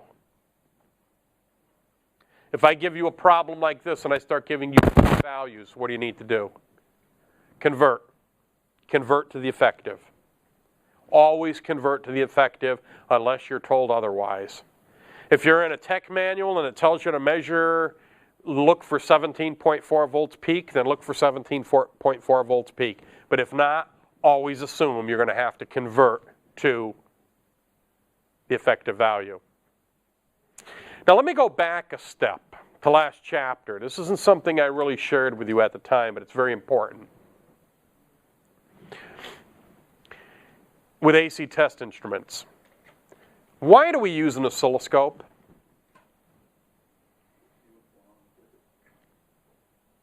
See what's going on in the circuit. That's a good answer, because I did say it's for those of us that like to watch, if that's your thing. So you can get a visual aspect of what the wave or the waveform. Yep. Yep, that's one reason. What's another reason? Why don't we just use our digital multimeters? It doesn't show the waveform. What happens if seeing the waveform isn't important to you? You need to know what frequency is. What's that? You need to know what frequency is. Maybe you don't care about the frequency. Can I use an AC digital multimeter for an AC signal to give me the voltage accurately? Bzzz, wrong. That's why we have oscilloscopes. Basically, the digital multimeter for measuring AC is used for measuring AC power. AC power. What flavors does AC power come in? Remember this is review. Europe, what's the flavor? 50 hertz. North America, what's the flavor? Okay. SeaTac Airport, a 757 I just took off, what's the flavor? 400 hertz. Beyond that, a digital multimeter set for AC, pretty much worthless. Not worthless, you could accurately measure probably up to about 1,000 hertz. After 1,000 hertz, the numbers you get are garbage. So if I give you a lab that says you need to have a signal at 20 kilohertz and you need to measure 12 volts peak, do not get a DMM and try to measure it. If I tell you need 7.5 volts RMS, do not try to use a digital multimeter. Because above 1,000 hertz, the data just goes out to lunch. It's not designed to measure that repetition. It's designed to measure AC power. That is the number one reason we really use the oscilloscope. Because the oscilloscope, you're looking at time versus amplitude, doesn't lie to us. That's one of the reasons that we taught you the math from last week. If you could see that peak value on your scope, you could calculate out that RMS value. You calculate out that RMS value, that's the real deal. So the fun experiment for you to do would be in the lab, do something at 60 hertz with the function generator, do 50 hertz, measure on your DMM AC, and then measure it on your oscilloscope face. Do 60 hertz, measure it on your DMM, measure it on your oscilloscope. Go up to 400 hertz. Go to 500 hertz. Go to 1,000 hertz. Go to 2,000. Go to 5,000. Go to 10,000. And what you're going to see is that accuracy is just going to, you're looking at the oscilloscope at the effective, the peak value, and you know effective is 70.7% of that. And your DMM is saying that you're way out to lunch. That's why we use the oscilloscope. Because above 1,000 hertz, most of them drop off. Some faster than others. That's actually the fun thing. What do you got there, Mr. Carter? What type of a METAR? Is that digital? So the fun thing to do would be to do a comparative analysis of that meter, one of our fluke meters, and an oscilloscope. And then just start gradually plotting it out and seeing what and you'll probably be surprised that analog meter might give you the best above 1,000 hertz. Excuse me, but we don't use them above that. We don't use digital multimeters or analog meters for looking at signals. You have to stick it on a scope. Make sense?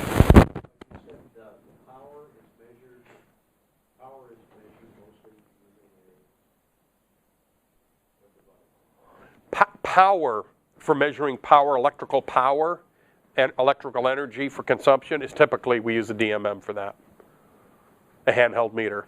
If you work for Seattle City Light, you really don't need to be climbing a power pole with an oscilloscope, okay? Because that meter is good enough to give you. If you're an industrial electrician, that meter is good enough. If you're a residential electrician, that's good enough. If you're going to play around in that lab, all of a sudden that meter now, it's really limited. Unless you're looking at the incoming power, if you're looking at a signal, you got to look at that signal on the oscilloscope. Make sense? On fishing boats, and workboats, I've seen they've got start up the gen sets and whatnot, and then they're phasing. They're synchronizing with shore power? Yeah. Yeah, you want to be able to synchronize your generator with shore power so you can transition easy from shore power to internal power, and that's kind of critical the way boats are. In aviation, it's not that critical. You plug into a ground unit, and then the lights all go off, and ding, and then you're on the ground connection. But for a ship like that, it's got a big freaking generator. You want to make sure that you synchronize everything, and they actually have small meters that allow them to synchronize the phases so that when you switch over, you synchronize and everything's still in phase. Because you could destroy motors and stuff by giving them a goofy phase relationship. So that's why you do that. In a parallel circuit, this is actually what we would be looking at. We couldn't see this though, because what do you see on the oscilloscope? If I put an oscilloscope across this right here, what am I going to see? I'm going to see voltage, right? I'm going to see the same voltage everywhere across this. Okay? But in actuality, what's taking place inside the circuit, inside this circuit, let me go back a slide again. I've got current flowing through this resistor. I've got current flowing through this resistor. This current plus this current equals total current. So, here's my current through R1. Here's my current through R2. Here's my total current. This plus this equals this. Make sense? Power in AC circuits is dissipated in the same way as in a DC circuit. It's measured in watts. Watts is what it's measured in. That's not a question, it's a statement. Okay, watts. It's equal to the current, literally, it's equal to the current times the voltage in a circuit. Voltage times current gives us power. P is equal to I times V, or E. Literally. What? What's up with this? This is odd, right? Okay, voltage times current. Voltage times current equals power. That makes sense, right? This times this equals this. Voltage times current. Well, I like your style. I like your, yeah, it's dissipated as heat, but literally, isn't voltage times current equal to power? So how come power isn't going to be? I like the fact that you say there's no such thing as negative power, but shouldn't this blue line be drawn down here?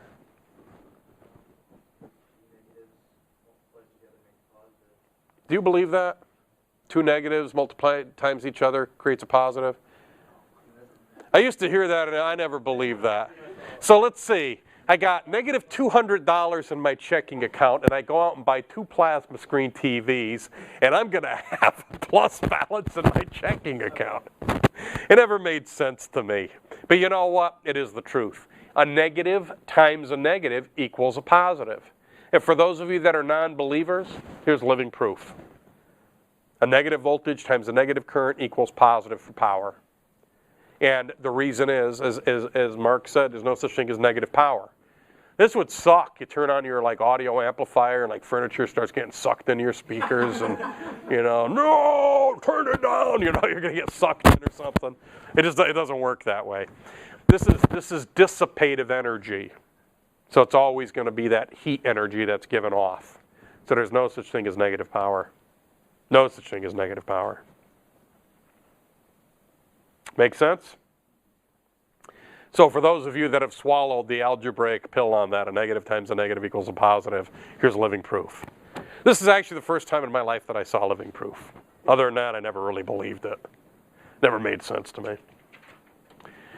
In an AC circuit, the average power is the power consumed. We multiply the effective voltage value by the effective current value. So it's that effective value, that RMS value. Sometimes you see the audio manufacturers playing around with that. 1,000 watts peak. Well, since your speaker is basically a resistive load, it's really going to be only the effective value that gets out, but it allows them to put, 14.7 gigawatts on the box or whatever they, for a marketing ploy. In summary, a basic AC resistive circuit consists of a voltage source, conductors, a resistive load. Voltage and current will be in phase with each other. The effective value of the AC circuits is what you're always going to want to work with, which is 70.7% of peak. So if you measure peak value on the oscilloscope, multiply that times 0.707, and that's going to give you the effective value. And unless it's specified otherwise, always convert to that. If I give you a peak value, say, why the heck is Joe giving me a peak value? Convert it to RMS. If I give you a peak-to-peak value, convert it. If you look on a radar manual, a tech manual, you're working on a radar and it gives you a peak value for something, assume they want you to know the peak value. Some stuff that is important, that you achieve a certain peak voltage. That will be specified in the manual. If the manual just says 14.2 volts AC, what do you assume? RMS. So if it's not labeled peak or peak to peak or anything else, assume RMS. Any questions? Mm-hmm.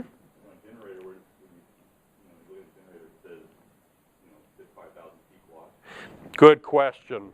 Good question. If you've got a generator out there that says 5,000 volts peak, or typically, I think mine at home is 65. It's 5,000. It's a 5 kW generator, 5,000 watt generator, and it's a 6.5 kW peak.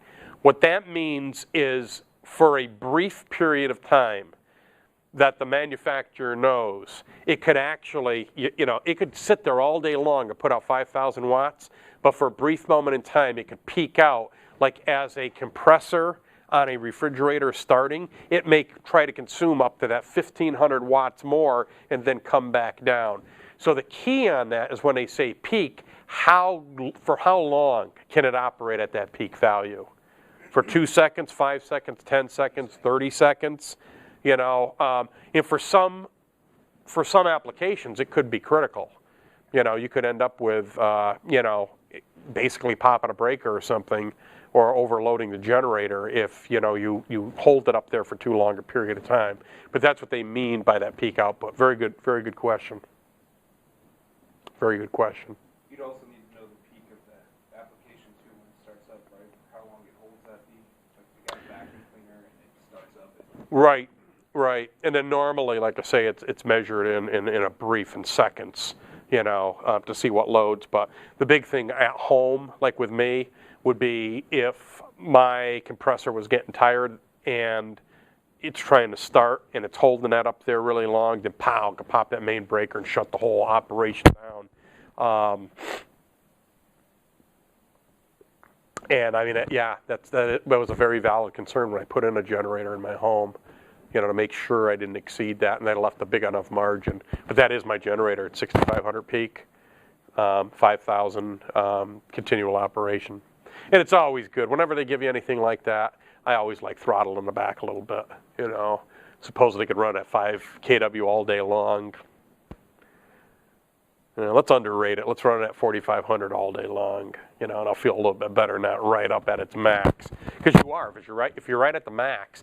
And, engineers have derated systems like that too. When they give you those specs, they assume worst case scenario, and, they always build in a margin of error so that they're exempt from prosecution. Same thing with weight restrictions too. Yeah. You got something that has a Absolutely, absolutely. My incident that I was sharing with some of you last week for me, basically that the airplane we landed, it was 4,000 pounds overweight. From what Boeing said, it was okay, but if they say it's 4,000 pounds overweight, then it's probably good 20,000 pounds overweight, to get the job done before things start breaking. So, good question. Any other questions, comments, concerns, trials, tribulations, grief, anguish, sorrow? All right, let's go ahead and take another brief 10-minute break. When I say brief, I mean brief, because then when we come back, we do have a bit of a challenge here. Chapter 15, Capacitive AC Circuits, game changer. All right, Chapter 15, Capacitive AC Circuits.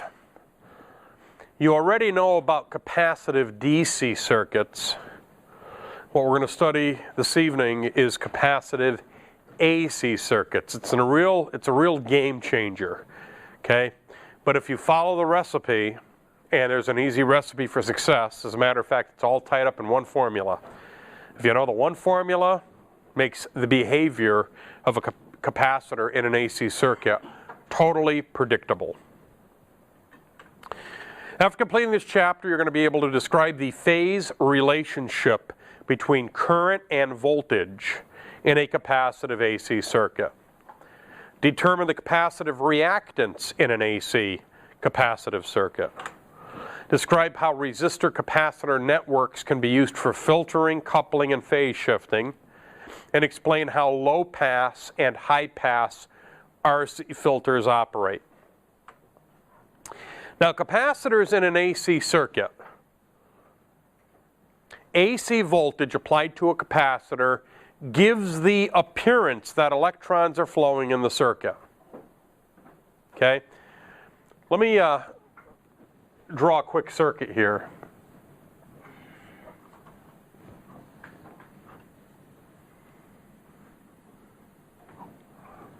What kind of a circuit is this? The way you should always start off with is the power source. This is a DC series RC circuit, right? A DC series RC circuit. The fact that it's DC tells you what you're dealing with as far as power. Series tells you whether current's going to be constant, or in a parallel circuit, voltage is going to be constant. RC circuit tells you that you've got resistance and you've got the property of capacitance, right? Now, you guys know a little bit about the circuit, don't you? I hope you know something about this. I get the switch here. I got the switch SW1, switch 1. When I close switch 1, what happens inside this circuit?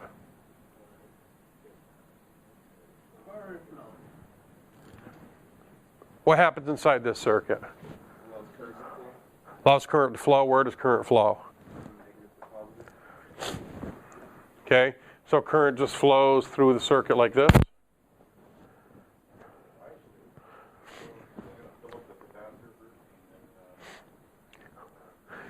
Let's take a look more here at what's going on right here. Okay, this component here is a capacitor. What is a capacitor? Two plates separated by a dielectric material. It's like a battery. But this is a dielectric material. A dielectric material is a fancy way of saying insulator. So let's go back to the circuit here. When I close the switch, does current flow through an insulator?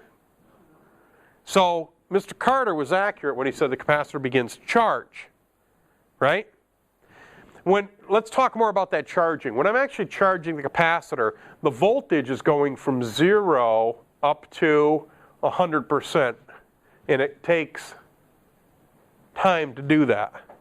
So as the voltage, V sub C, voltage of the capacitor is increasing, what's the voltage of the resistor doing? Decreasing. And where is it starting off at?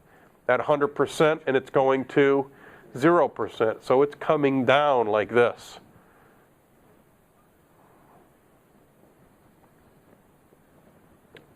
Voltage resistor. When we're charging the capacitor, is current flowing in this circuit? When we're charging this capacitor, is current flowing in this circuit? Absolutely.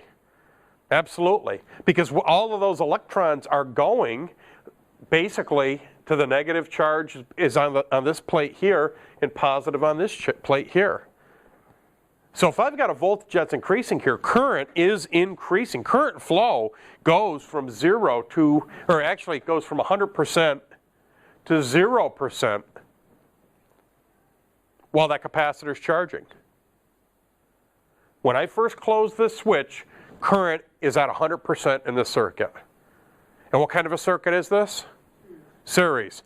So if I've got current flowing here in the circuit, do I have that same amount of current flowing here? Why? Thank you. And what's the most important thing you need to know about a series circuit? Current is constant in the series circuit. So if I've got current flowing here in a circuit out of the negative terminal of the battery, I've got current flowing here the same amount. Do I have that same amount making a 90-degree turn here at the speed of light?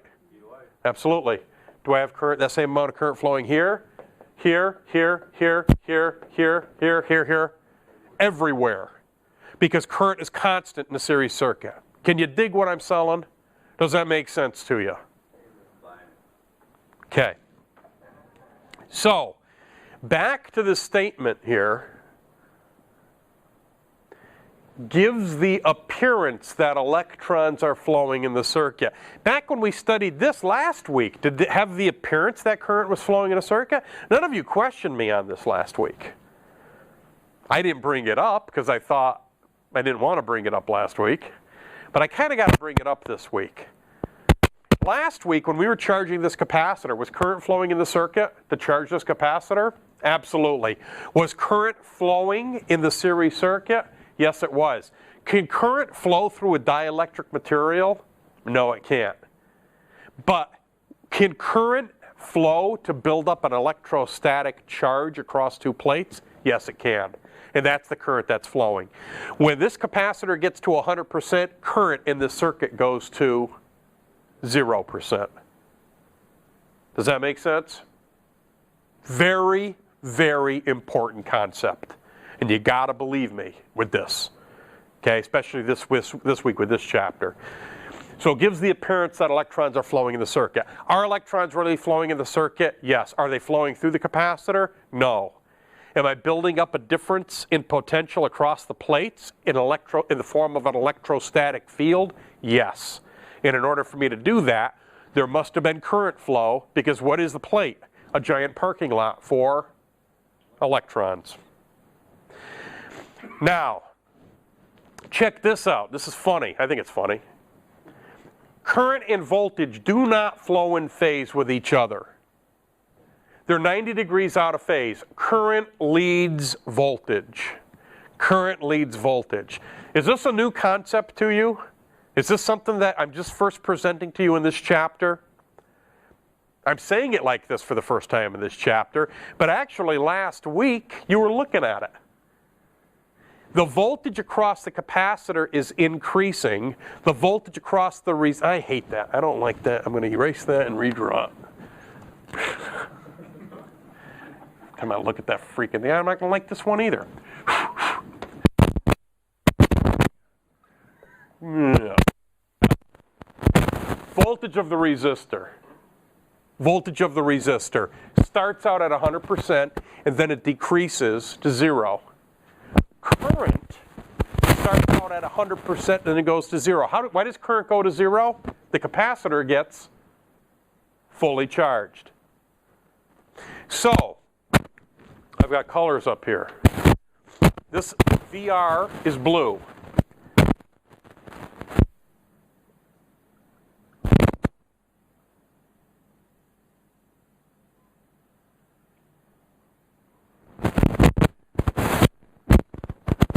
IT is in red. Total current is in red. So as the voltage of the capacitor increases, the current through the circuit decreases. Were these two things, for lack of a better term, in phase last week? Were these in phase last week? No. This week's lecture, this is what you were looking at. So things were out of phase last week, you just didn't know they were out of phase. Here, this week, in applying AC to it, we're going to have phase shift perpetually. Now, when you're dealing with capacitive circuits, like this one, there's a word I want you to remember. And I want you to put this word on your scrap paper. Anytime you take a quiz, an examination, anything like that.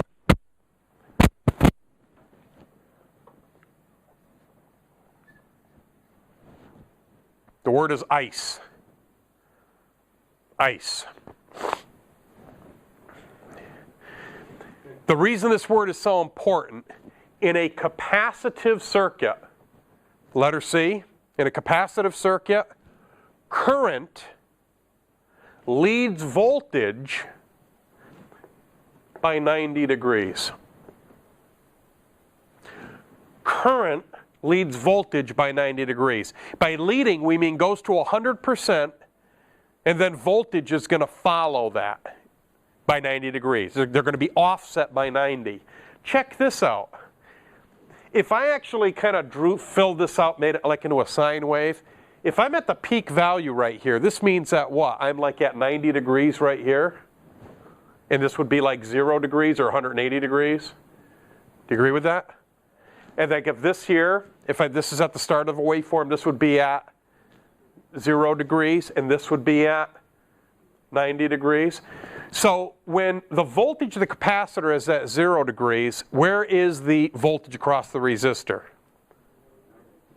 At 90. When the voltage across the resistor is at 180, where's the voltage of the capacitor? How many degrees of phase? 90. In a capacitive circuit, the behavior of current leads voltage. Does that make sense?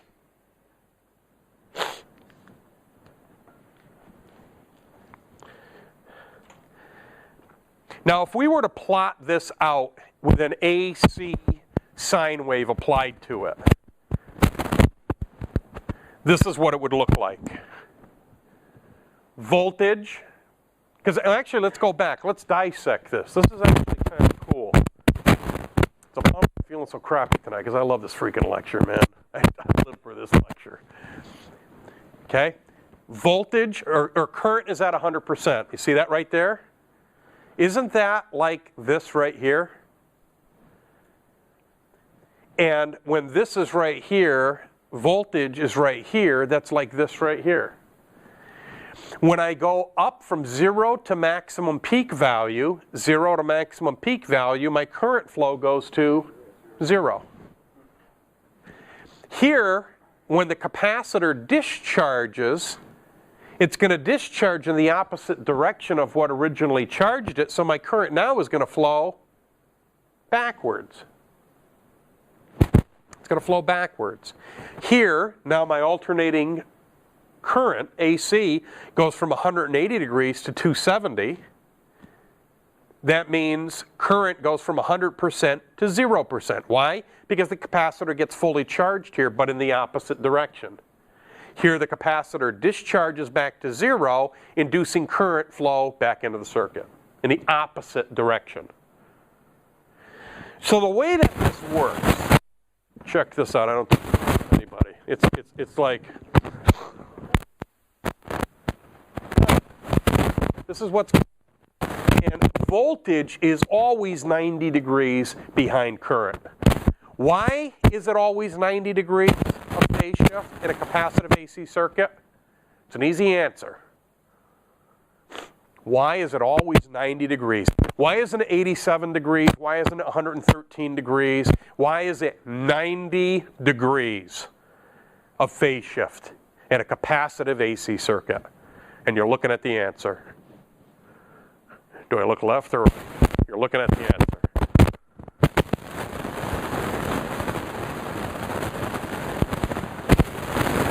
Why is it 90? Why isn't it 87?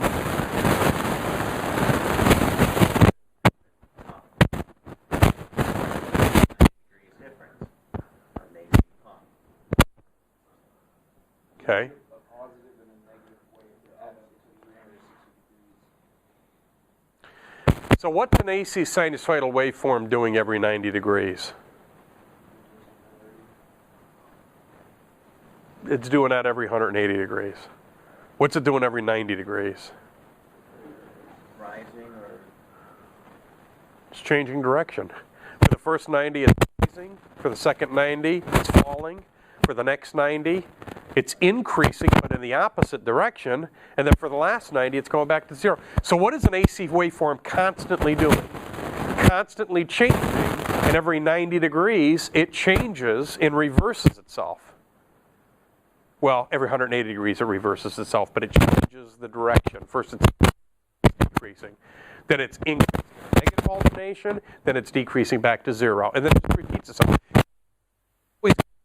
In a pure capacitive circuit, current leads voltage by 90 degrees, period, end of story. Always 90 degrees. Purely capacitive. How much phase shift is there in a purely resistive circuit? This is a review question, by the way, last chapter. How much phase shift is there in a resistive circuit? Zero. How much phase shift is there in a purely capacitive circuit? 90. And what leads what? Current leads voltage. And if you can't remember that, and I can't remember it, that's why I remember this crap, get it on your scrap paper. ICE. In a capacitive circuit, current leads voltage. By how much? Always 90 degrees. Make sense? Now, how many of you would dig calculating out time constants for something that's constantly changing? Any takers? Okay. The forefathers of electronics basically figured this out, that they would go insane if they had to calculate out time constants for something with AC. So instead, what they came up with is they wanted to come up with a value that would show how a capacitor reacted to a different frequency of AC. So what they did is they put this capacitor into a category of components that's called a reactive component, because it reacts differently. It reacts differently. Because at a low frequency, this capacitor is going to be able to charge a lot quicker, right? At a low frequency, there's more time. At a high frequency, this capacitor is going to have a tough time getting up to that 100%, because as soon as it's on its way up, next thing you know, it's reversing itself. Because a higher frequency means more alternations per second. Plain and simple. So it's going to vary. It's going to vary with frequency. What they came up with is, and this is solid gold, man. This is choice. This is primo that they did this. They came up with something that's called, this is a typo here, this should say capacitive reactance. Capacitive reactance. Capacitive reactance is the opposition that a capacitor offers to the applied AC voltage. And we abbreviate it by what we call X sub C. X sub C, capacitive reactance. You want the good news? You want the really good news? I'll give you the good news. It's measured in ohms. Why is that such good news? Because all of you in this room are used to working with ohms. Can you add up ohms in series for me? Can you add up ohms in parallel for me? Can you add up ohms in complex circuits for me? Well, this formula is all you freaking need. It's all you need. If you apply this formula to an AC capacitor in a circuit like this, it's going to show you how much ohms of reactance it has. And then you can use the same math that you used at the beginning of the quarter analyzing those simple series circuits that I gave you to analyze. The exact same thing. So quite frankly, this whole lecture, it's a waste of time. There's only one thing in this lecture that has any value, and it's this formula right here. It's this formula right here. The formula is X sub C, capacitive reactance. That's how you say it, capacitive reactance, X sub C, is equal to 1 over 2 pi F C.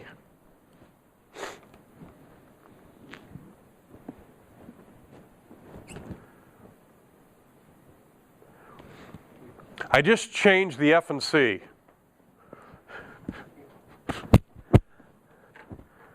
No, literally, I just changed the F and C. Red. They were green. Change the F and C. Why is that so humorous? Guys, gutters. Mine's in the gutters. The reason I changed the F and C is that the F and C are the only variables in this formula. They're the only thing that's ever going to change. Let's dissect this formula. This here, number 1, is the first number on the number line. It's number 1. It means not 2, but 1. This line right here means 1 divided by the product of the number 2, which is the second number in the number line. It means not 1, but 2. This is where we kind of get wacky. Bear with me, though. Works out okay in the end. This here is pi. Pi. Pi is a mathematical constant that deals with what? That's the number, 3.14. Don't go beyond that. There's a reason for that. I'll tell you, 3.14. We used to do that in high school. Before bullying used to be in vogue. Bullying used to be cool. So we used to go around. So yeah, you know, find the nerds and be like, you know, it's like, what's pi? You know, they'd 3.14. Whoever knew it back the furthest past the decimal point would like work over. You know, it's like, it's kind of funny now because they own like, you know, all these like Fortune 500 companies and stuff. I go back to my high school reunion and stuff. Remember me? You beat the crap out of me. I'm sorry, dude. It seemed like the right thing to do. What is pi? What is pi? Pi is the radius of a circle. So what this is saying is we not only want to deal with 1 pi, we want to deal with 2 pi. Why are we dealing with 2 pi, not 1 pi? The whole circle. But what whole circle are we dealing with? Peak to peak. Peak to peak. So we're dealing with not 1 alternation, we're dealing with 2 alternations. The positive and the negative, or the magnetic field of the generator that originally created the sinusoidal waveform. Make sense? Mr. Carter, question? Why don't they just put 6.28? That's a good question. We could do this 2 different ways. Very, very good question. Here, we let you use a scientific calculator. And the true formula is pi. When I was in school, 3.18 because I had to memorize pi. I was not able, I had to use a calculator that was just like this when they let me use a calculator. And actually before that, the nuns wouldn't even let me use a calculator. But what happens if the battery dies? I don't do math that day. You know, go see the priest. You know, and Mr. and Mrs. Gryniuk were there, and it was an ugly situation. I'm like, seriously, if my battery dies, I'm not going to do math that day. I'll get a new battery, and I'll do math the next day. I mean, what's the problem? Whacking me. Good thing. Say it's a good thing we went on a metric system because had the nuns been using meter sticks as opposed to yardsticks, I probably wouldn't be here today because there were a couple times that you just. Use scientific calculators. With that comes a burden of you using the most accurate number. So you use pi. It's a mathematical constant that's programmed in. You got a pi key. You use it. It's going to give you the most accurate answer. So back to the F and C. F stands for frequency measured in hertz. F is frequency measured in hertz. C stands for capacitance measured in farad. So when you take 2 times pi times the frequency times the capacitance, and then take the reciprocal of that, 1 over, that shows you what capacitive reactance is measured in ohms. It's that simple. So one of the things that I want to show you with this formula, and I want you to, hopefully the way I'm presenting this to you, you appreciate this formula more than just the formula. If you know the formula, you know what it's doing, it's a lot easier to follow along. With frequency, if I increase the frequency, what am I going to do to my capacitive reactance? It's always easier. This here is sitting underneath this line. So whatever I do down here, and I'm not going to change the number 2, because that's like the second number in the number line. It means not 1, but 2. Pi, we're definitely, okay? That's actually a safety deposit box at an undisclosed location. I have a Hollywood screenplay that I wrote the day pi changed, you know? And it was like some scientist, you know, he's performing his calculation. Oh my God, oh no! You know, wheels are no longer round, and, you know, the earth has shifted off its axis, and, you know, hopefully this teaching gig continues, because if not, I'm gonna have to break out my screenplay and try to have it done into a full motion picture, you know? The day pi changed. Pi's not gonna change, it's a mathematical constant. So these two numbers are not gonna change. If F increases, X sub C is going to decrease. If C increases, X sub C is going to decrease. If F or C decreases, X sub C is going to increase. We call this an inverse proportional relationship. So if I ask you on a test, frequency and capacitive reactance is A, a direct proportional relationship, B, an inverse proportional relationship, C, none of the above, D, all of the above, you're going to want to get this inverse proportional relationship. Right. Answer B, inverse proportional relationship. Does that make sense? That's the formula. Once you do that and you implement this formula, I could put these components in series and parallel, whatever, it's all good. This formula drives this entire chapter.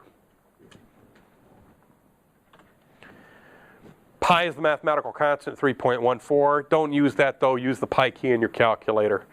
F, frequency in hertz, C, capacitance in farads. So you got to be real careful how you enter these. Because typically with capacitors, are we going to be dealing with farads? What are we typically going to be dealing with? Microfarads, picofarads, millimicrofarads, nanofarads. So it's going to be many places past the decimal point. That's why, remember when I said at the beginning of this quarter, how important it was to deal with engineering notation? Because now, I mean, check out just this formula. 2 times pi, the mathematical constant, times frequency, probably going to be in kilohertz or megahertz or gigahertz, times 10 to the 3rd, 10 to the 6th, 10 to the 9th, times 10 to the -6th, -9th, -12th. It's a huge number to input this. You try using old school, 2 times 3.14 times 3,0,0,0,0,0. No, I counted wrong. You know, you're going to mess up. So you want to be able to enter this in engineering notation. This is where the rubber hits the road. This is why it's so important that you develop the skills in entering those numbers in your calculator. Capacitive reactance is a function of the frequency of the applied AC voltage of the capacitance. Meaning when this changes, these change, it affects this directly or inversely. Applications of these circuits can be used alone or combined with resistors to form RC networks. Used for filtering phase shift circuits, decoupling phase shift circuits, DC blocking phase shift circuits, and coupling phase shift circuits. Also used for what's called a filter. A filter, this is a good one, you can go home tonight. What'd you learn over at that technical college tonight? We spoke of discrimination. Because that's what we're talking about here. A filter is a circuit that discriminates among frequencies. Your $1 million word for tonight is attenuating. which is the opposite of amplifying. You've all heard of amplifying before. An amplifier, you put in a small signal, you get out a big signal. Sometimes we want to attenuate a signal. Put in a big, get out a small signal. Discriminating, a filter is like a coffee filter. What's a coffee filter do? Filters out the grounds and allows the coffee fluid to pass, but it holds the grounds behind. That's what an electronic filter does.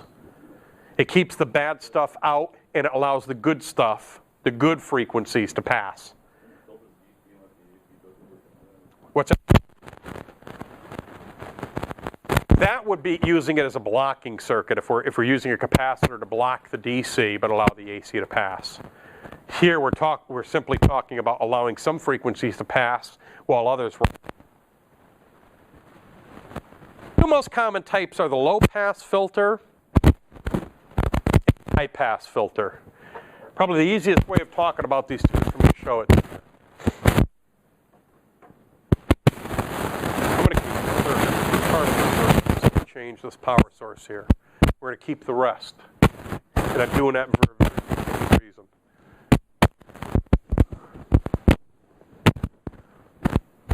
I'm going to leave the board as well. Okay.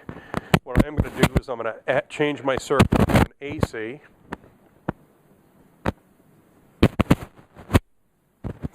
This is what kind of a circuit? AC series RC circuit. You agree? Now, I've got really two different combinations of components that I could measure, three different combinations I could measure across.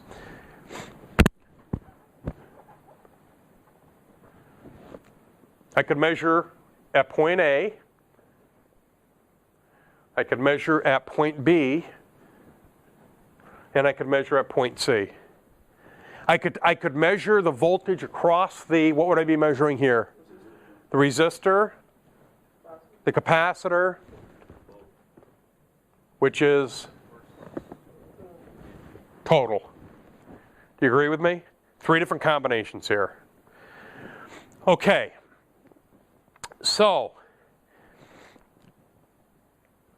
since I'm applying AC to this circuit, what I'm going to do, and I'm going to start doing this from this point on for the rest of the quarter, I'm going to start showing you these XY plots.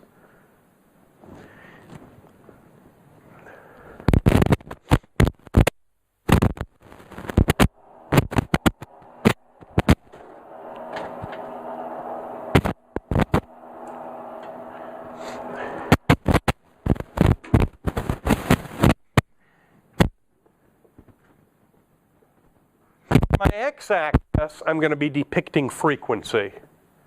Okay? So this is a low frequency, and this is a high frequency. And this is a frequency that's just right. A medium frequency. Make sense? Okay, so I'm looking at frequency here. This is going to be amplitude. This is 0 amplitude. This is 100% amplitude, which is going to be a measurement of voltage. Okay? So what I'm going to do to this input is I am going to put in a variety of different frequencies and see how it behaves itself. If I put in a low frequency at 100% amplitude, when I put a low frequency into the circuit, what effect is that going to have on capacitive reactance? It's going to increase it. It's going to increase it. So the value of reactance of this capacitor is going to be extremely high. When I put a low frequency into this resistor, what effect is a low frequency going to have on this resistor? What's that? Daniel? It's not going to have any effect on it because the resistor is purely resistive. So frequency is not going to have an effect on this. When I put a low frequency this, the value of, what property we measure here that's so important to us? Reactance. How do we abbreviate that? X sub C is going to be extremely high. And what's this measuring? ohms. So this is going to be a huge value here at a low frequency. This is just going to be whatever value it is. So when I put in, let's do a mini XY plot right here. Let's do a mini XY plot here. This is frequency, this is amplitude. Let's do the same thing across A and B. This is frequency, this is amplitude. At a low frequency, where am I going to get the biggest voltage drop in this circuit? Across the capacitor, because this has a high value of XC. So how would I plot out at a low frequency, a big voltage drop? Does that make sense? What kind of a circuit is this? Never forget that. Never forget that. This is still... I got a big voltage drop here. What's my voltage drop across my resistor going to be? Because a series circuit is also known as a voltage divider. So if I got a big voltage here, what's my voltage across my resistor going to be? It's going to be low. Do you agree? Am I baffling any of you? Hopefully not. It's all straightforward. It's all stuff that we've studied. If I put in a high frequency now, high frequency at that same amplitude,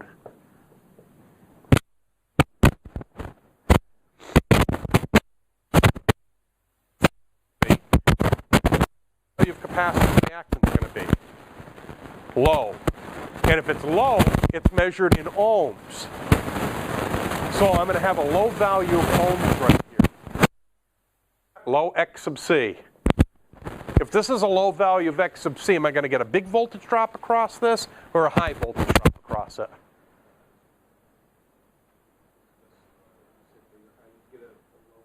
Low voltage drop. So when I measure between point B and C, I'm going to see a very small voltage drop in this capacitor. So if I'm plotting that out, this is a high frequency, low amplitude going to look like. It's going to look like that right there. If I'm getting a small voltage drop across the capacitor, what am I getting across the resistor? I'm going to get a high voltage drop across the resistor because it's a voltage divider. It's a series circuit.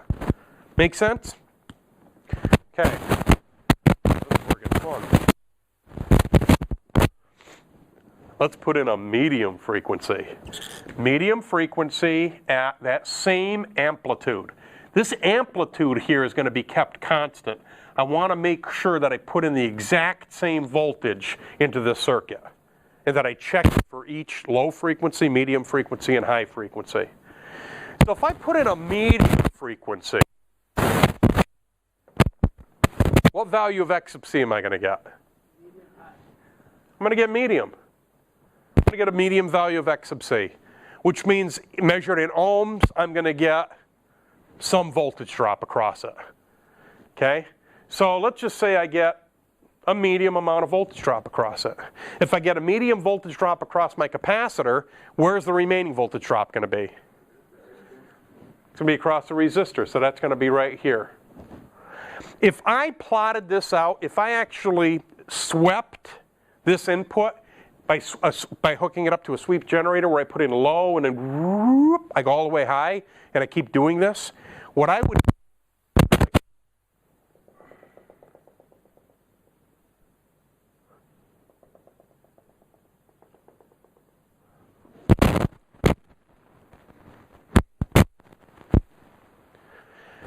what I just did is I created not only a low pass filter, but a high pass filter.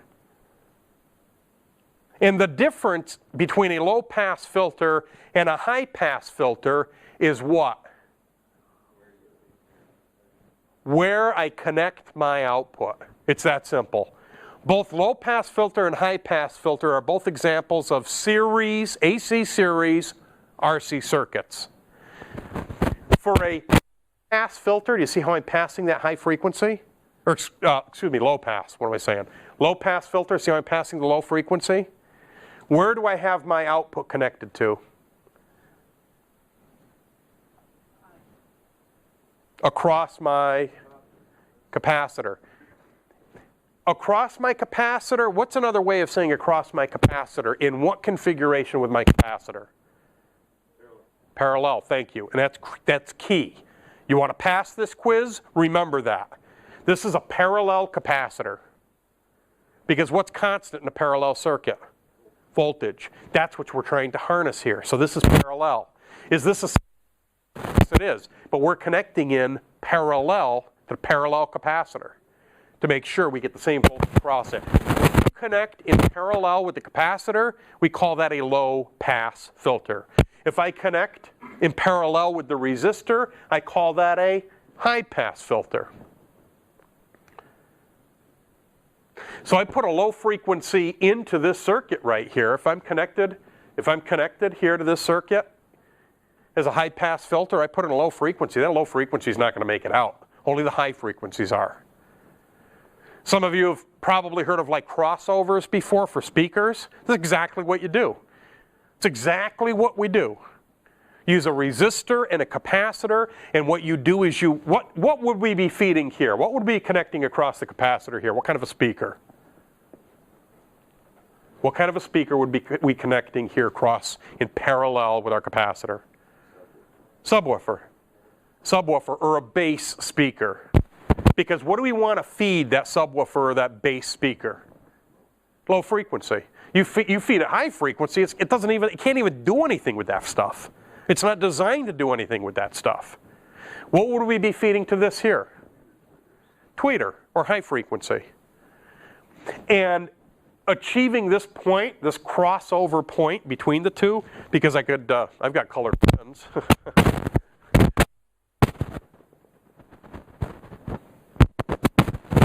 Finding this point right here is critical. Having a speaker that could handle,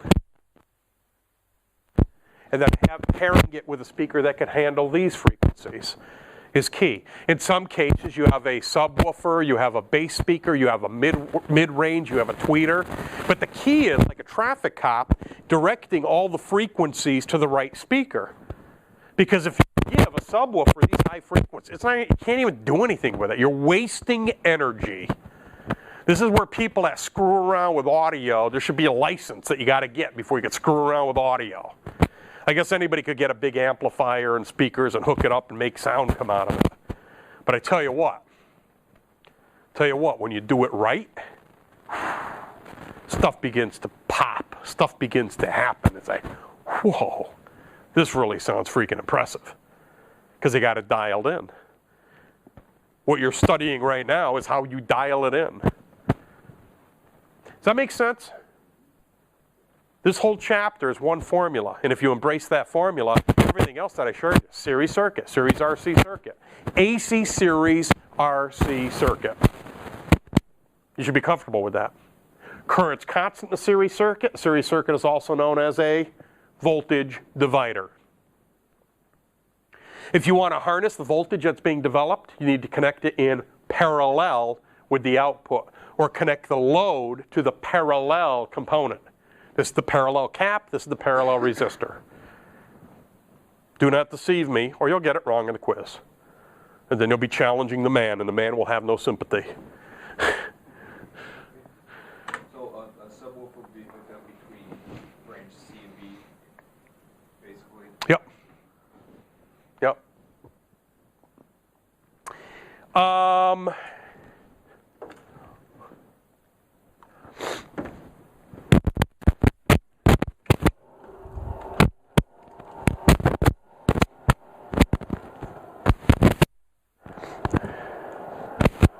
What I done draw it on the board here, this is my artist depiction, you kind of get the gist. This is actually what it would look like. Not this is the projector coming on. Got my main man back there taking notes on this, trying to draw it. sRGB. This is actually what it would look like. And this is that 100% value. And this is that 0% value. The critical cutoff frequency is going to be this right here, 70.7% of the output. So whatever this is, When we get to 70.7%, everything below this is going to get rejected. Everything above this is going to get passed. So we could call this a low frequency pass filter. Or we could also call this a high frequency reject filter. It depends on what colored pill you're taking, okay? What way you want to look at it. Some companies refer to this as a low pass filter. Some refer to this as a high frequency reject filter. They're both synonymous. They both do the same thing. And to figure out exactly what this cutoff frequency is when you get to 70.7%, right at this point. And there's some ways we'll talk about in the future how to move this cutoff frequency.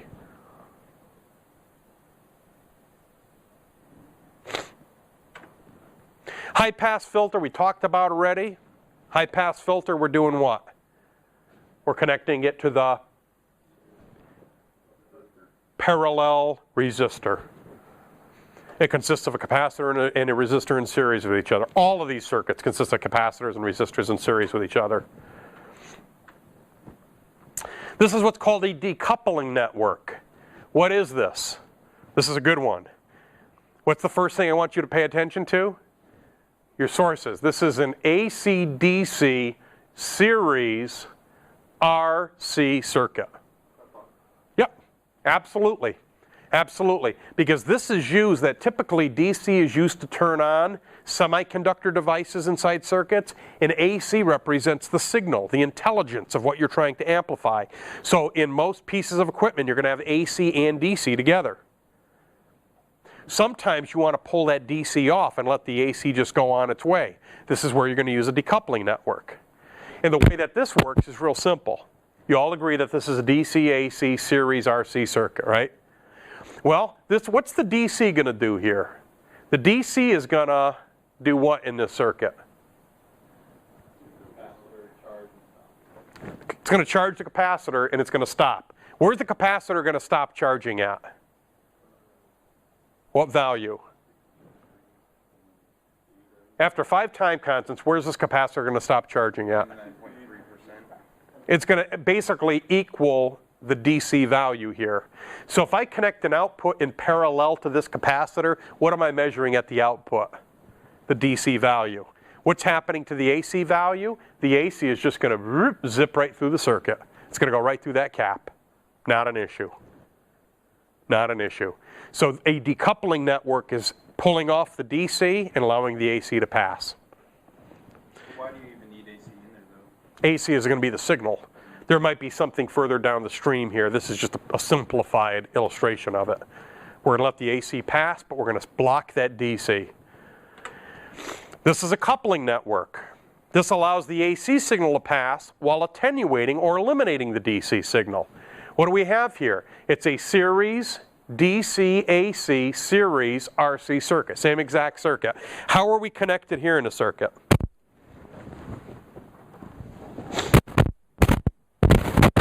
How are we connected here? We're connected where we're taking the output to the parallel resistor. Because what's happening? The DC here is getting what? Blocked by this capacitor. What's the AC doing? Flowing through the capacitor, and as it flows through, does AC generate a voltage drop as it flows through a resistor? What was the second chapter we did? See, you guys are deceiving me already. What's the last chapter we did? AC series circuits. When AC voltage encounters a resistive circuit, does it create a voltage drop? Absolutely. What are we connecting to here? The parallel resistor. So we're going to measure the AC voltage drop established as this AC signal developing voltage drop across this parallel resistor. Make sense? This is called coupling. Pulling the AC off, allowing the DC to be blocked. Another thing that we could do is phase shift. How much phase shift do we get with a capacitor? 90 degrees. How much do we get with a resistor? 0. So what kind of a circuit is this? And I'm glad this is drawn differently. This is a series RC circuit. It's a series RC circuit. So what we say here is typically when we have a capacitor and a resistor, 90 degrees of phase shift here, 0 degrees of phase shift here. In this circuit, and generally when the circuit's engineered properly, we could get about 60 degrees of phase shift out of this entire circuit.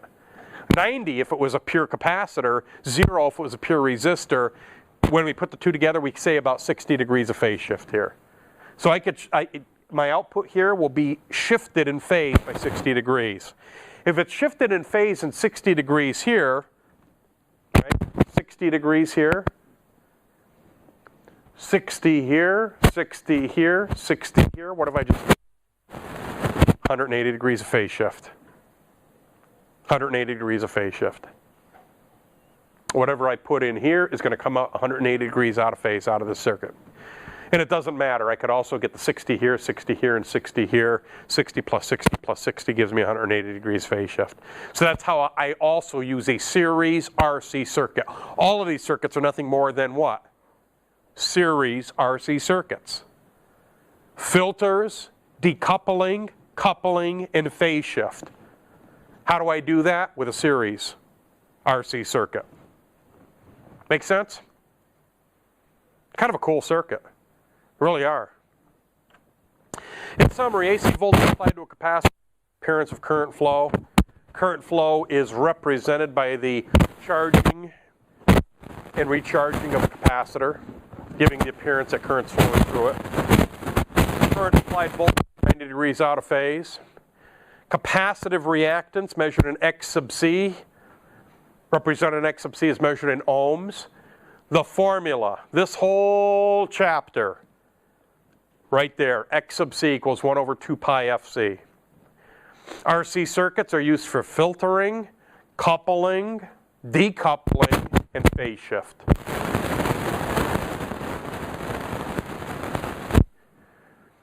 Low pass filter, we take our output across the parallel capacitor. High pass filter, we take our output across the parallel resistor. We talked about coupling and decoupling circuits. Any questions? Is this good stuff? Are you guys understanding why the beginning of this quarter was so critical on these chapters? Took, what's a goofy class I took? Well, English. Some high school English was kind of goofy. I remember this one thing, we had to write poems. You know, we had to write like sonnets, and we had to like, one of them was limericks. I was really good at the limericks, although that got me sent to the principal's office as well. But you know, much to my wife's dismay, that I wrote a poem was in freaking high school. I don't like write poetry. So you know what? I took the hit in that class and said, you know what? I'm not going to do this because this sucks. This is stupid. I'm not going to write any poems. Well, you're going to lose X% of your grade.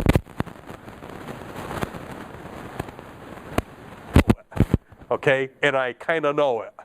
Right? And it didn't affect my life. I think my life turned out okay. Right? Electronics is different. If you did not pay attention to series circuits, you're dead in the water right now. If you didn't pay attention to how to add up resistance in series, you're dead in the water. If you didn't understand the importance of Ohm's law, Kirchhoff's law, Watt's law, you're dead in the water now. Because we keep coming back to all of those pieces, and my assumption is that you know all of those pieces. And if you do know those pieces,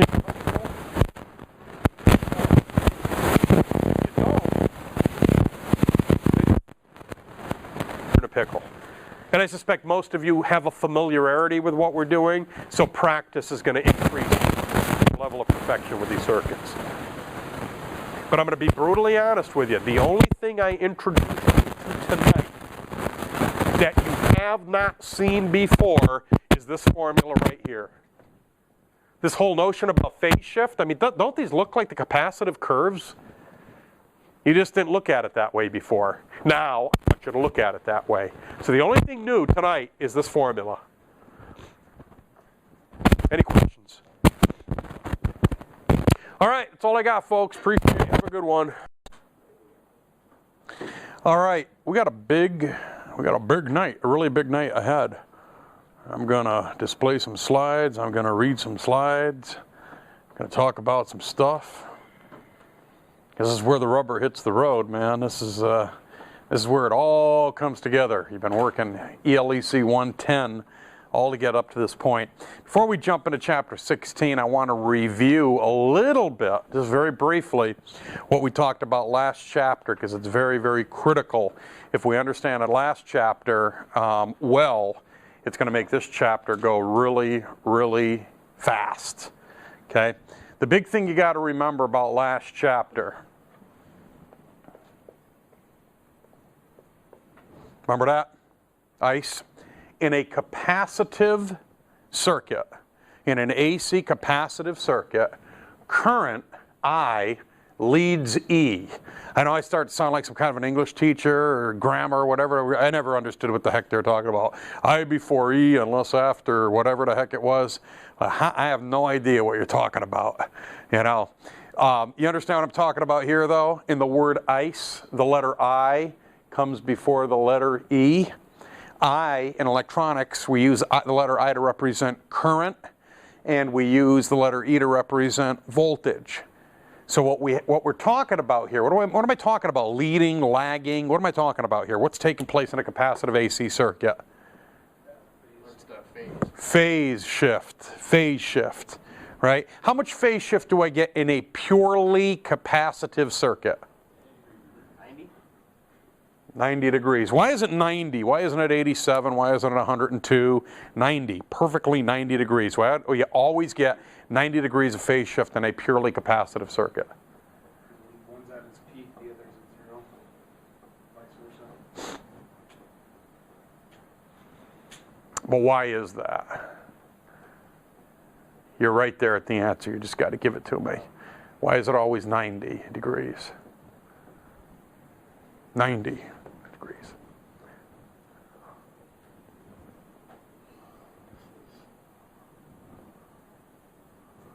What's happening every 90 degrees? For the first 90, we're increasing. The next 90, we're decreasing back to zero.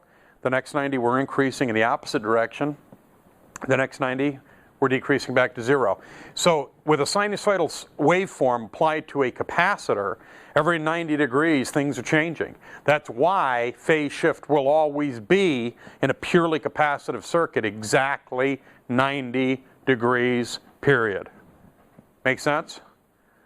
So when that sine wave is increasing 0 to 90, that capacitor is going to try to charge, isn't it? When it's going down from 100% down to 0%, it's going to try to discharge.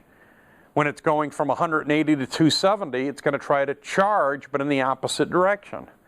Then when it's between 270 and 360, it's going to be discharging. So there's always going to be that lag, the lag of voltage. Current's going to be instantaneous. Alternating current, instantaneous. Make sense? Get some blank stares out there. Kind of concerns me a little bit. I know it's a 3-day weekend and all, but comprende? Okay, we're not going to talk about time constants when we apply AC to it because that would drive us insane, and I don't want anybody to go insane. What we're going to do is talk about the overall effect that this capacitor has inside an AC circuit. We're going to call that property X sub C. Capacitive reactance. X is reactance, C is capacitive reactance. Okay? Real easy formula. 1 over 2 pi FC. 1 is the number 1. It's the first number in the alphabet. Right? 2 is the number 2. It means not 1 but the second number in the alphabet. Pi, mathematical constant for dealing with the circumference of a circle.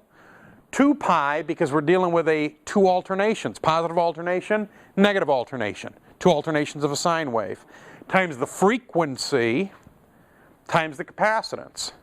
Now the interesting thing here, remember last week we talked about the F and C?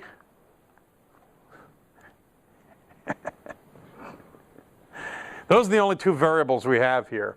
The 1 over 2 pi, that's not going to change. The F and C, they could change. Frequency could increase, frequency could decrease. Capacitance could increase, capacitance could decrease. So the interesting thing is, no matter what we do to the F and C, the opposite is going to be felt at X sub C. So we call this an inversely proportional relationship. If frequency increases, X sub C decreases. If frequency decreases, X sub C increases. Whatever takes place here, the opposite's going to take place there. Remember that? Okay? So this is the important stuff. This is the important stuff. The book has got a lot of words in it. It's got pictures, it's got diagrams, right? My slides have got a lot of words, kind of use it as a guide to keep me on track and what we're talking about here. And basically it follows the objectives of the book. The stuff that I'm lecturing in, these are absolutes. These are absolutes. You've got to be able to describe this action the same way that I'm describing this action. You follow what I'm saying? Because this is the kind of stuff you're going to be asked in a job interview. Describe the attributes of a capacitive AC circuit. This is what they're looking for. Current leads voltage, 90 degrees of phase shift. X sub C is 1 over 2 pi FC. If frequency increases, X sub C decreases. If frequency decreases, X sub C increases. I mean, just this, just this. You know how many quiz questions I could generate from just this on the board? I'm probably good for about 75 or 80 questions that I could ask you just on what I put up on the board here. Real easy. If you know this, real easy. If you forget this, then you're in a pickle. What's up? Are F and C in proportion with each other? So if F goes up, will C go up too? Or can you have No, you could have the same value. It's a good question. If you go to Radio Shack and buy a capacitor, you could have that value of capacitor. You apply a high frequency to it, right? A high frequency. High frequency means low X sub C. Low X sub C means it's going to act like a short circuit. You apply a high frequency to it. High frequency, low X sub C, low frequency, high X sub C, it's going to act like an open. So that same capacitor, that exact same capacitor, could act like an open in a circuit or it can act like a short. The variable is frequency. Because let's face it, out of these things here, right, typically 1, 2, 3 of these are going to be engraved in stone. 3 of these are going to be engraved in stone. 1 of them only is going to be that variable. Make sense? It depends what you're working on. If you're working on a radio transmitter, that frequency is probably going to be locked in because the FCC says it's going to be locked in. So, you know, if you work for Cairo, 7:10 a.m., that frequency you broadcast at is kind of an absolute. So there, the only thing that you can play with is going to be your value of C. If you're tuning a radio, then you want F to be able to vary. You want F to be able to vary. So you may need to have a capacitor that you could tune to create this value of F to be able to move. Make sense? Okay, so those are our variables. Let's jump to chapter 16 now, Inductive AC Circuits. After completing this chapter, you're going to be able to describe the phase relationship between current and voltage in an inductive AC circuit, determine the inductive reactance in an AC circuit, explain impedance and its effect on inductive circuits. Describe how an inductor-resistor network can be used for filtering phase shift. Explain how a low-pass and a high-pass inductive circuit operate. I can actually do that real quick. They operate quite well. Thank you. So we got that out of the way. All right, inductance in AC circuits. Inductors, as you know, offer opposition to current flow or change in current. That's what an inductor is all about. That's what an inductor is all about. It tries to prevent a change in current. It tries to help keep current stable. Okay? I believe in God, and God has a sense of humor. Actually, this weekend I had the opportunity to work on an inductor. A friend of mine owns a coffee shop, and in their display case for pastries, I thought they needed help eating the pastries. They just needed help illuminating the pastries. There's a fluorescent tube. And in the fluorescent tube, the way that those things work is there's a starter circuit and then there's an inductor. The inductor typically is what we call the ballast. And what happens is you light that gas, you ionize the gas, and then that inductor tries to prevent a change in the value of current to keep that fluorescent tube ionized, the gas ionized, and keep that at a constant level. Anyway, it wasn't working properly, and make a long story short, they actually, my friend ordered from the company, they sent a replacement, and it was a new solid state ballast. So that allowed me to remove the inductor, that, that little starter thing that, you put on fluorescent lights, all of that got cut out. So it was just a matter of me wiring that in directly, throw the switch, pow, let there be light on the pastries. I was offered pastries. I actually declined the pastries. But that inductor, I can't believe I left that behind, because she ended up just throwing it in the garbage. I should have brought it in, because it was perfect inductor. That's all it is. And anyone in the industry would call it a ballast for fluorescent light, but in essence it was just nothing more than an inductor. Now, inductors offer opposition to current flow. Voltage placed across an inductor creates a magnetic field. Okay, you put current through that, you create a magnetic field. When AC voltage changes polarity, it causes the magnetic field to expand and then collapse. Voltage is induced in the inductor coil called a counter electromotive force, or CEMF. Remember Lenz's law, right? Lenz's law says what goes up must come down, right? Now, what did Lenz's law say? Basically what Lenz says is current going in that direction creates a magnetic field like this. When you shut that circuit off, the magnetic field is going to collapse into the conductor of which it originally was created. When magnetic field collapses into a conductor, what does it do? It induces current. It's like a generator action.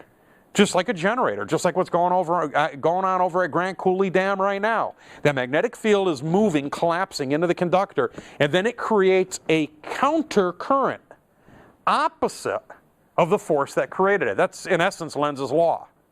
Not what goes up must come down, but if current going that way create a magnetic field going like this, a magnetic field going like this is going to create a current going that way. We call that CEMF, counter electromotive force. Back in the day, nobody ever even asked me about this, the letter E. I don't know if you realize this, but the letter E that you've been using, and I say you could use an E or you could use a V, I really don't care what you use in this class. I know what you're talking about. But originally, old school, the letter E was used because you know what the letter E stands for?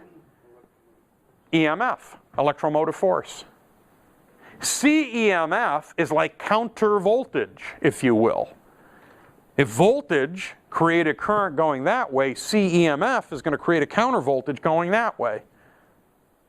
So I got 5 going in that direction, I got 4 coming back in this direction. 5 minus 4 equals 1 in that direction. And it's that simple. That's how these inductors work. Now the big thing to remember about AC is alternating current. 60 hertz. 60 hertz that's coming out of our wall here in North America goes positive alternations 60 times a second.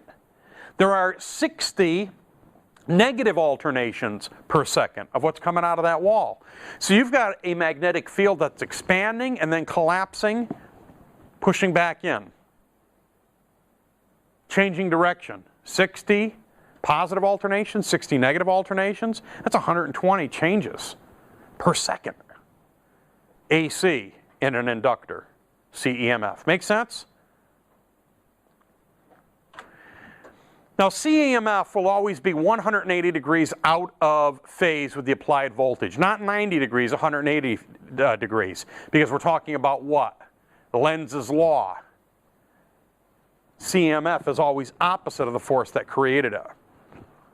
It opposes the applied voltage. Because again, Lenz was right. It's Lenz's law. It's not Lenz's notion. It's not Lenz's idea. Lenz's idea. If you're from the Northeast, Lenz's idea. Have you talked to your students about Lenz's idea? No, I haven't. Lenz's law. Opposition is as effective in reducing current flow as a resistor. Doesn't that make sense? If I got voltage going this way and it creates that magnetic field, when the magnetic field collapses, it creates that countercurrent. It reduces the flow of current. Is as effective as a resistor. But there's something unique about using an inductor. Say that? Does not consume power. Exactly. Does not consume power. These are reactive components. Resistive components dissipated as heat. On a cold day, nothing like warming up by some resistors as they dissipate heat. Who's paying for that? We're all paying for that. If we're converting electric current into heat, typically that's not what we have resistors and circuits for. So by using an inductor, we gain back all that efficiency and we prevent the change in current. So an inductor makes a lot more sense in a lot of circuits. It's one of the reasons we use inductors.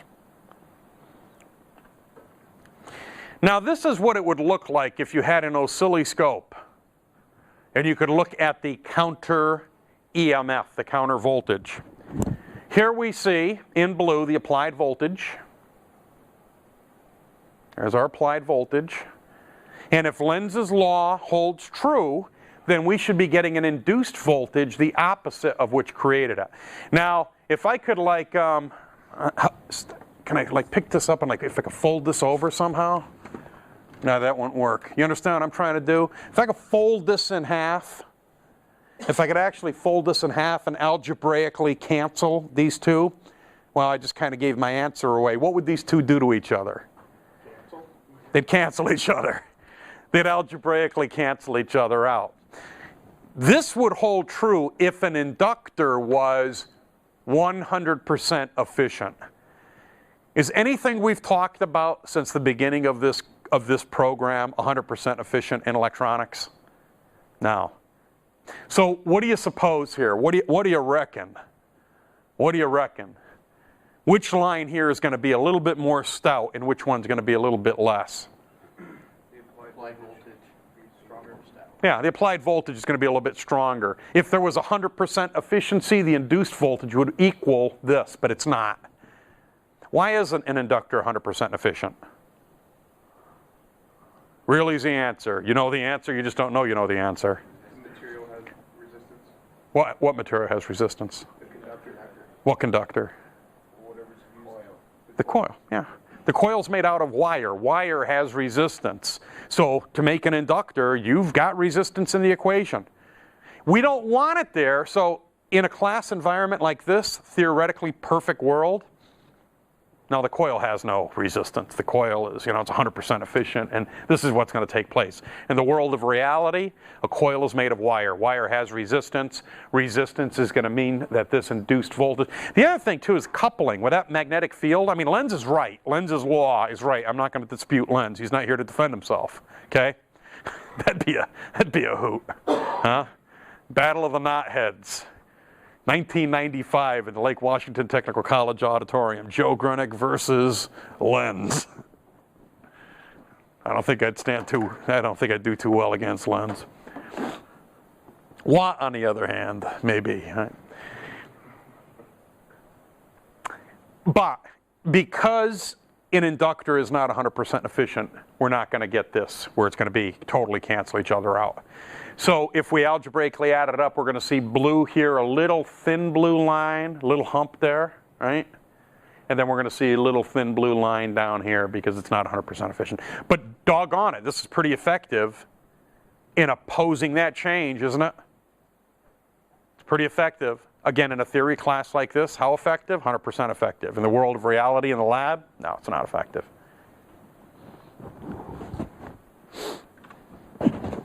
Now, the overall effect that this is going to have between voltage and current when we apply AC to an inductor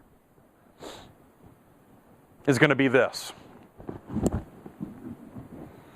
When I first close a switch, when I put an inductor in a series circuit and first close the switch, voltage is going to go from 0 to 100% in the first 90 degrees. Can you dig it?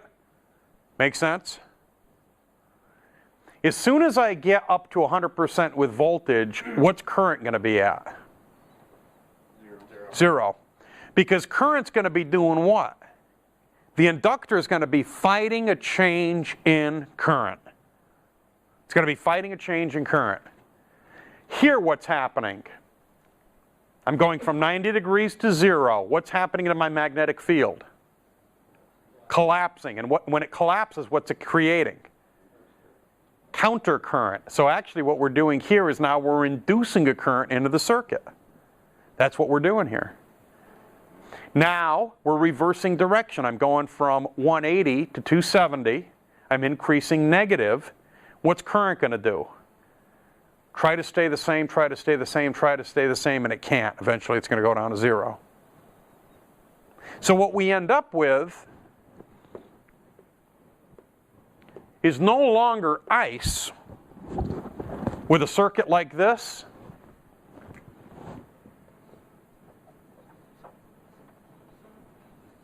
We have Eli. Eli. And actually the phrase that pays, if you want to pay attention to these sorts of things, Eli, the ice, we used to call it Eli the Iceman. That used to be the phrase that pays. But of course this is politically incorrect. Eli the ice person need to be sexually gender neutral or whatever. So Eli the ice person, remember that. Eli in an inductive circuit, voltage leads current. Is this an inductive circuit? Yep. What's voltage doing? Voltage is leading current by 90 degrees. When voltage is at 90, current's at 0. When voltage is at 180, current's at 90. When voltage is at 270, current is at 180. When voltage is at 360, current's at 270. So it's constantly lagging. Current is constantly lagging, or we could say voltage is leading. Anybody want to take a wild guess by how many degrees? And why is it 90 degrees? Why isn't it 87? Why isn't it 103?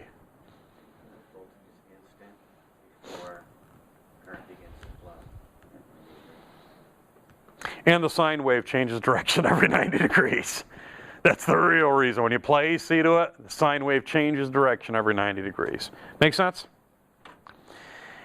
Now, inductive reactance. This is a good thing. This is the opposition offered to current flow by an inductor. The good news is it's measured in ohms. You guys know everything there is. You guys, you persons know everything there is to know. You guys, you're all guys. All y'all. Getting ready for CanSat, Texas CanSat. All y'all. Is measured in ohms. You guys know about dealing with ohms, right? Can you add ohms up in series? Can you add ohms up in parallel? Can you add ohms up in complex? Yeah, that's why we had you do that early in the quarter. We didn't do it because I had nothing better to do with my time. We had you do that so that now, if we give you ohms, you know, you can slice them, dice them, do whatever you got to do with them. Now, this inductive reactance depends on its inductance and the frequency of the applied voltage. It's going to be expressed by the symbol X sub L. And this formula, believe it or not, is even easier than the last formula.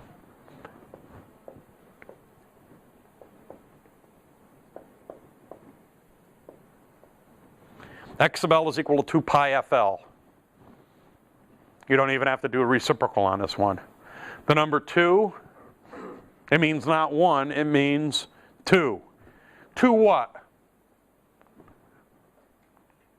2 pi, which represents that we're dealing with not one alternation, but we're dealing with both alternations, or the entire cycle of a sinusoidal waveform. The positive alternation would be 1 pi. The second pi is the negative alternation. So this tells me we're dealing with the whole enchilada, the whole sinusoidal waveform. 2 pi, 2 times pi times f, the frequency in hertz, times L, the inductance in henries. So again, be careful when you're entering this in your scientific calculation device. your calculator, right? 2, that's easy, you can't mess up that one. Pi, you got to key in your calculator. F, typically your frequency is going to be in hertz, kilohertz, megahertz, maybe gigahertz. Inductance measured in henries, the typical values you're going to be using in electronics are going to be millihenries times 10 to the negative third, microhenries times 10 to the negative sixth. But on a quiz, on an exam, I could give you anything here. I could give you 3 henries. You may not see 3 henries typically in electronics, microelectronics environment, but I certainly may give you 3 henries as a question to see if mathematically you can interpret that. Actually, I'm pretty sure you could deal with the 3 henries. That one would be easy. It'd be 3 microhenries that you got to make sure you're equipped in dealing with. Applications for inductive circuits. Inductors are widely used in electronics. They compete with capacitors for filtering and phase shift applications. Engineers are always going to weigh which component they want to use. Can we use a capacitor to do this? Can we use an inductor to use this? Unfortunately, inductors have fewer applications than capacitors because they're larger. Typically, they get the amount of effect we need. We have to have a pretty big inductor. They're heavier, and obviously with microelectronics, heavy is not really popular. And they're really more expensive because they're going to be made out of wire. They have to be wound. Capacitor, 2 plates separated by a dielectric material. You know, dip it in ceramic. Hey, look at this. I got myself a capacitor. An inductor. I've had students that have graduated this program and gone to work in audio type applications or RF applications. They had to roll their own. Roll their own. So obviously that's labor intensive. A company would rather just, an engineer would say, hey, boy, you can get these capacitors, 150 in a little baggie and, install them in a circuit. Instead of paying you as a technician, not an assembler, as a technician to sit there and be rolling your own inductor to put it in an RF circuit. It's still the cheapest way out for some applications. Inductors provide a reactive effect while still completing a DC circuit path. Capacitors provide a reactive effect but block the DC elements. You think about that?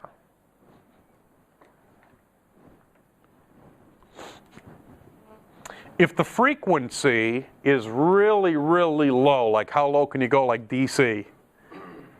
X sub L is going to be really, really, really low, like non-existent. If you apply DC to an inductor, if you were an electron, a DC electron, you'd be like, what is the deal with this curly piece of wire?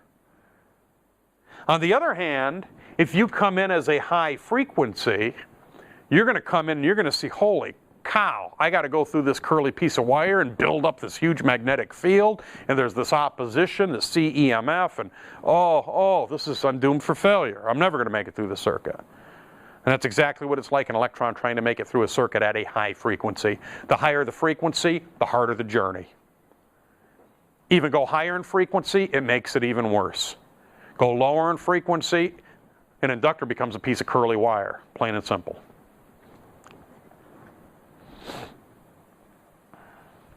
Inductors and capacitors are sometimes combined to improve the performance of a circuit. Sometimes an engineer will combine and use capacitors because of certain attributes and inductors and use them both in a circuit because of their positive attributes. Series RL circuits are used as high and low pass filters. What kind of a circuit is this?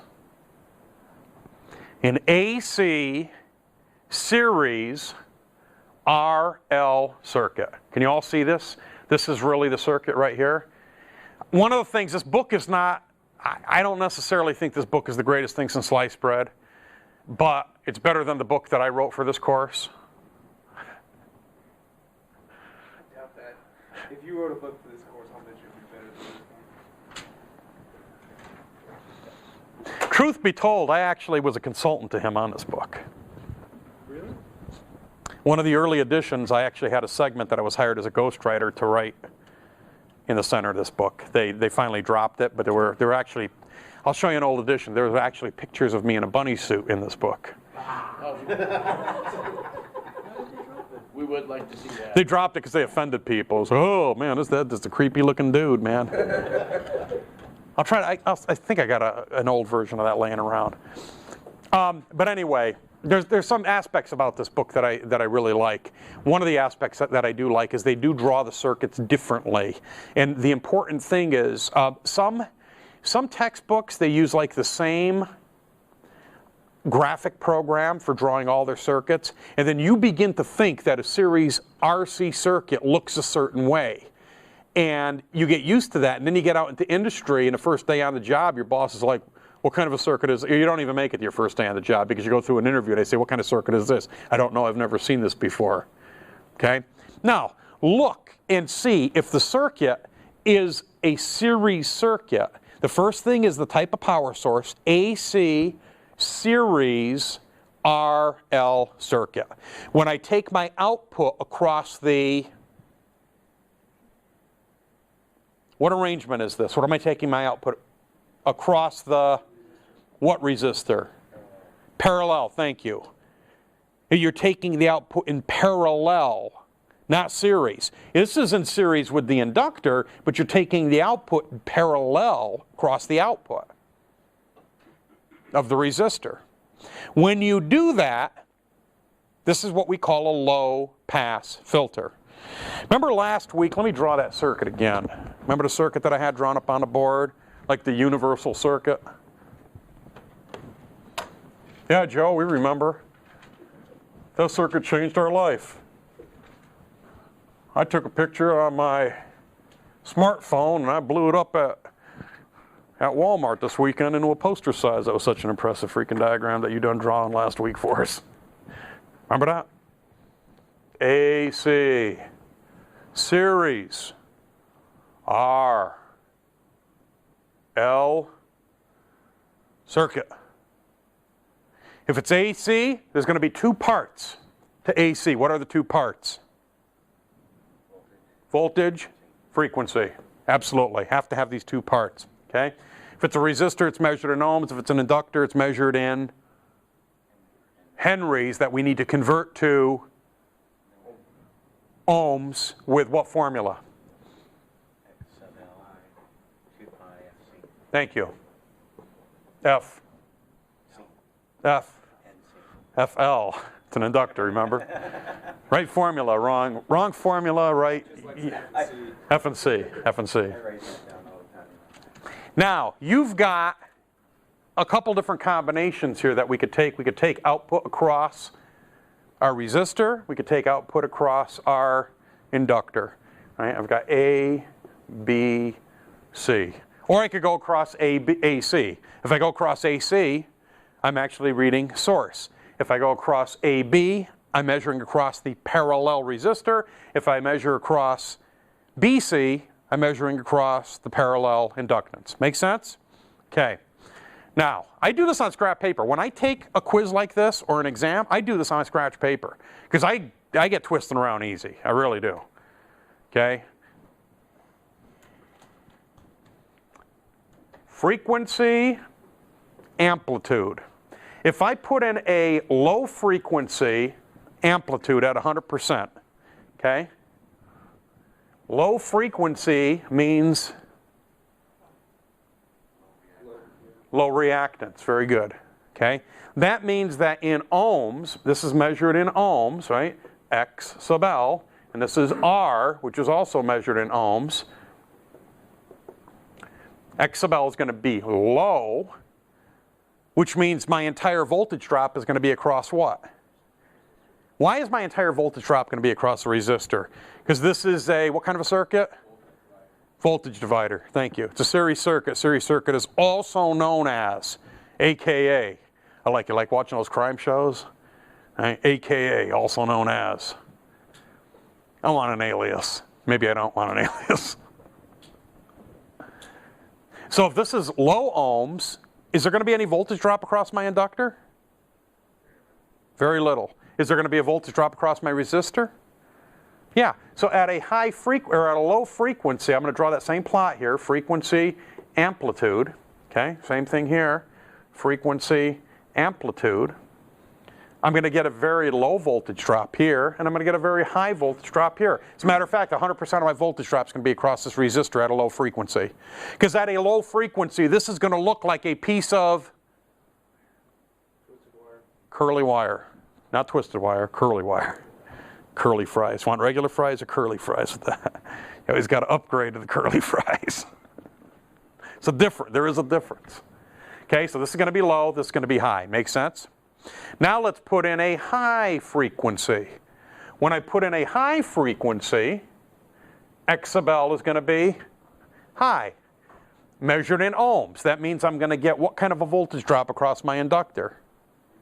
A big voltage drop across it. If I got a big voltage drop here, what kind of a voltage drop am I going to have across my resistor? Why? Because this is a series circuit, and a series circuit is also known as a voltage divider. Make sense? Let's put in a frequency that's not too high, not too low, that's just right. Medium. You put in a medium frequency means medium X sub L. Medium X sub L means medium voltage drop. If I got a medium voltage drop here, the remaining voltage is also going to be medium here. Okay, you plot all of these out, and you kind of end up with something that kind of looks like this. So when I take the output across my parallel resistor, what am I passing here? What group of frequencies am I passing? Very good. I could call this a low frequency pass filter.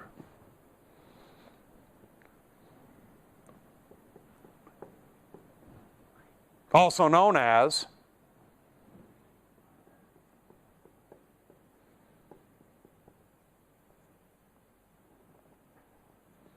a high frequency reject filter. Same thing. Same thing. What kind of a filter is this? High frequency reject filter. That's answer A. Answer B is a low pass filter.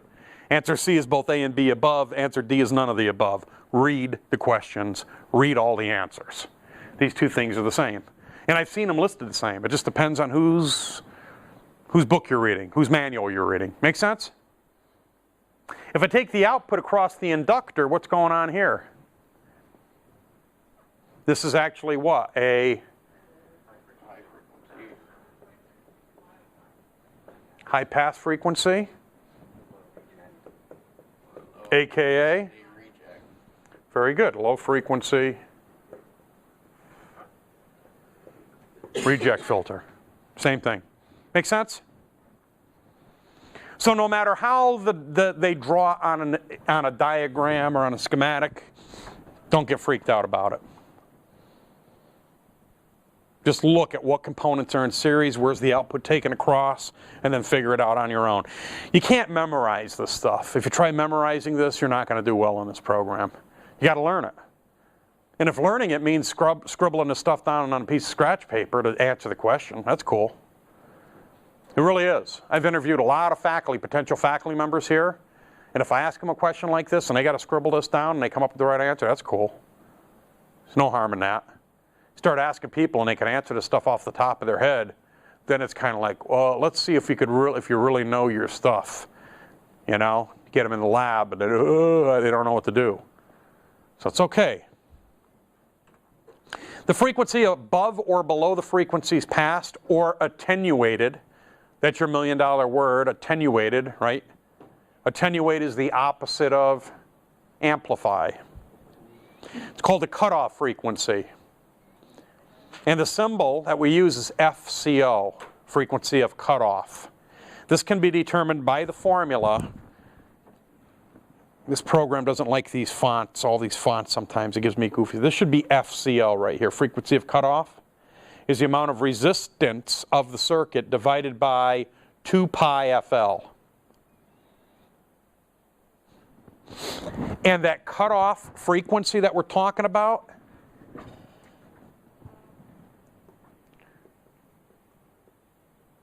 Remember this 100% right here? Frequency of cutoff is actually going to occur where? 70.7%. Very good, right there at 70.7%.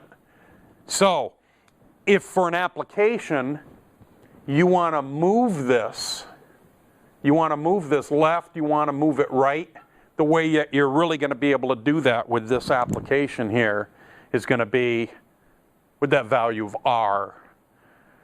And in later classes, in the more advanced classes, you're going to learn that that value of R factors in with something that's called quality. Don't take notes on this, it's beyond the scope of what you're learning right now. And it's quality factor, and it's how much resistance is there in the component as compared to how much reactance is there inside the component. And engineers have to trade that off to get that zeroed in on just the right value. This is a problem that a friend of mine had several years ago while trying to get enhanced reception on her cable television. That to get that cutoff frequency just right, that quality factor needed to be just so. And replicating that in a garage, selecting the right gauge of wire, the right amount of resistance, to get the right amount of inductance. There were trade-offs that needed to be made. And eventually, from what I understand, is it only took like 3 turns of wire to get enough reactance to be able to help clarify an image, a twisted image on the screen. This individual was only trying to help out the cable company, realizing how overburdened they were with service calls. Instead of having them come out and fix the reception, this person, because she had an extended background in electronics, just decided to take it upon themselves to rectify the situation. I would not ever endorse this. Because again, if you get caught, it's a serious freaking legal battle. Have I ever told you a story about me? And the charges that were levied against me? I'll tell you the story someday. Not a pleasant. I was actually accused by the United States government of satellite piracy. Satellite piracy, real serious. And it was basically DirecTV that was coming after me, and they went to the government, and it became a real ugly situation. And I'll never forget that day, like everybody knows like where they were when like Kennedy was assassinated, and everybody knows where they were on 9/11. I knew exactly where I was. I was at my mailbox, and there was a big freaking envelope in there, and it was like, I opened that up, and it's kind of like, whoa, this is serious. Then the certified letters started coming.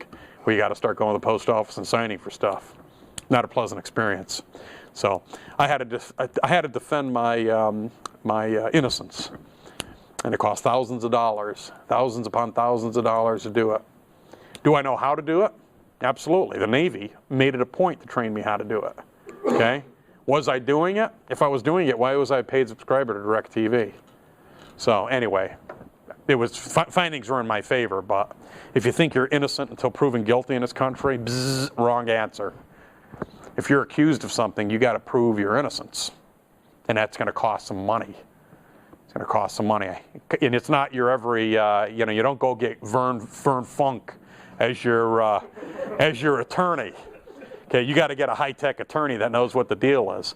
And I actually had an attorney at the time that I was working with my airplane crash. And I thought that my attorney could just like write a letter and make the whole thing go away. When I showed her a copy, she said, well, I got to look into this. You just wait here. I was waiting in a conference room. She disappeared for like 45 minutes. She came back and she's all wide-eyed. She's like, this is beyond the scope of what I could deal with. You need a different attorney. I'm like, ugh. Yeah, they had all kinds of stuff. Digital Millennium Copyright Act they were levying against me. The Patriot Act. I was anti-patriotic because I was trying to commandeer our satellites for my own personal use and the use of Al-Qaeda. Can't even spell Al-Qaeda. I don't know what the heck you're talking about. Stealing satellite signals, which isn't all that difficult. Well, I was paying for DirecTV. And you know what? I'm still a subscriber to DirecTV, even though they came after me. It's like it's a superior signal. It's the real deal, man. Why do I want to go to Dish when I'm happy with that, even though y'all sued me, It's typically one hand not knowing what the other's doing. It's a good product and all, and just as a matter of principle. Actually, my attorney thought I was freaking nuts. She's like, so have you dumped DirecTV? No, it's a good quality signal. I like their product. I You got to be kidding. Better than Dish Network? As far as programming, Any difference? no, as far as programming, no. But DirecTV infrastructure, I'm very familiar with. Their satellite orbits, I'm very familiar. I have a friend who's I don't know. I don't know. It's kind of my thing. I better shut up while I'm ahead. You got to beep all of this out of my recordings. Beep all of this out. Hey, the bottom line, though, is we kid around about that kind of stuff, and integrity issues when you learn more about electronics. The more you learn about electronics, you're going to learn there's a lot of hacks that are available and stuff. You really got to look at the ethics about it. And although I kind of, with a tongue-in-cheek, I kid around about it, serious business. It's very, very, very serious business. If I wanted to go out and jam police radar, I'd know how to do it. If I wanted to jam police laser. Actually, a guy out of this program came through this program, graduated. He went to go to work for a company that made laser jammers. They were located up by Payne Field. And for him, it was a dream job because he was a gearhead. And he was getting sent to all these car shows all over the nation representing their laser jammer. And I got him in as an intern, so I'd go up there and visit him as an intern. And it was cool. On the shelf, they'd go out and they'd buy the police laser units, the exact same models, and then go out in their back parking lot and try to defeat it and try to, this is the XJ12, F, Model F, and, this is how we got it. And the funny thing about laser jamming is one of the owners of the company was actually an attorney. And laser radar is controlled by the Federal Communications Commission, FCC. Laser is controlled by the FDA, the Food and Drug Administration, because it's light. And there's nothing wrong with jamming a laser signal. Absolutely nothing wrong with it. I mean, the police might not dig it, if you're driving by. And actually, they were really good, too. They would only give you, I think, like 4 seconds of jamming. So if you're, like, flying down a freaking back road and, there's a bunch of kids that just got off a school bus and, the cop is there and he pulls the trigger, that they're only going to jam you for, like, 3 seconds, allow you time to slow down and give you fair warning. And they did that for liability purposes. They want you to slow down. You're being painted with laser, slow down, modify your behavior, and don't get the ticket. Not defeat the police and keep going. That's not what it was all about. So it's kind of interesting, but like I say, there's an ethics side of it that we'll talk about in the future, especially as you get more proficient in these things. So we talked about these components of the formula, FCO, R, pi, F, and L. In summary, in a pure inductive circuit, the current lags the applied voltage by 90 degrees. Inductive reactance is the opposition to current flow offered by an inductor in an AC circuit. The symbol we use is X sub L. It's measured in ohms, and the formula is X sub L equals 2 pi FL. Impedance, we're going to talk about impedance next chapter. It's more appropriate that we talk about impedance next chapter. And what impedance is the combination. What's resistance measured in? What's reactance measured in? All ohms are not created equal. Impedance is measured in ohms, and it's a combination of resistance and reactive ohms. Make sense? We're going to talk about that next chapter. And then finally, we talked about RL circuits used for high-pass filters, low-pass filters. If you can't remember it, don't remember it. Just know how to do this. And really, what does this whole chapter boil down to? Eli and X sub L equals 2 pi FL. If you know Eli and you know 2 pi FL, what can I ask you?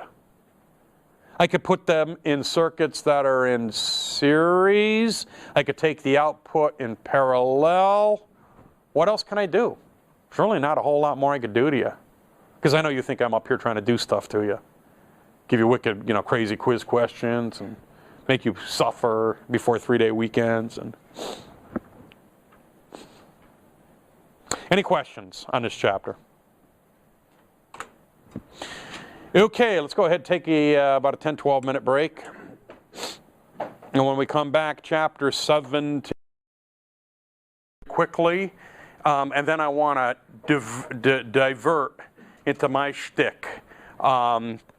Because I don't think this chapter does a good job at all of hitting the significant high points of what it needs to hit.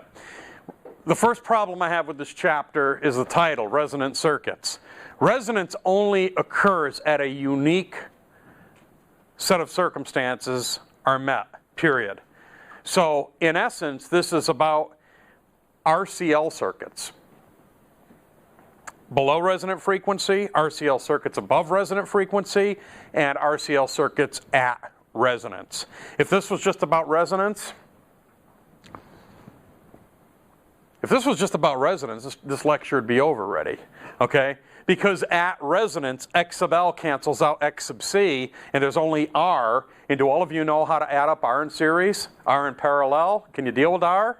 Do you know everything there is to know about R? Then that's the end of the lecture, if this was about resonance, period. Okay, it's a little bit more than resonance. So we'll spend a little bit of time with this here. After completing this chapter, you're going to be able to identify the formulas for determining capacitive and inductive reactance, identify how AC current and voltage react in capacitors and inductors, determine the reactance of a series circuit, and identify whether it's capacitive or inductive. Define the term impedance, solve problems for impedance that contain both resistance and capacitance or inductance, discuss how Ohm's law must be modified prior to using it in AC circuits, solve for X sub C, X sub L. We're not going to solve for S because I don't even know what the heck that is.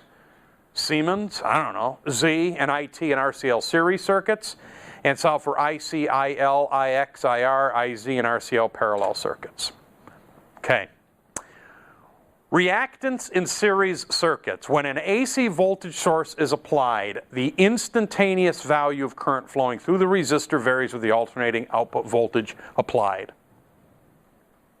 Ohm's law applies. Peak current is calculated from source peak voltage.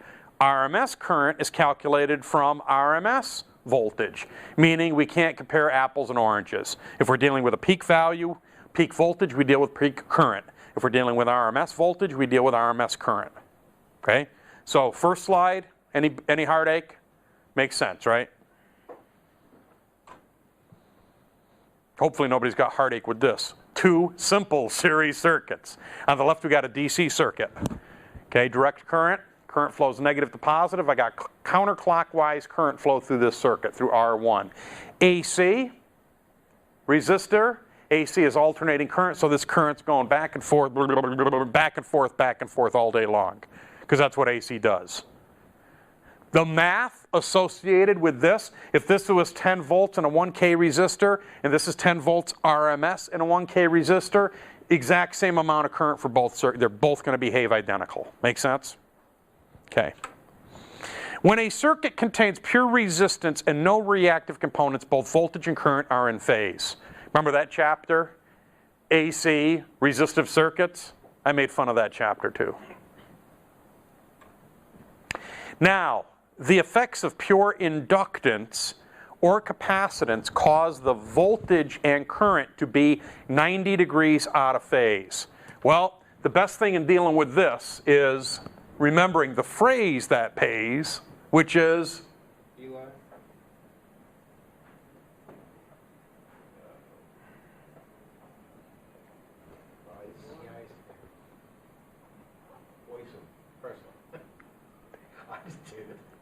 Eli the ice dude. Okay? In an inductive circuit, voltage leads current by 90 degrees. In a capacitive circuit, current leads voltage by 90 degrees. Make sense? An AC circuit typically combines both reactive and resistive components. Voltage and current are in phase in the resistive portion of the circuit. Why? It's pure resistance. They're going to be in phase in the pure resistance portion of the circuit. Voltage leads current by 90 degrees in the inductive portion of the circuit. Voltage leads current by 90 degrees in the inductive portion of the circuit. Why? That was last chapter. Make sense? That's where it gets fun. That's where it gets fun. We'll take it easy though. We use vectors. We use vectors. Everybody put down your pens. Don't take notes on this because this is going to be a dirty word. We're going to use trigonometry. As soon as I say trigonometry, a lot of people get their freak on. Oh, I don't want to do that math, and I can't do that, and I sucked at trigonometry in school. You know what? When I was in school, I sucked at trigonometry too. But you know what? Now I do it. And now I could look at this in my head and almost do it. And I'm not bragging. It's just that I see the direct application for trigonometry with AC. When I was in school and they were teaching me this stuff, calculating out the height of a church steeple, I'm like, I am never going to do that. Why would I be out trying to calculate out the height of a freaking church steeple? I mean, that is stupid. I'm not going to do that. For math, for electronics, this makes sense.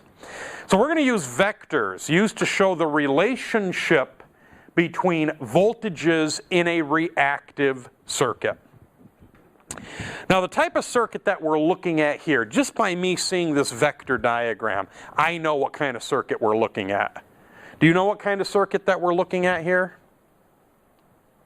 We're looking at a circuit that contains a resistor, and we're looking at a circuit that contains a inductor. This is the voltage across the inductor, and this is the voltage across the resistor. What kind of a circuit are we looking at? What kind of a circuit is going to have two voltage drops? Series circuit, because a series circuit is also known as voltage divider. So just by looking at this, I could tell what kind of circuit that we're looking at. Okay? If you can't, you may want to draw the circuit, right? So this is going to be an AC series RL circuit. Does that make sense? AC, we're going to have two pieces here. One is going to be the voltage, the other is going to be the frequency. In a series RC circuit, we're going to have resistance, which is going to be measured in ohms. And we're going to have inductive reactance, which is going to be measured in ohms. To calculate out this value, I'm going to need to use the formula X sub L equals 2 pi FL. I get the value of F from here. I get the value of L from whatever L equals on my schematic diagram or bill of materials or wherever I'm getting my most accurate data from. Does that make sense? So this is the circuit that we're dealing with. If to analyze this circuit, we have to use these vector diagrams. Now, some of the stuff in this book I kind of dig, some of the stuff I don't dig. One of the things I don't dig is this illustration right here, because this is not accurate. And if you're going to do trigonometry, we probably want to do it right so we could recognize what's really going on. This is not to scale. This is not to scale. They're showing this here, let's round up, this line, this vector right here, they're showing it at a magnitude of approximately 90 volts. 89.5, 90 volts. Make sense? This vector here, they're showing at a magnitude of approximately 45 volts. Now, when I was in school, 45 is half of 90. Does this look like this is to scale? Okay, so what I'm going to do here, everybody got this, what the circuit looks like? Everybody knows it's a series circuit that we're dealing with here? Let me erase this. When you're doing this, when you're doing these problems, I highly recommend you use a straight edge, a ruler. Where the heck is that? That thing was around. Did somebody abscond with that? We had the engineer's rule. Is that around?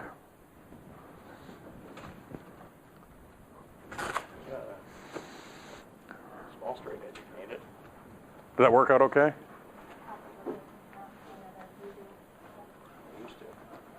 Cool. Gracias. Thanks. Somebody needed it more than we needed it.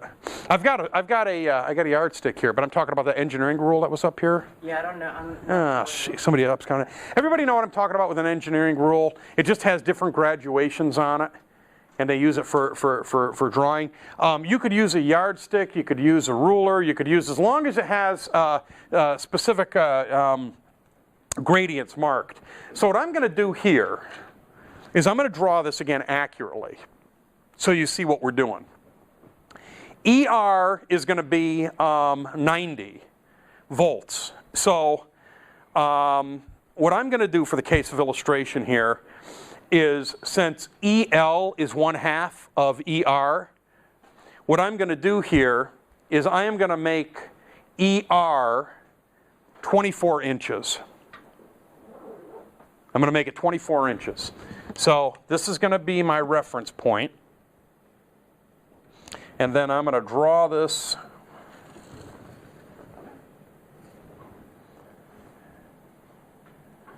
And I'm going to label that ER equals, we might as well use the right number, 80, well, no, let me use my numbers. 90 volts. Everybody see that? So now I'm going to draw EL. EL. And what does voltage do in an inductive circuit? It leads current, okay? So what we have to do is show a 90-degree phase difference of the voltage of the resistor and the voltage of the inductor. Because there is a 90 degrees phase difference between the two. Remember that 90 degrees difference? ER was 24 inches to represent 90 volts. So EL is going to be how many inches to represent half of that? 12 inches. So I'm going to go ahead and draw this. 12 inches. At 90 degrees, exactly. This angle here has to be 90 degrees, because in our resistive portion of the of our vector here, how much phase shift is there through the resistor? How much phase shift does a resistor have? It's not a trick question. Zero. 0 degrees of phase shift through the resistor. How much phase shift is there through the inductor? 90. So this is what I'm drawing right here. Make sense? Okay. So this is going to be, what do I label this?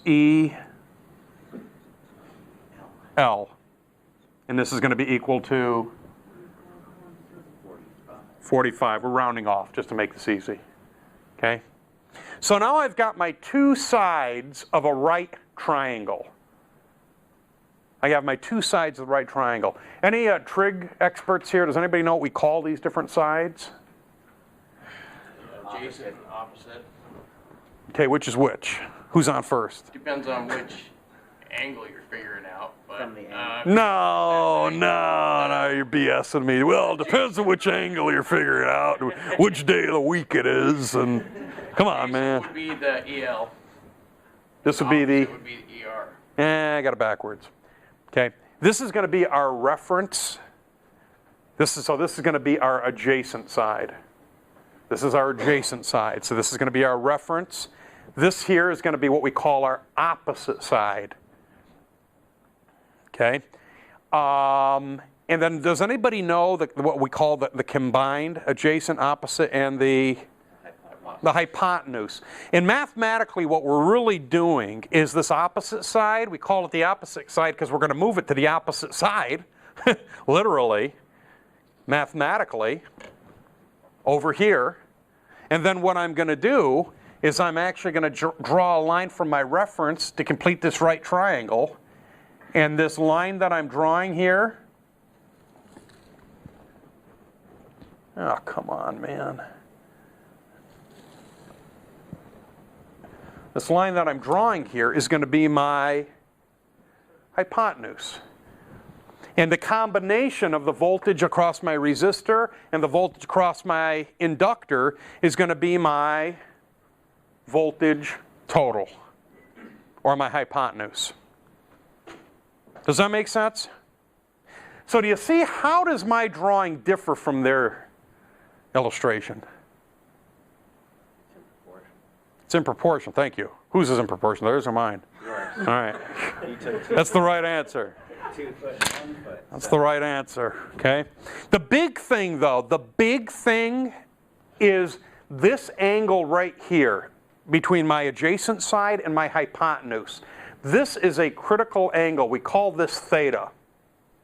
We call this theta. And this shows me how much overall phase shift there is inside this entire circuit. How much phase shift is there in the resistive portion of the circuit? 0. How much is there in the inductive portion? 90. How much is there overall? How much is there overall? Who's good with angles and dangles? Give me a guess on this. What do you think this is? How much? 35 degrees? What was that, 35 you said? Question, 35 degrees. What's another one? 45? Why is 45 a bad answer? I don't want to pick on you, but you threw 45 out there. If both sides were equidistant, it would be 45. If this was 90 and this was 90, it would be 45. So ultimately, just to play it safe, what's the answer going to be here? It's going to be less than 45 degrees. You agree with that?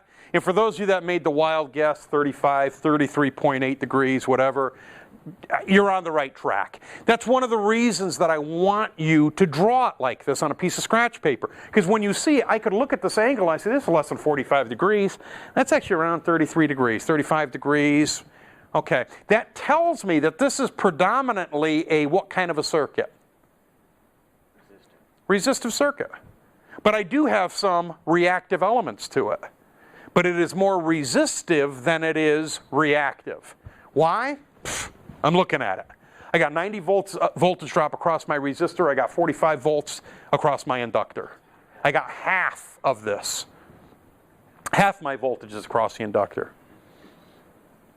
Now, what is the total voltage in this circuit? Give me a guess on what the total voltage is in this circuit. VT.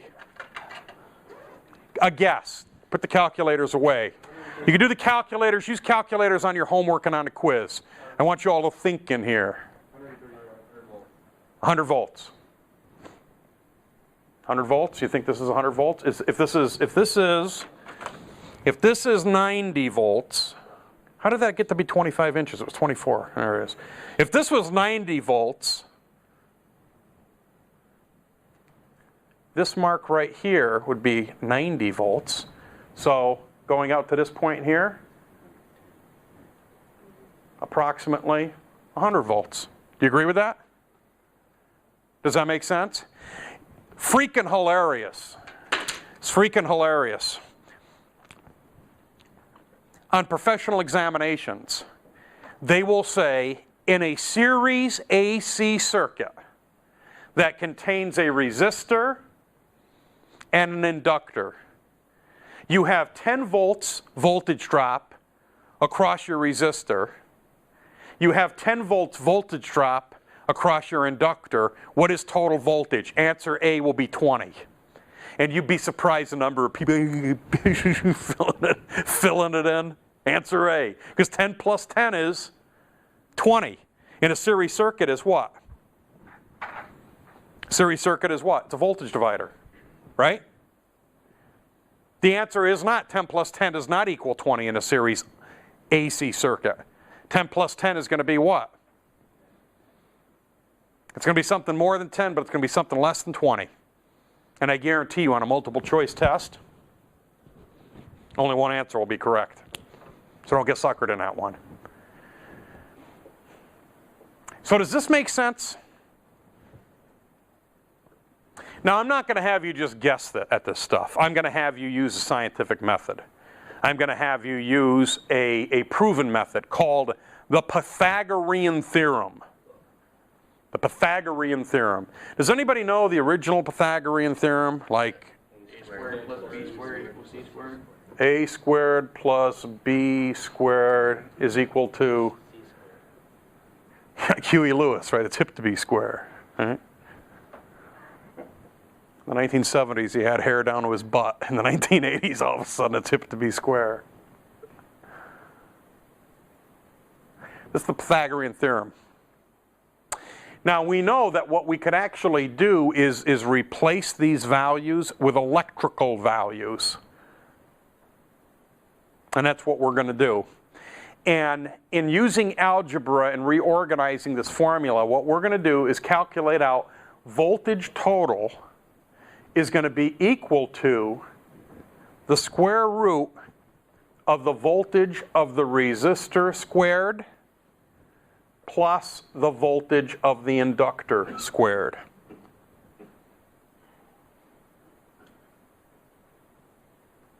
Does anybody know what we call this? When I want to add up these two voltages, what do we call it? We call it the vectoral sum. The vectoral sum. So total voltage in this circuit will be the vectoral sum.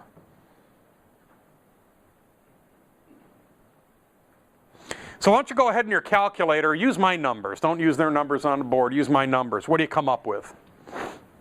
180. 180? No, I. 100.62 volts. 100.62 volts. Peak, RMS? Considered to be RMS. Peak to peak? Yeah. Unless otherwise specified. Thank you. And if it's not RMS, convert it into RMS and then perform the math. Because you should always be dealing with RMS when you're dealing with this. Make sense? Everybody get that number?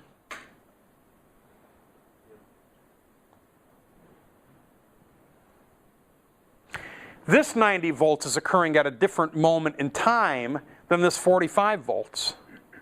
So if we, with asking for VT, we're looking at what's the cumulative overall effect in the circuit.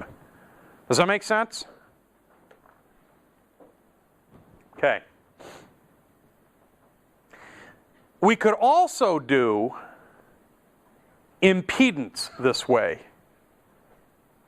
And in doing impedance through this method, it's going to be the same thing. Well, if we're getting a bigger voltage drop across the resistor than we are across the inductor, what does that tell us right off the bat?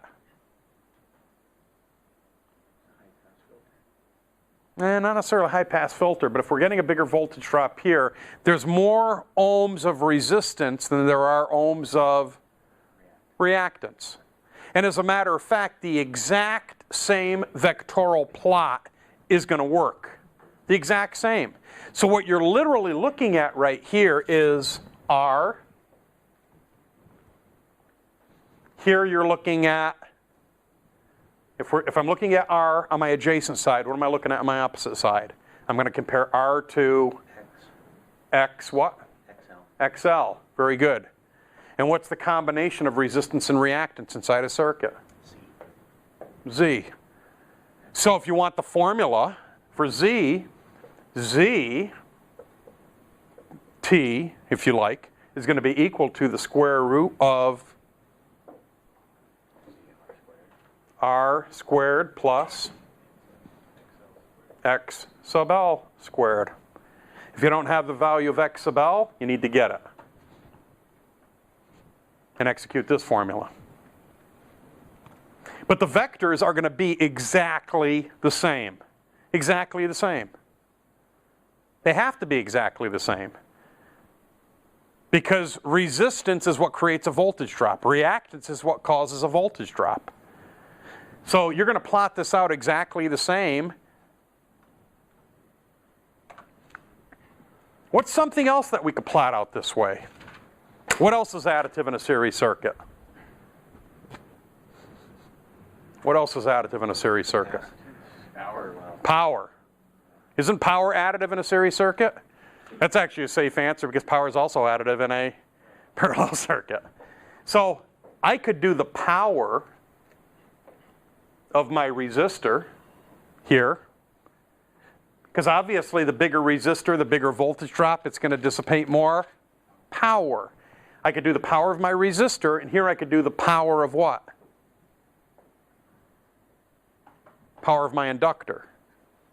And then here, this would be what? My power total? What's the problem with what I just put up on the board? There's a problem. Thank you. So this is what we would call the apparent power. Apparent to who? Apparent to one of Joe Gryniuk's students that dropped out of this program and thought they knew everything about electronics and went on with their life. Because power is additive. I have power across the resistor, I have power across the inductor, that's going to equal power total, right? No, this will equal apparent power. Inductors really don't dissipate energy in the form of heat. So actually I could do that same Pythagorean theorem though. This would be power total, APP, apparent power total, is going to be equal to square root of power of the power of the resistor squared plus power of the inductor squared. There's another thing that we deal with these types of circuits. It's called true power. You know what true power is equal to? The true amount of power being consumed in the circuit. How much is the true amount of power being consumed in the circuit? The power being consumed by the resistor. So a true power is going to equal this vector, period. There is going to be no power total. Power total is going to be PR. That's going to be true power in the circuit. But mathematically, the same vectors would work. It's just apparent power is kind of irrelevant. It's not the truth. That's why we have true power. True power gives us the truth. Does that make sense? The only other thing that you could work with here is, or the only other thing that you need to solve, be able to solve for this in a series circuit, is angle theta. Angle theta. And if you know any two sides of the right triangle, you could solve for angle theta. And one of the phrase that pays, the one that I always remember, it's silly, don't laugh, got me this far in life, right? Some old horse came hopping through our alley. Some old horse came a-hopping through our alley. Sine function, opposite over hypotenuse. Cosine function, adjacent over hypotenuse. Tangent, opposite over adjacent. So let's go back to the original numbers that we had here. I had the opposite and I had the adjacent. Opposite and adjacent. So why don't you go opposite 45 divided by 90? 0.5? And what's the tangent of 0.5? Or inverse tangent, put that into degrees. That's tangent with a little -1 up above it, inverse tangent. Key on your calculator.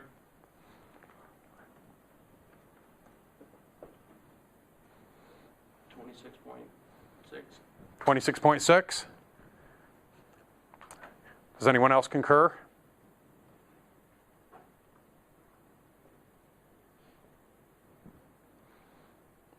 Who else got that? Mark, did you get that? 26.5. 26.5? Got to make sure your calculator's in the degree mode on these. If your calculator's not in the degree mode, if it's in radians or gradients, you're going to get goofy numbers. So all you have to do is take this opposite, divide it by adjacent, 45 divided by 90, then take the inverse tangent of it. That's tangent. Typically in your calculator, it's second function, tangent -1. Everybody get that? Everett, did you get that? I could tell, man, I got the best seat in the house up here, man. I see dudes like, all of a sudden, like getting shifty, squirming in their seats and stuff. It's just that this calculator does things different.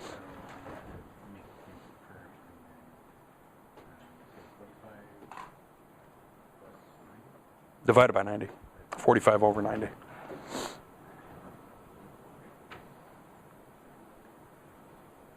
Yeah, look at that, 26.56. So we were all wrong. Well, no, I was right. I said it was less than 45. We had a 35. That was in the ballpark. That was in the ballpark. Definitely not 45, and we knew it was less than 45, so 26.6 degrees. I said percent here, degrees. Degrees. That's how many degrees we are. So if you told me, there's so much, by this illustration, there's so much that I could tell. By just looking at this, I could tell this is a series RL circuit. I could tell that this is predominantly a resistive circuit, but it has some reactive components. By me seeing that it's 26.6 degrees angle theta, that tells me that it's predominantly resistive and it's not reactive.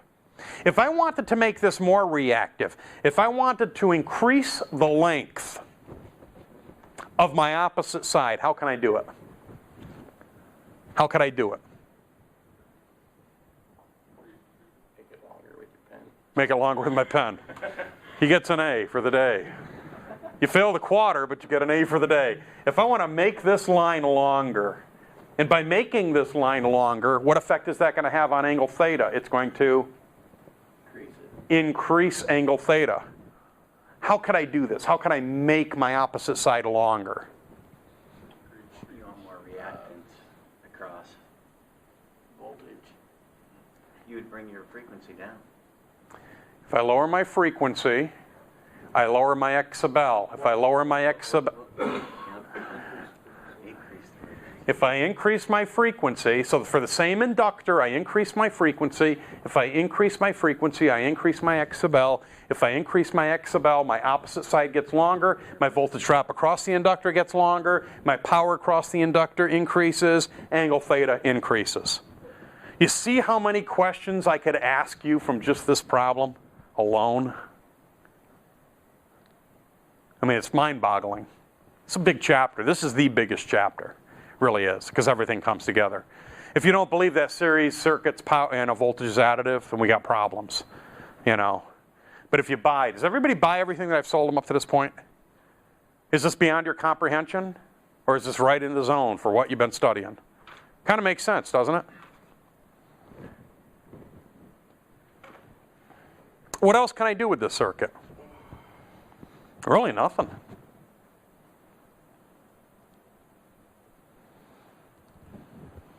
What's current in this circuit? First of all, what kind of circuit is this? What's the most important thing about a series circuit? Current's constant. So what is current going to be for this circuit? How would we calculate out current in this circuit? How would I calculate out total current for the circuit? IT equals E over R. In an AC series circuit like this, do I have R anymore? Bzz, close. You have R and XL. And what do we call the combination of that? Z. Well, you need to find XL first. Absolutely, that goes without saying. But this formula IT is going to work as long as it's ET over ZT. How do I calculate out ZT? With this formula right here. How do I calculate out this formula here, R and X sub L? I got to calculate out X sub L. 2 pi FL equals X sub L. Once I have X sub L, I plug it into this formula. The vectorial sum of R plus X sub L. Once I have that, then I could solve for IT. IT is equal to E over ZT. And where would I plot that out on this here, on my vectorial plot? Where would I get plotted? Down the bottom? Where? On the same vector as what? Resistance. Absolutely. Why? Because resistance is in phase with current. And total current is total current. Whatever's happening at one point is happening at the other point. There's no phase shift of current in the circuit. I mean, from any point in a series circuit. So this is also going to be IT is going to get plotted out on this vector. IT. Does that make sense? There's a lot going on here. A lot going on here. So, to calculate out any vector, use the Pythagorean theorem, which states E is equal to the square root of ER squared plus EL squared. We call this the vectorial sum. The vectorial sum can be used when two legs are known. Vector representation allows the use of trigonometric functions to determine voltage when only one voltage and phase angle is known. The two voltages are known. Sine theta is equal to voltage of the inductor over voltage total. Cosine theta, ER over ET. Tangent theta, EL over ER. I remembered that over here by sine, opposite over hypotenuse. Cosine, adjacent over hypotenuse. Tangent, opposite over adjacent. If you can't remember that, remember some old horse came a-hopping through our alley. Get that on your scrap paper, because I'll tell you what, when I start hitting you on a quiz with these questions, you're going to forget this stuff. I give you any two of those sides, you're going to be able to calculate out what angle theta is. If angle theta is greater than 45 degrees, it's going to show you that it's predominantly a reactive circuit. If it's less than 45 degrees, it's predominantly a resistive circuit. If it's 0 degrees, it's purely resistive. If it's 90 degrees, it's purely reactive. If it's 45 degrees, it's perfect. Half resistive, half reactive.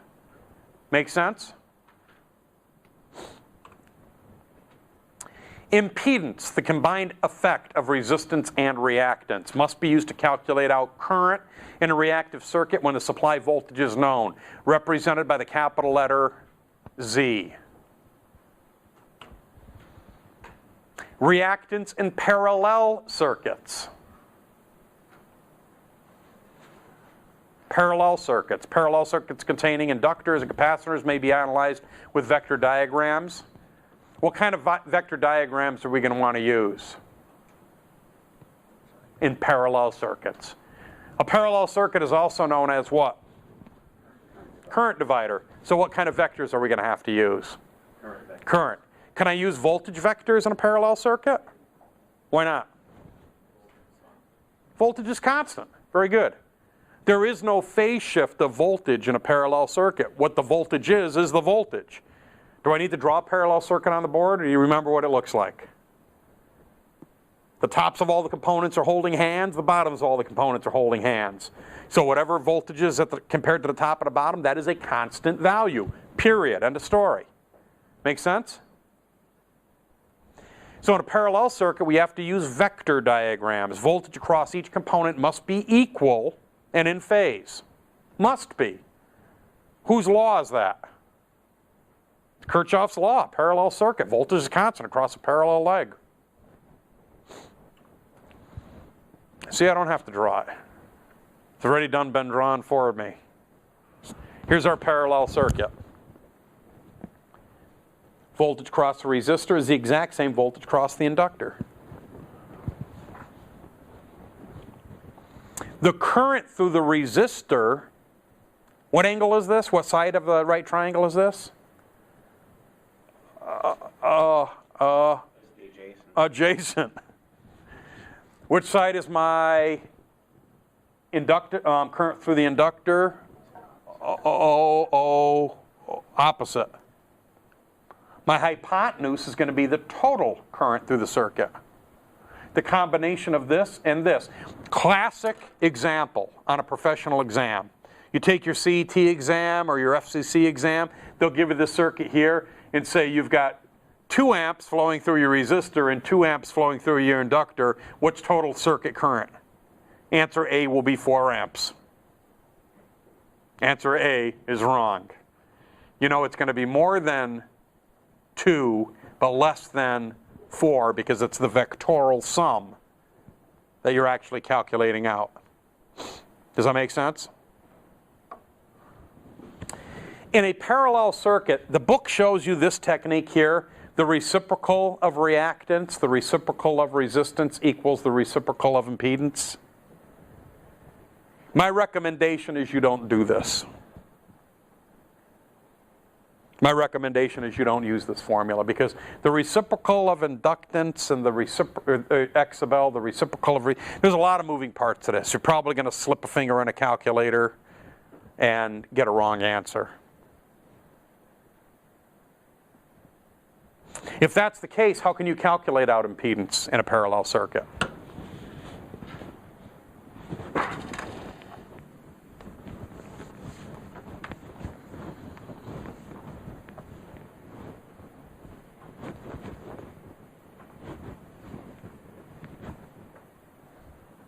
How can I calculate out impedance in a parallel circuit? How did I calculate out resistance in a simple DC circuit? R is equal to what? Ohm's law. Current times.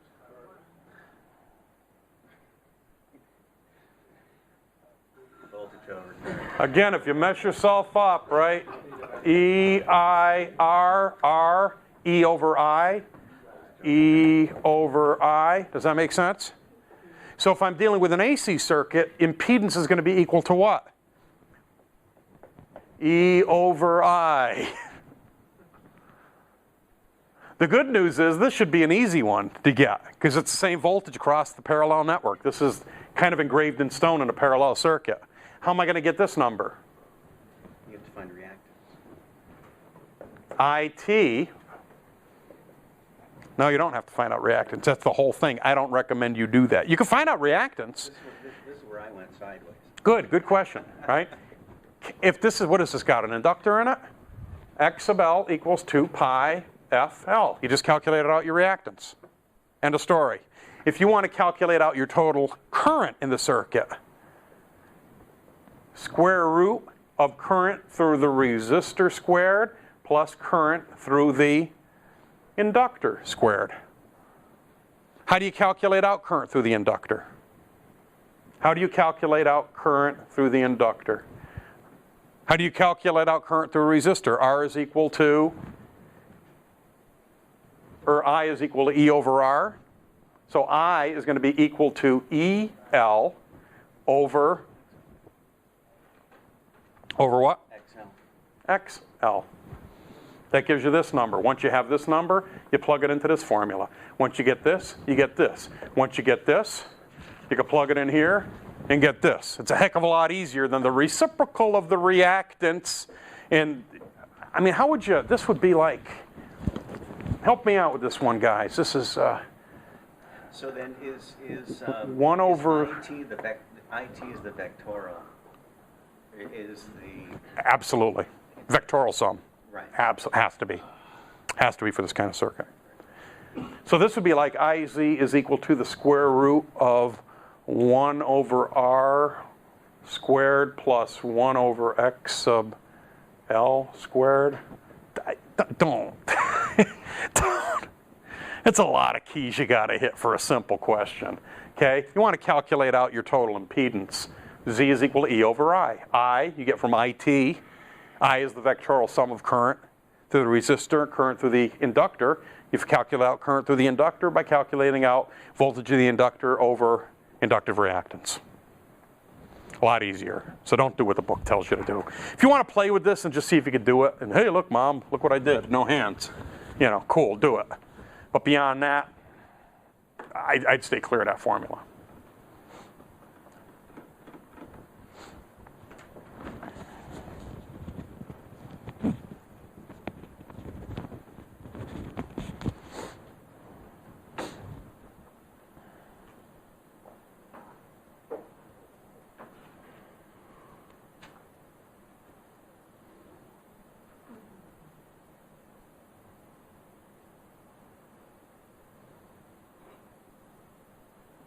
Actually, there's a cool formula. Want me to show you a cool formula? Or you guys had enough cool formulas?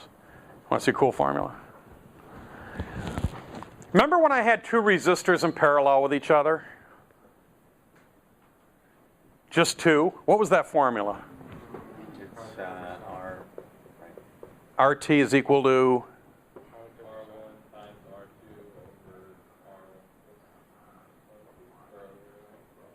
Product over the sum.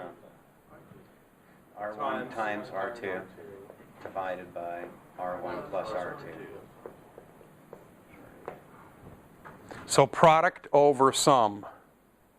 So we could substitute this and turn this into an AC formula. Instead of RT, what do we call RT?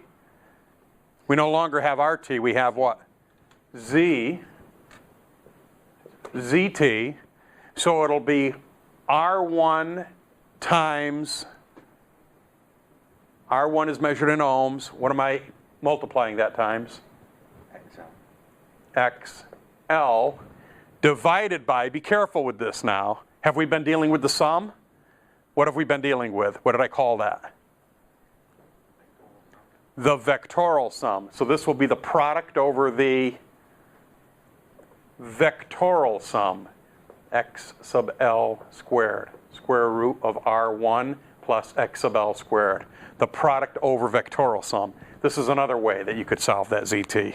And you already know how to do it. Because in DC, you all remember this formula, product over sum, right? So no longer are we dealing with the product over sum. We're dealing with the product over sum, but we have to now deal with the product over the vectoral sum. So if you really want to have fun with Z, calculate it out this way.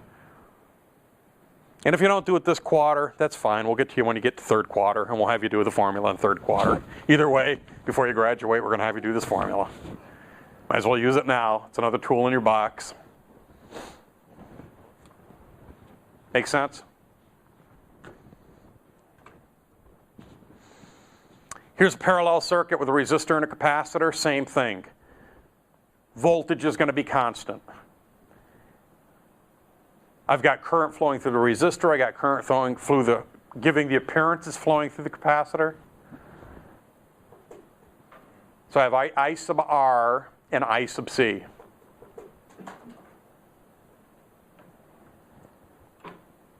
The impedance of a parallel RL and RC circuit is smaller than both the individual resistance or reactance, right? Because we know that ZT has to be less than the value of least.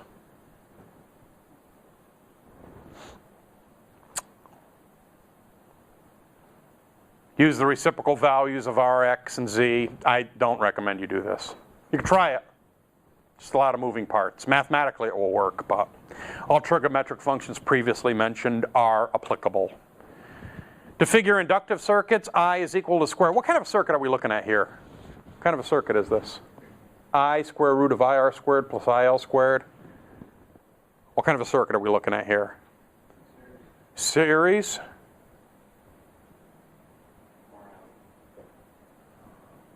Is it a series circuit or a parallel circuit?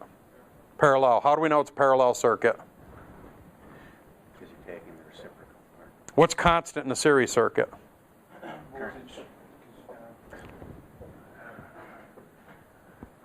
Saying it backwards. What's constant in a series circuit? Current.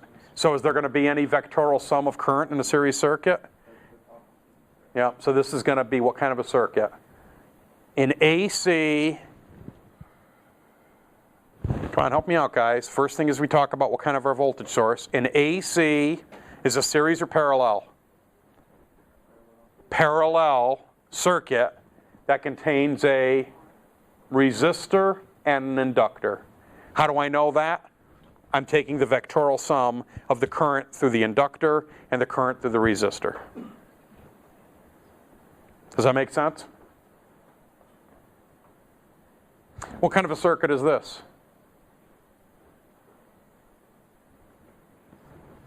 AC, parallel, RC circuit. How do I know that? Because I'm taking the vectoral sum of the current through the resistor and the current through the capacitor. If this were a series circuit, they're the same. Current's constant in a series circuit. Make sense?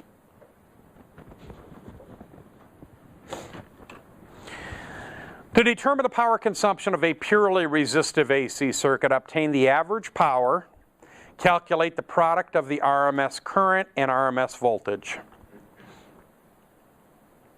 It's average power.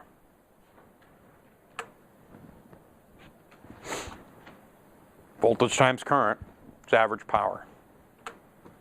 Power factor, the ratio of true power in watts to apparent power in voltamps. True power is measured in watts because true power is the only power that's actually being consumed in the purely resistive element of the circuit. Is the reactive element of the circuit consuming any power? No. Okay. Now, remember how this chapter is titled Resonance? We haven't even talked about resonance yet. Now we're going to talk about resonance. Resonance, a resonant device produces a broadening and dampening effect. Resonant circuits pass desired frequencies and reject others. An example would be a television tuning circuit. An example of resonance is plucking a guitar string. When you pluck a guitar string, it vibrates at a unique frequency. It is resonating. If you get a piece of china and you ding ding the china, the frequency it resonates at, ironically, is called its resonant frequency. The biggest example of a man-made device resonating took place here in Washington State. The Narrows Bridge. The wind blew across the original Narrows Bridge. We're, I think, on version number 3.0 right now. The original Tacoma Narrows Bridge, the wind was blowing and it began to resonate at its unique frequency, which meant basically it would break itself apart. That was mechanical resonance. In electronics, resonance is when, take notes on this, in electronic, resonance is when X sub L equals X sub C in a circuit.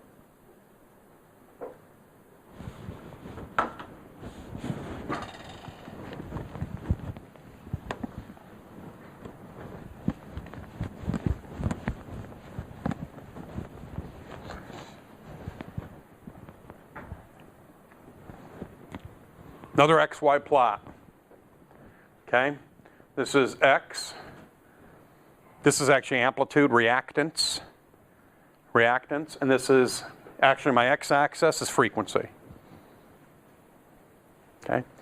When I have X sub L equals 2 pi FL, when I'm at a low frequency, my X sub L is going to be at that looks like a C. Low. So at a low frequency, X sub L is low. At a high frequency, X sub L is high. At a medium frequency, it's medium. Make sense?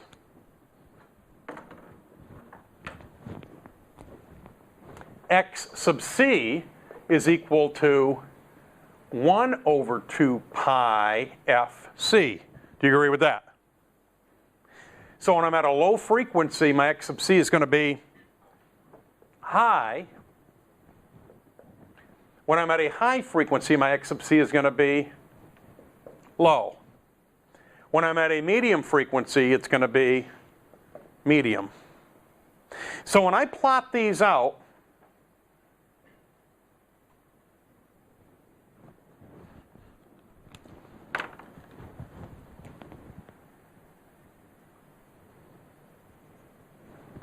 this is X sub L, and this is X sub C. This is what I'm going to get. Because at low frequencies, X sub C is high. At high frequencies, X sub C is low, and the opposite is with the inductor. So when I combine both of these circuits, both an inductor and a capacitor in a circuit together, and I apply the frequency that hits this sweet spot right here, the point at which X sub C equals X sub L, this point right here is called resonance.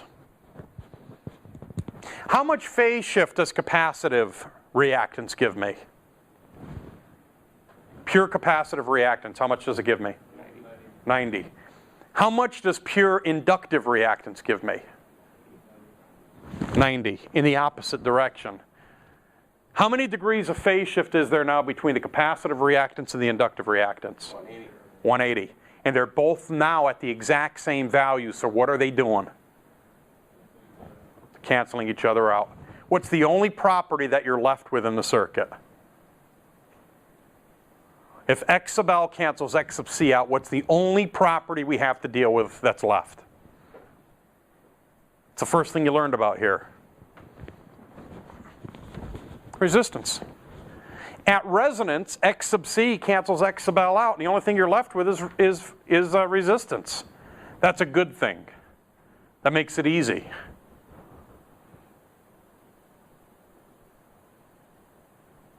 Because remember, like several chapters ago, it was a resistive AC circuit. That was easy, wasn't it?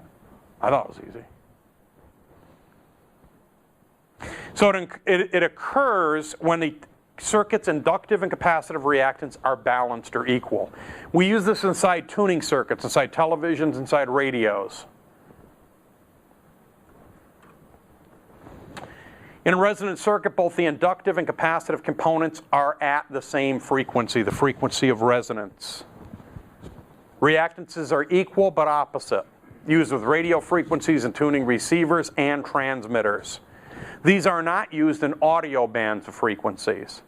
Because in audio, we're specifically talking about what? What type of resonance? Acoustic resonance. And acoustic resonance, believe it or not, this room, this space, has an acoustic resonance to it. And if you find that sweet spot and you put your speakers in just the right location, pow, music is going to pop, things are going to happen. That's acoustic resonance. Here we're talking about electromagnetic resonance of a signal. In summary, Ohm's law applies to AC circuits the same way as it does DC circuits. The AC current lags the voltage by 90 degrees in the inductor. The AC current leads the voltage by 90 degrees in a capacitor. We use vector representation to depict this.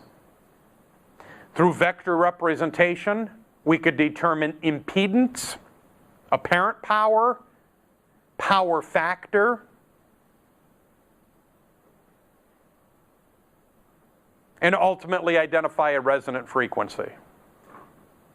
Resonant frequency is where X sub C equals X sub L. And they cancel each other out. Anybody have any questions on anything we discussed in this chapter? There's a lot going on in this chapter, but really this chapter is nothing more than X sub L equals 2 pi FL, X sub C equals 1 over 2 pi FC. When they're equal to each other, you're at resonance. Check this out. Check this out. If I'm below resonant frequency, if I have a circuit, a series circuit that contains a resistor, an inductor, and a capacitor, and I am below resonant frequency, what kind of a circuit am I dealing with? You're looking at the answer. If I'm below resonant frequency, what kind of a circuit am I dealing with predominantly? Capacitive circuit. If I'm above resonant frequency, what's the predominant value that I'm going to be dealing with? Inductive. The blue cancels out the red, the blue wins. If I'm above resonant frequency. If I'm below resonant frequency, the capacitor wins. So you're either going to be dealing with an X sub C circuit, an X sub L circuit, or a purely R circuit at resonance. Make sense? Don't expect you to all be experts on this chapter. I mean, we want you to be familiar with phase shift. We want you to understand the trigonometric functions that are taking place here. And obviously, we expect you to be able to solve some of these basic problems. But I think you guys did that for me. I saw you do it in the simple series circuit that I had. Calculating out angle theta, calculating out the length of my hypotenuse. Kind of funny, you guys all calculated out the length of my hypotenuse tonight. It's pretty entertaining. And you got it right. Any questions on this chapter? Okay, we're going to do a brief 7-minute break. Okay, because then we come back, we're going to do chapter 18. Other than that, we're going to have to defer.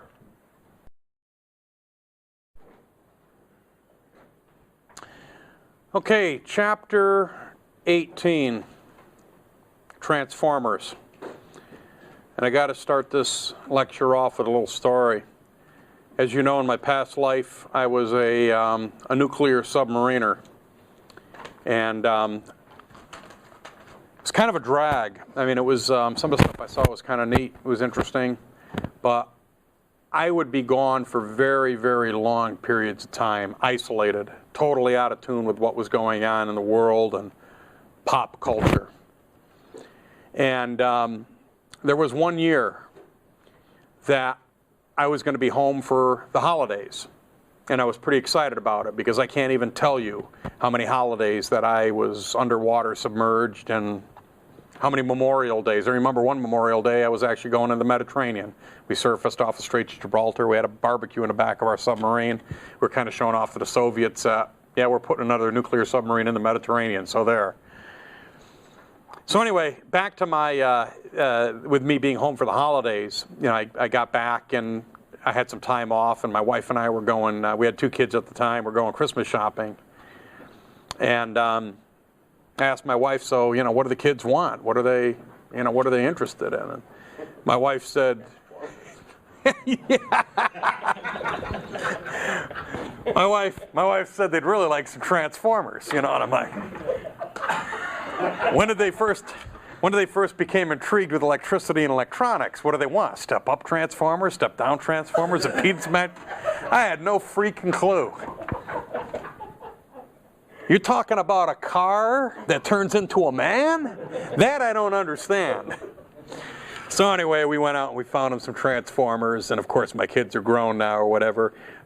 They wish that they had taken better care of their original transformers, as they'd be able to sell them now on eBay and make a ton of money. Instead, they were, hey Dad, look at this. You know, I'm lighting my transformer on fire. You know, which I don't blame them. That was kind of the same thing when I was growing up. Actually, believe it or not, I still have my original Lionel train. It's in a state of disrepair. It still works. But I mean, I used to have that thing. I used to get the track, like put it in an S and then a straightaway, and then it would just like go right over the stairs and down. You know? And if I'd only taken care of that, I probably could have sold that on eBay and retired now, you know, in mint condition. But no such luck. Anyway, we're going to talk about Chapter 18, which is our final chapter in the LEC 110, Transformers. After completing this chapter, we're going to be able to describe how a transformer operates, explain how transformers are rated, explain how transformers operate in a circuit, describe the differences between step-up, step-down, and isolation transformers, describe how the ratio of voltage, current, and number of turns are related with a transformer, describe applications of a transformer, and identify different types of transformers. First of all, electromagnetic induction. This is nothing new. The action caused when two electrically isolated coils are placed next to each other. The AC voltage is put across one coil, resulting in a changing magnetic field that induces a voltage into the second coil. So what this is like is having an inductor. Remember how we build up that magnetic field? The only thing is we're going to put that magnetic field in close proximity to another inductor, so when the magnetic field collapses, it collapses into the second inductor or secondary winding. The device they use to create this action is called a transformer. Transformers, the coil containing the AC voltage is the primary winding. The coil in which the voltage is induced is called the secondary winding. Now, transformers have what's known as a coefficient of coupling. And it's going to be a number anywhere from 0 to the number 1. 1 indicating that all primary flux lines cut the secondary windings. 1 as in 100%. Make sense? A 0 indicates that none of the primary flux lines cut the windings. If you have bought a transformer with a coefficient coupling of 0, you've done been ripped off. Okay, it's not going to do anything for you because none of the primary flux lines are going to induce any current. The design of a transformer is going to be determined by the frequency at which it will be used. Low frequency, like for power applications, 50 hertz, 60 hertz, 400 hertz. We'll use iron core transformers. And by using an iron core, that helps increase its level of efficiency. Because remember, using a ferromagnetic core will enhance the electromagnetic effect. High frequency applications will use air cores. Because if you use a metal core, sometimes bad stuff will happen with that expanding, collapsing field. You're going to get a lot of molecular shift, and you're going to get heating, and you're going to get losses, eddy current losses, and a variety of different things. So some of these high-frequency transformers, they'll just use air as a core. A transformer is also designed and determined by the power that it must handle. How much power can it handle? And that's going to be measured in volt amps.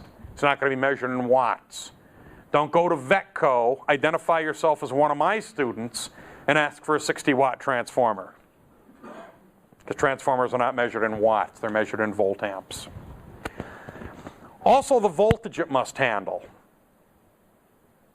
Voltage is going to be a factor because of the dielectrics that are used. If you put too high of a voltage across 2 points that are too close to each other, you can end up with arcing. So all transformers are not created equal. High voltage transformers are used for high voltage applications. Transformers, again, are rated in volt amperes. One of the things that you need to pay attention to is what's called the dot convention. The dot convention. If we're looking at a schematic diagram here and there's a dot here and a dot here, that means that whatever you put into the primary will be in phase with the secondary.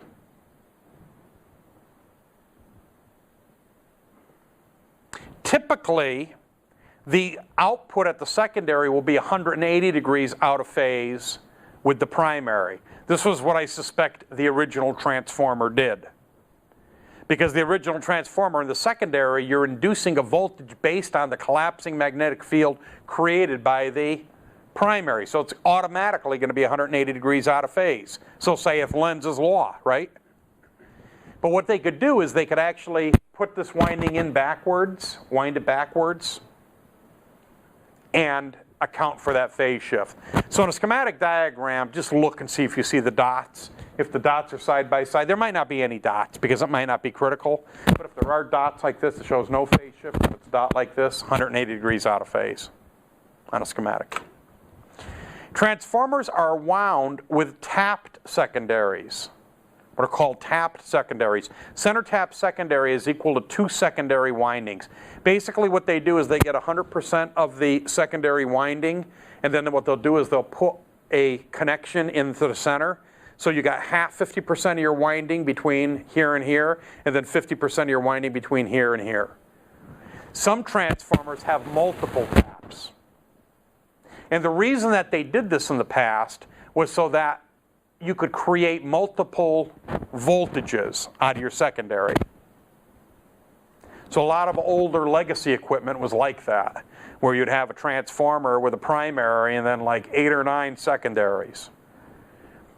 I remember the last thing that I really remember working on was it was a hi-fi, high fidelity, stereo hi-fi. It belonged to my sister. And this is like back in 1983 or something. And it just stopped working. And it was a nice unit for the day. AM, FM, stereo, you know, the phonograph player. The whole thing was dead. I get in there, I start looking. Transformer had failed. So it's kind of like, I think that transformer cost like $72. This was pretty expensive back in, you know, but still it was an expensive, you know, it was $500 stereo back then. It's like you put a fifth into it, you know. But I troubleshot it, and I was pretty sure it was a secondary. So I ordered, it was Fisher brand, and I ordered directly from Fisher a replacement transformer, put it in, good to go. The funny thing about it is they had no protective device on it. So when a malfunction occurred, it took the transformer out, pretty expensive piece to take out. So I retrofit a fuse in there to prevent this from happening again in the future. So I don't think she's still using it. So it's kind of old school. Would have been nice if she kept it. Transformers around with that tap secondary is also used for power supply to convert AC voltages to DC voltages. Transformer doesn't do the conversion, but a transformer will get a high voltage and then make it a lower voltage so that it can be converted to a DC voltage. The principle that all this operates on is what's called mutual inductance. The primary induces a voltage into the secondary, and the secondary induces a voltage back into the primary. So one of the things, in order for this to take place, and this is not a trick question, but you will see this on some professional exams. This is your source, connected directly to the primary. The secondary has to be connected to the load. If the secondary is not connected to the load, it's not going to induce any current, because current's got to have a place to move. So if this was just an open circuit right here, where would the current go? It's got no place to shake back and forth to, in essence. So you've got to connect the load up to the secondary in order for you to get this mutual inductance. The primary having influence on the secondary. Turns ratio determines whether a transformer is used to step up, step down, or pass a voltage unchanged. And this is, by the way, what transformers are used for. Step up, step down, or pass a voltage unchanged. By passing a voltage unchanged, we call that an isolation transformer. An isolation transformer, isolation is really the number one reason to use transformers. Keep us isolated from the source. Electrons,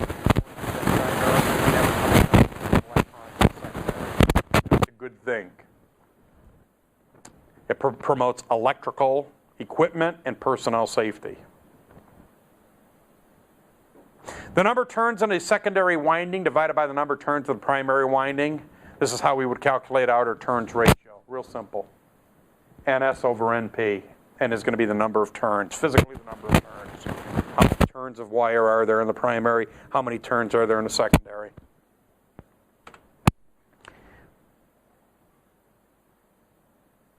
A step-up transformer is going to be a transformer with a secondary voltage greater than its primary voltage. And this is going to be expressed as in voltage of the secondary over voltage of the primary, or number of secondary turns over number of primary turns. For this type of a transformer, the turns ratio is always going to be greater than 1. It's always going to be greater than 1. Which means 1 turn in the primary, 2 turns in the secondary. 1 turn in the primary, 2 turns in the secondary. Meaning the secondary is going to have how much voltage as compared to the primary? Twice as much. This is a typo. This should say step-down transformer. Step-down transformer is a transformer that produces a secondary voltage less than its primary voltage. This will always have a turns ratio less than 1. This might be 2 turns in the primary, 1 turn in the secondary. 2 turns in the primary, 1 turn in the secondary. Meaning we put in a high voltage and we get out a proportionally lower voltage. When a transformer steps up the voltage, it steps down the current. Now this here works great in the world of theoretical electronics, fantasy electronics. This is showing that power of the primary is equal to power of the secondary. Power of the primary is equal to current of the primary times voltage of the primary. Everybody understand this math? Straight Watt's law. Is going to be equal to power of the secondary, current of the secondary times voltage of the secondary. What's the only flaw with this? This assumes 100% efficiency and no resistance. You think we get 100% efficiency out of a transformer? Most of the transformers you screw around with in the lab, they may be 60% efficient. I had a student in my class in the past, he worked in aerospace for a supplier for actually satellites. They supplied components for satellites, outer space satellites. And they had a couple transformers, really, really expensive, tens of thousands of dollars. And those were like in the low 90% efficiency. But they were like, you know, precision wound and special, you know, cores, and you don't want to have to buy stuff like that. You don't want to buy replacement parts like that. The current is inversely proportional to the turns ratio. This is expressed as IP over IS. Equal number of turns in the secondary divided by number of turns in the primary. So this is really straightforward. Impedance ratio. One of the big things that we want to do with transformers is what's called impedance matching. Impedance matching is essential so that we get the maximum power transfer from our source to our load. This is why, Mark, in your past life, right, you got 8 ohm speakers, right, you got to make sure that you're matching that to your output. If you're not going to get maximum power transfer. Have all of you heard of that before, like 8 ohm speakers? Okay, you don't want to hook 4 ohm speakers up to an 8 ohm output. You can, and it's going to work, but it's not going to work efficiently. You're not going to get maximum power transfer. In order for you to get maximum power transfer, you have to match the impedance. One of the simple ways of matching the impedance is using what's known as an impedance matching transformer. And an impedance matching transformer, real simple, impedance of the primary, impedance of the secondary is going to be equal to the number of turns of the primary squared over the number of turns of the secondary squared.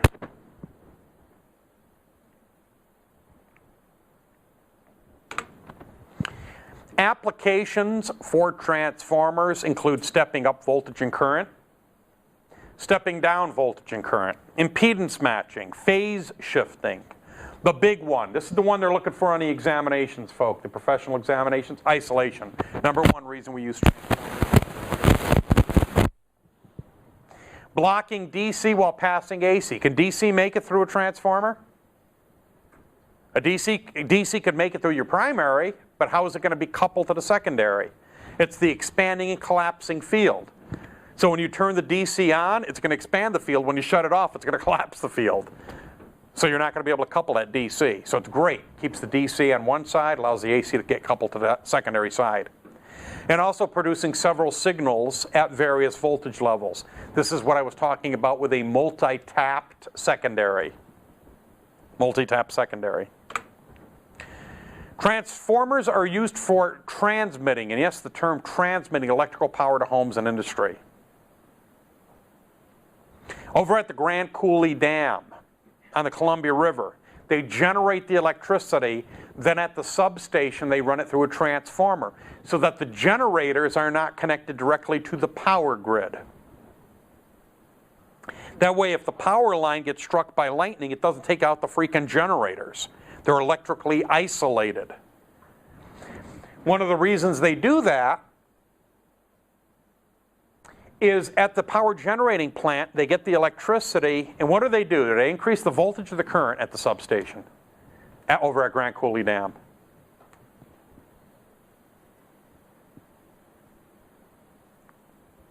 Whatever way you answer, the next question is going to be why. What do? They generate the electricity over at Grand Coulee Dam, and what do? Do they increase the voltage or do they increase the current? Bzzz. Had a 50-50 shot at that one. They increase the voltage. Why?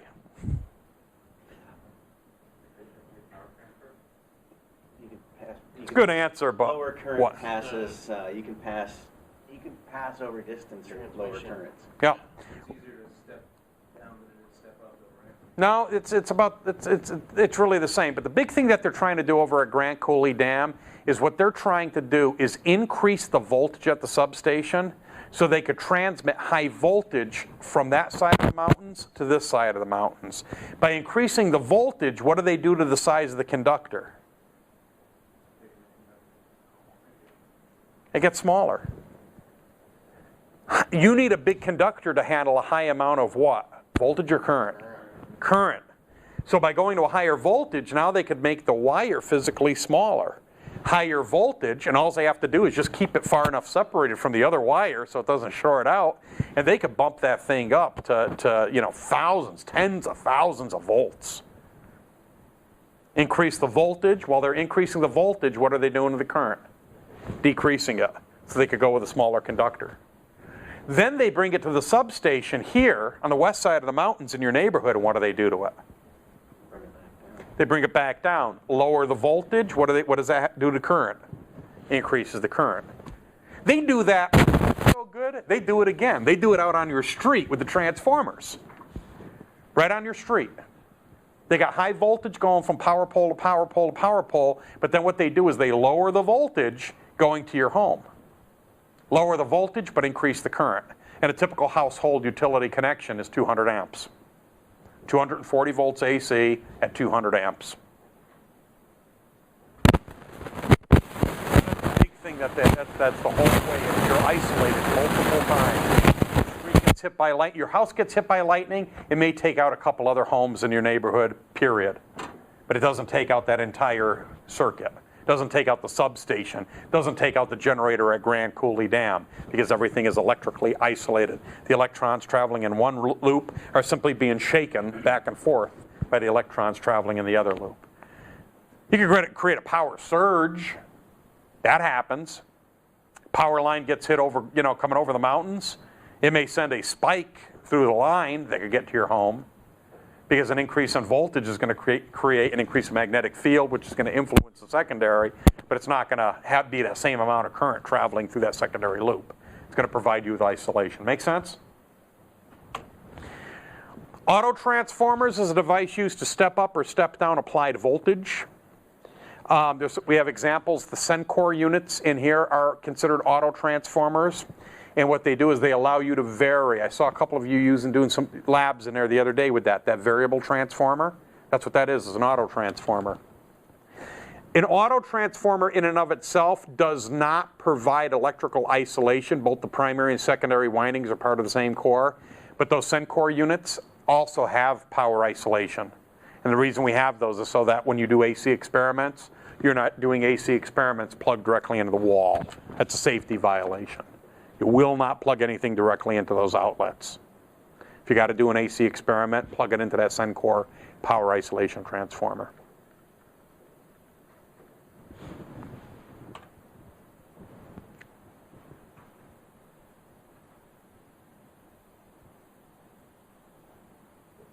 What about coils on cars? Are coils on cars like transformers?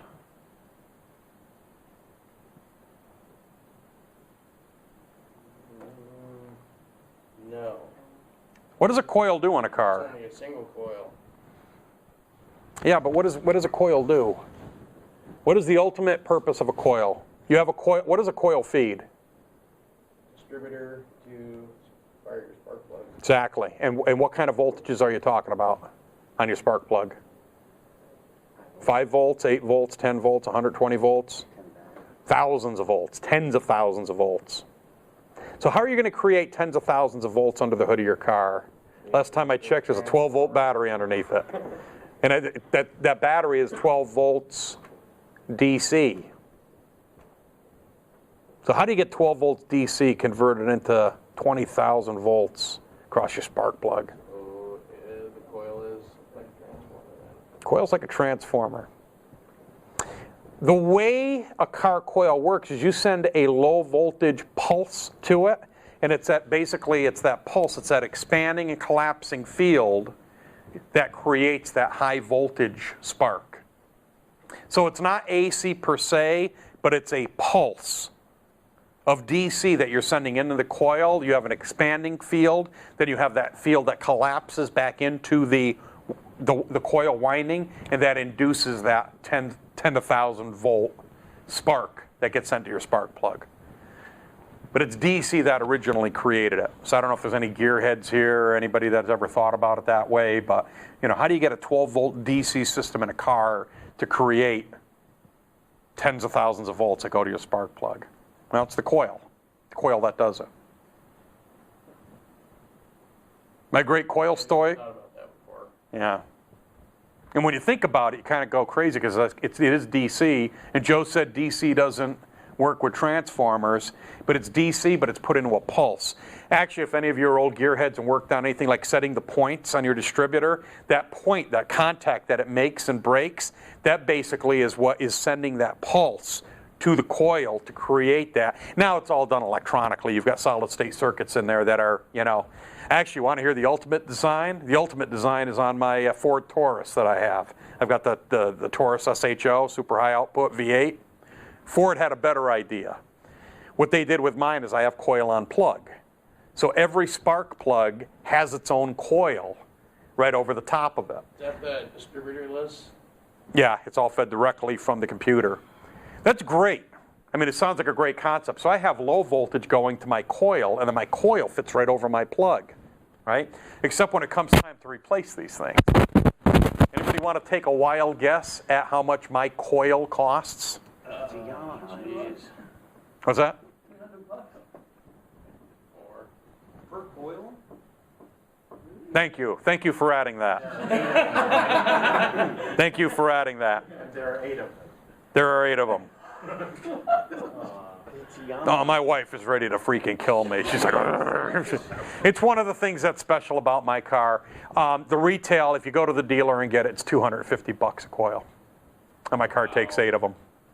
So the maximum, and a lot of you are going to grunt and groan at this, it takes me, working on my car, 8 hours to get to my rear coils because the engine is shoehorned in there. And then even with that, I'm bleeding. I'm like, oh, it takes me 8 hours to get back there. So whenever I do a 100,000 mile tune-up and I basically put in new plugs in the back, I buy 4 coils. And because the coils in the back are prone to a lot more heat and failure, but I figure since I'm back there, So you're talking $1,000 worth of coils on a spark plug. This was not very reliable. Not with all the heat in the back of the engine, but that's another story. You know, I mean, it's.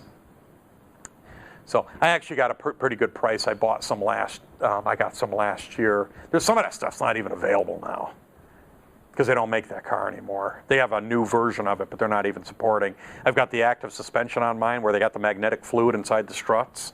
So it sends a voltage, and within 1 millisecond, it stiffens my struts as I drive. I had one of those fail. Okay? That's a $328 strut. But Ford doesn't make them anymore.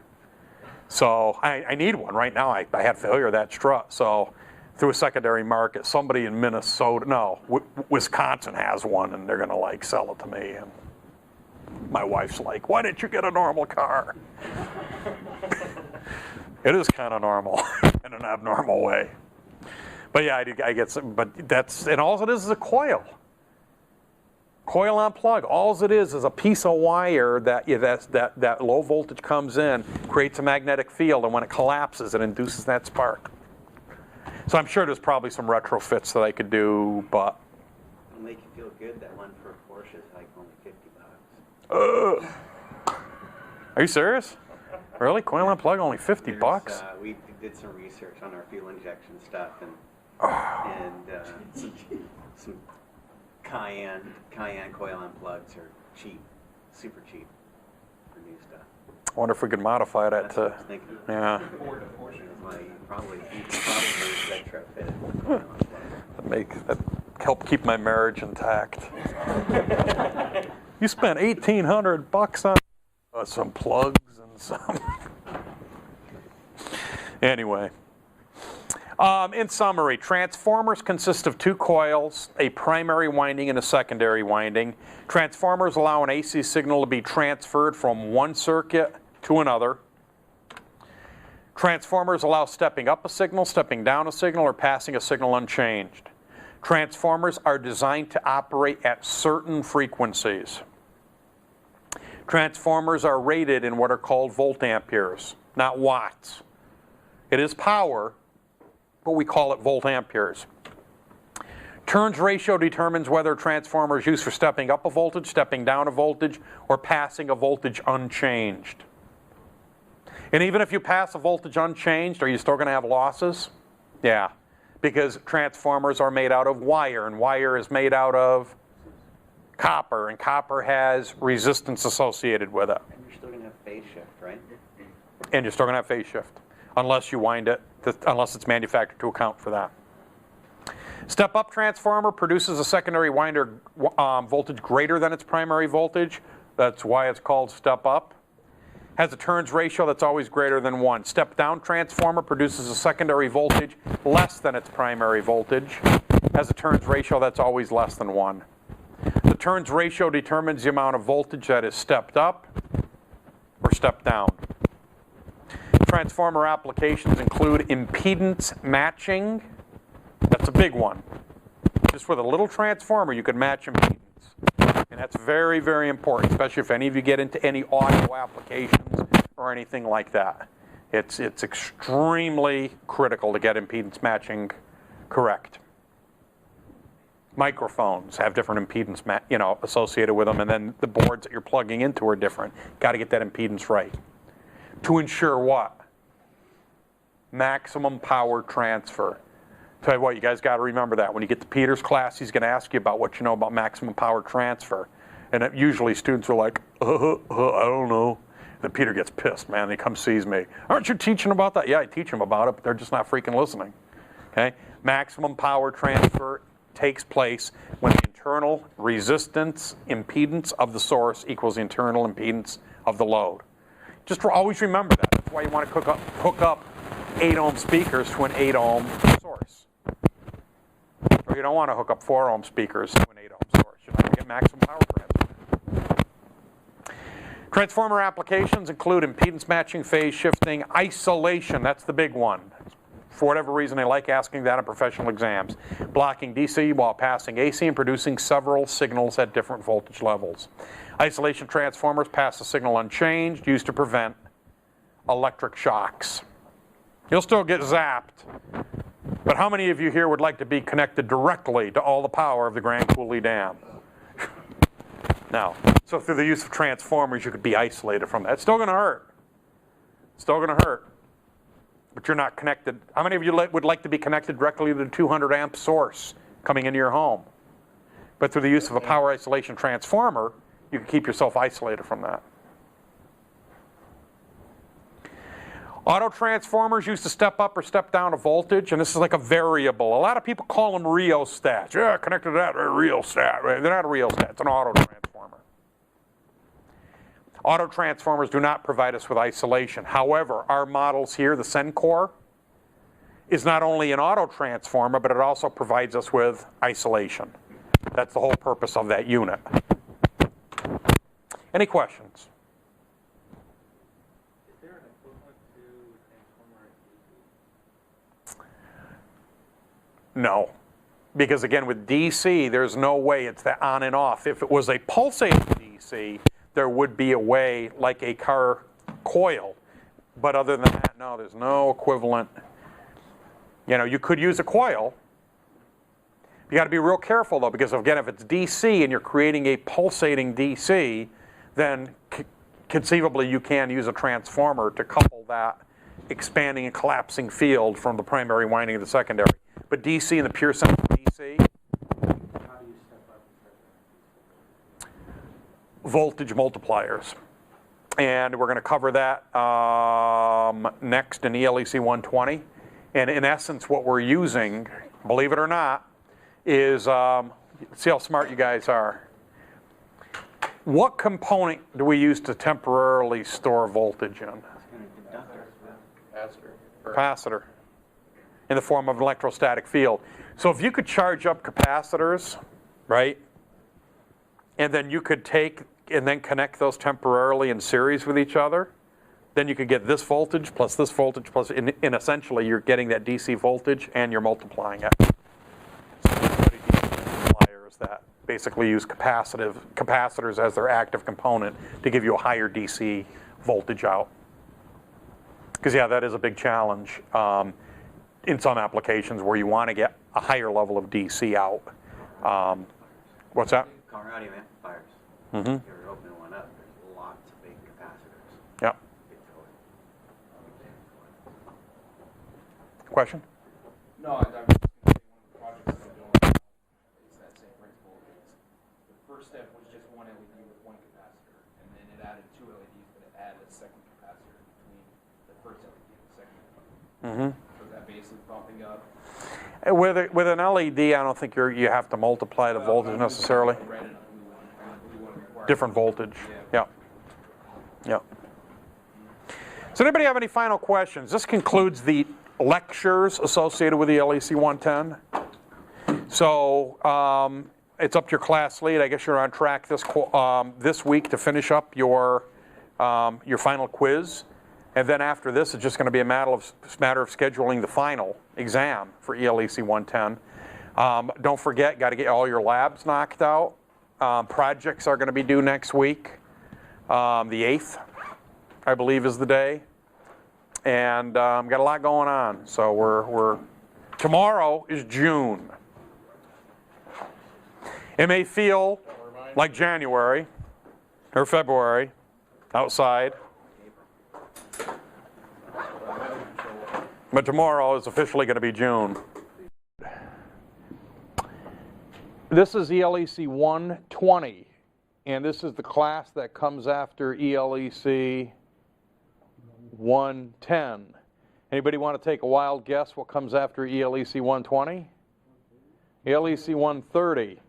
And most likely in the fall, you'll have, when you take that class, it'll be taught by my esteemed colleague, Mr. Peter Welty.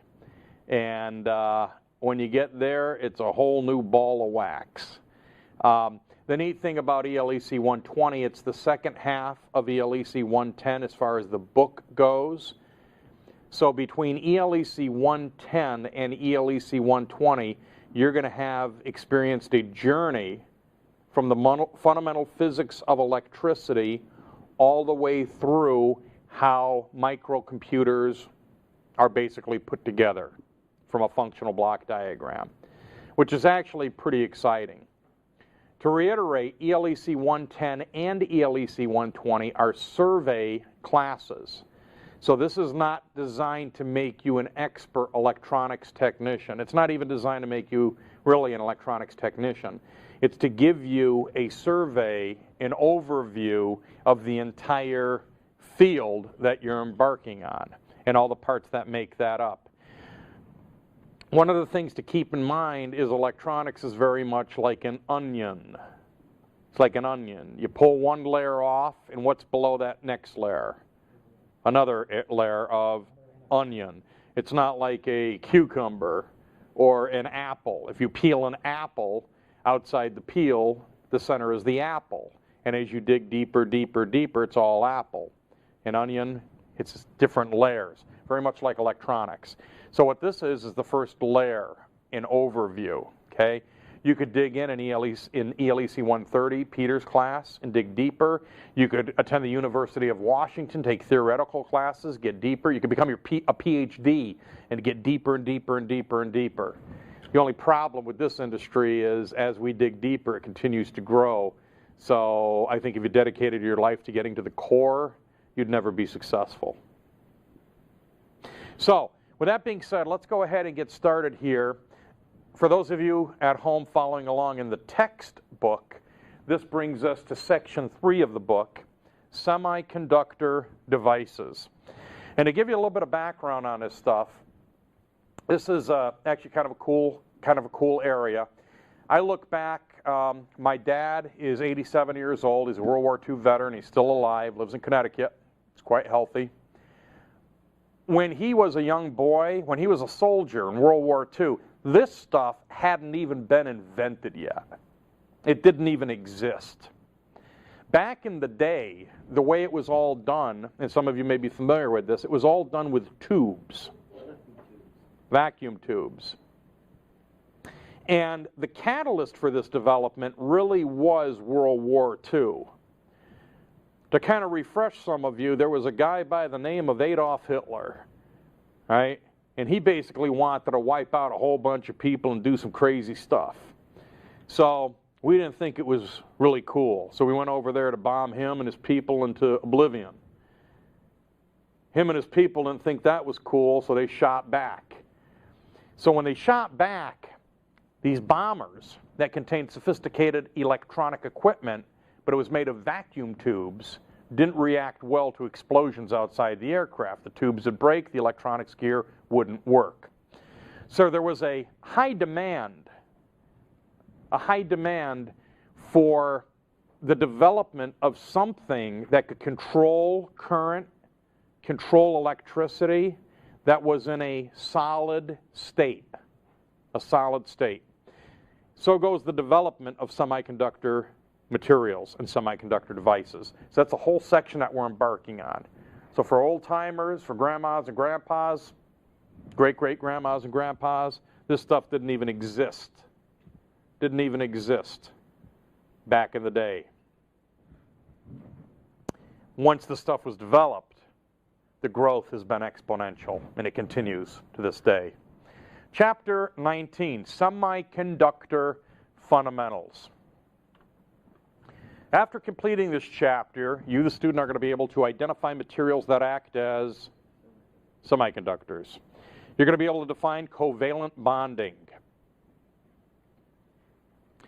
You're going to be able to describe the doping process. This is different than the doping process that some of you may already be aware of.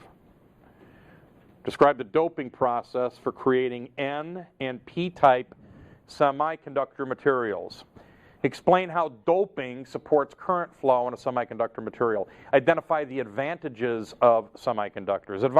Identify the disadvantages, because there are some disadvantages of semiconductors. First of all, this is refresher for those of you that took ELEC 110, which should be everybody in here because it's a prerequisite for ELEC 120, right? Was everybody successful in passing that? I have to go check my grade books.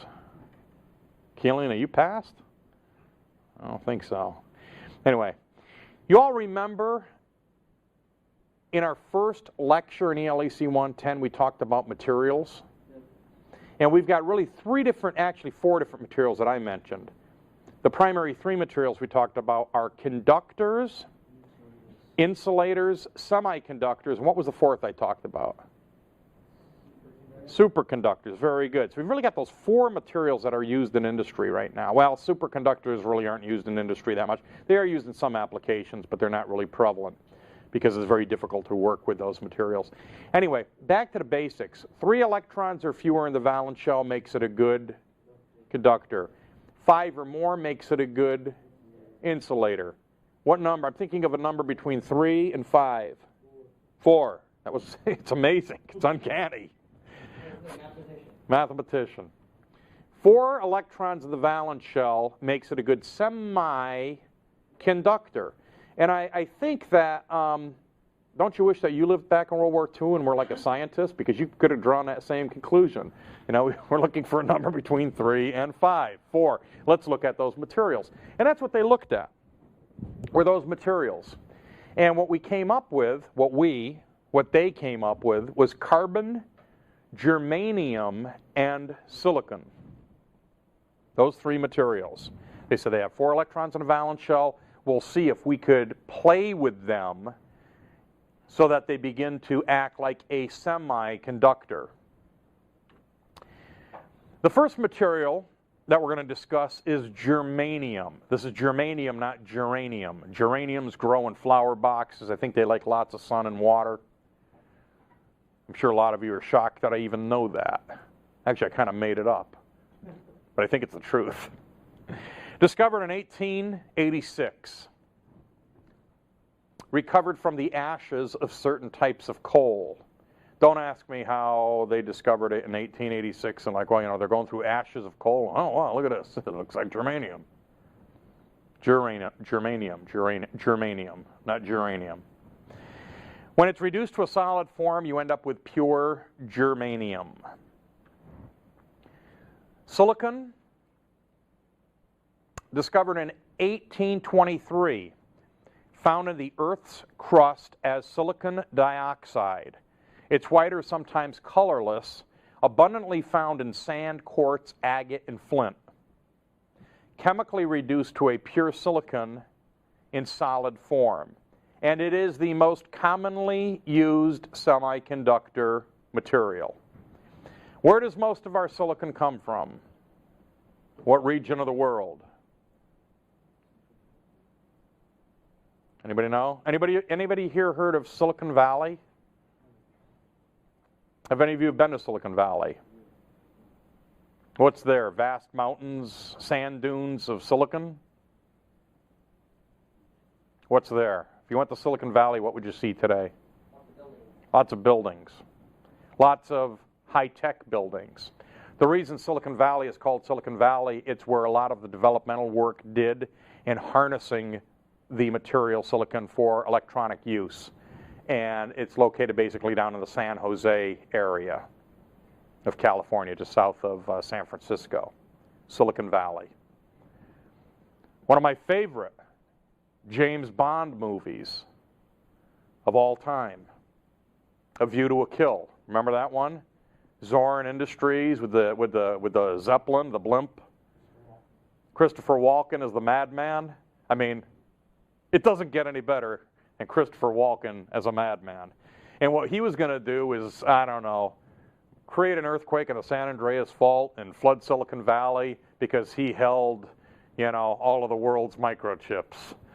And anyway, great movie, highly recommend it. They talk about Silicon Valley. The big thing that we got to look at here is the subatomic structure. You're all familiar with the valence shell, the outermost shell. Here are 4 electrons orbiting the nucleus of the valence shell. That's what makes this a good choice to use as a solid-state semiconductor material. Now, in this particular case, we're talking about silicon atoms. Now, we need to grow these silicon crystals. Have any of you here ever grown crystals before? What kind of crystals did you grow? In a box? You know what kind they were? I heard somebody say rock candy. Rock candy, which is nothing more than basically melting sugar in water, and then as the water evaporates, the sugar starts to crystallize. You put a string in there, the crystals cling to the string, and then you have rock candy. That's nothing more than pure sugar, but it's sugar crystals. You do the same thing with salt. They do the same thing with silicon. They have a seed, which is a perfectly pure form of silicon, and then what they do in molten silicon is basically, it's almost like dipping a wick for creating a candle. It's very similar, that it crystallizes on it. And as long as this is done in a perfectly clean environment, you end up with pure silicon, intrinsic silicon.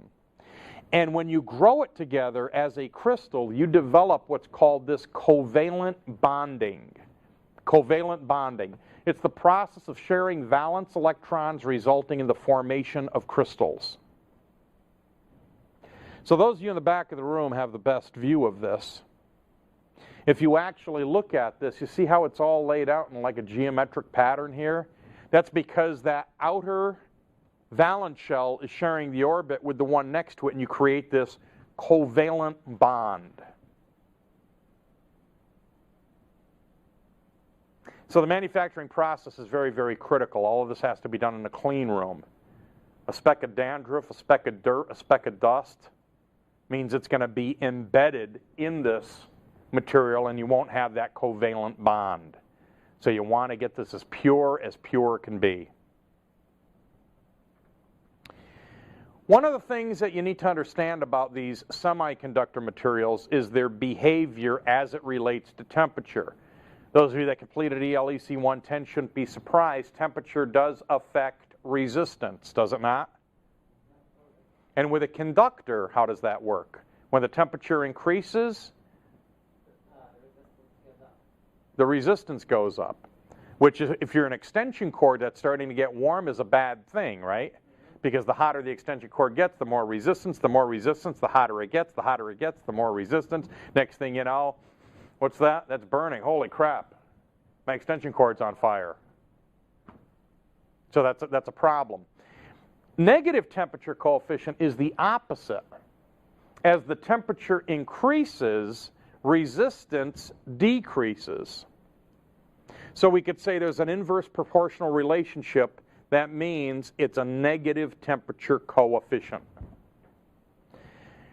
This is going to be the behavior of semiconductor materials. Now for silicon, which is again the most popular semiconductor material, resistance is cut in half every 6 degrees Celsius of rise in temperature. So you rise 6 degrees in temperature, whatever resistance you're at is now cut in half. For germanium, resistance is cut in half for every 10 degrees Celsius of rise in temperature. So it takes a bigger change in temperature to bring that about in germanium. Does temperature affect semiconductor materials? What's the most important thing to remember then when working with semiconductor materials? Maintaining the proper temperature. You folks have all heard about my background, right? I've shared with you my background, my military background. You know the most important job I ever had, other than teaching all of you fine people? Probably the most important job I ever had was when I was a very junior technician on board a nuclear submarine. And one of the things that I had to do on a weekly basis was pull out air filters out of our equipment racks and vacuum those air filters. Then reinstall them. Once a month, I had to put it in a ultrasonic cleaner, vacuum them, put it in an ultrasonic cleaner, and then put it back in. There were weekly maintenance procedures or monthly maintenance procedures. Why was that such an important job?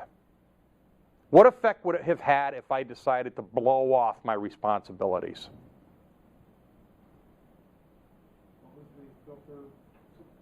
It was an air filter going to electronic equipment racks. Just a simple air filter, like the air filter in your furnace at home. So they're clogged up with the heat bill? Absolutely. If I blew off my job and didn't vacuum them out, there wouldn't be sufficient airflow. If there wasn't sufficient airflow, it would have overheated the equipment and the equipment would have failed. So literally, a multi-billion-dollar submarine on a mission somewhere on the other side of the world could have been compromised because I decided I wasn't in the mood of vacuuming out the air filters. And I'm not over-exaggerating. It's that critical. One of the things that I do at home is twice a year. I typically take my computer, my PC, I take the cover off, I bring it outside. At home I have an air compressor. I make sure that the case is grounded, because those of you that are embarking on static understanding of static electricity, air flowing past a circuit could generate static electricity.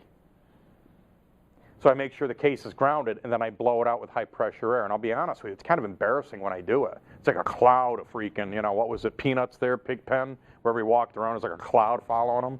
So my neighbors go by, what the heck's he doing? There's all this dust. That's all dust that's in my house. But it likes to collect on the circuit board. When it gets into the circuit board on the computer, what does it form? It forms like a blanket over the electronic components. So the heat can't be dissipated, and the computer is going to be much more prone to failure. The same thing with all your electronic equipment. Amplifiers. I just did that with my DirecTV, my TiVo unit. About a month ago, I was in there, opened it up, brought it outside, blasted it all out. It looks as good as it does the day it was manufactured. Okay, so you want to get dust out, because this stuff, the semiconductor materials, are affected greatly by a change in temperature. Silicon has 1,000 times more resistance than germanium at room temperature, thus making it more stable. Germanium is used where heat-sensitive applications are necessary. And today, silicon is used for most solid-state applications. Silicon is really the big material that's used out there. That's why there's Silicon Valley. Have any of you ever heard of Germanium Valley? Or Carbon Valley? Carbonado, down by Mount Rainier. That's a little bit different, though. Conduction in pure germanium and silicon. Let's talk about conduction in these two pure materials. Electrical activity is highly dependent on temperature. Let me say that again, this time real slow. Electrical activity is highly dependent on temperature. Germanium and silicon crystals function as insulators at low temperatures. So at an extremely low temperature, they're like insulators. As the temperature rises, they begin to acquire the characteristics of a conductor. So if you've got pure germanium and silicon inside a box that you can control the temperature of, just by you changing the temperature is going to change the amount of resistance in the material. That's what's key. Does that make sense?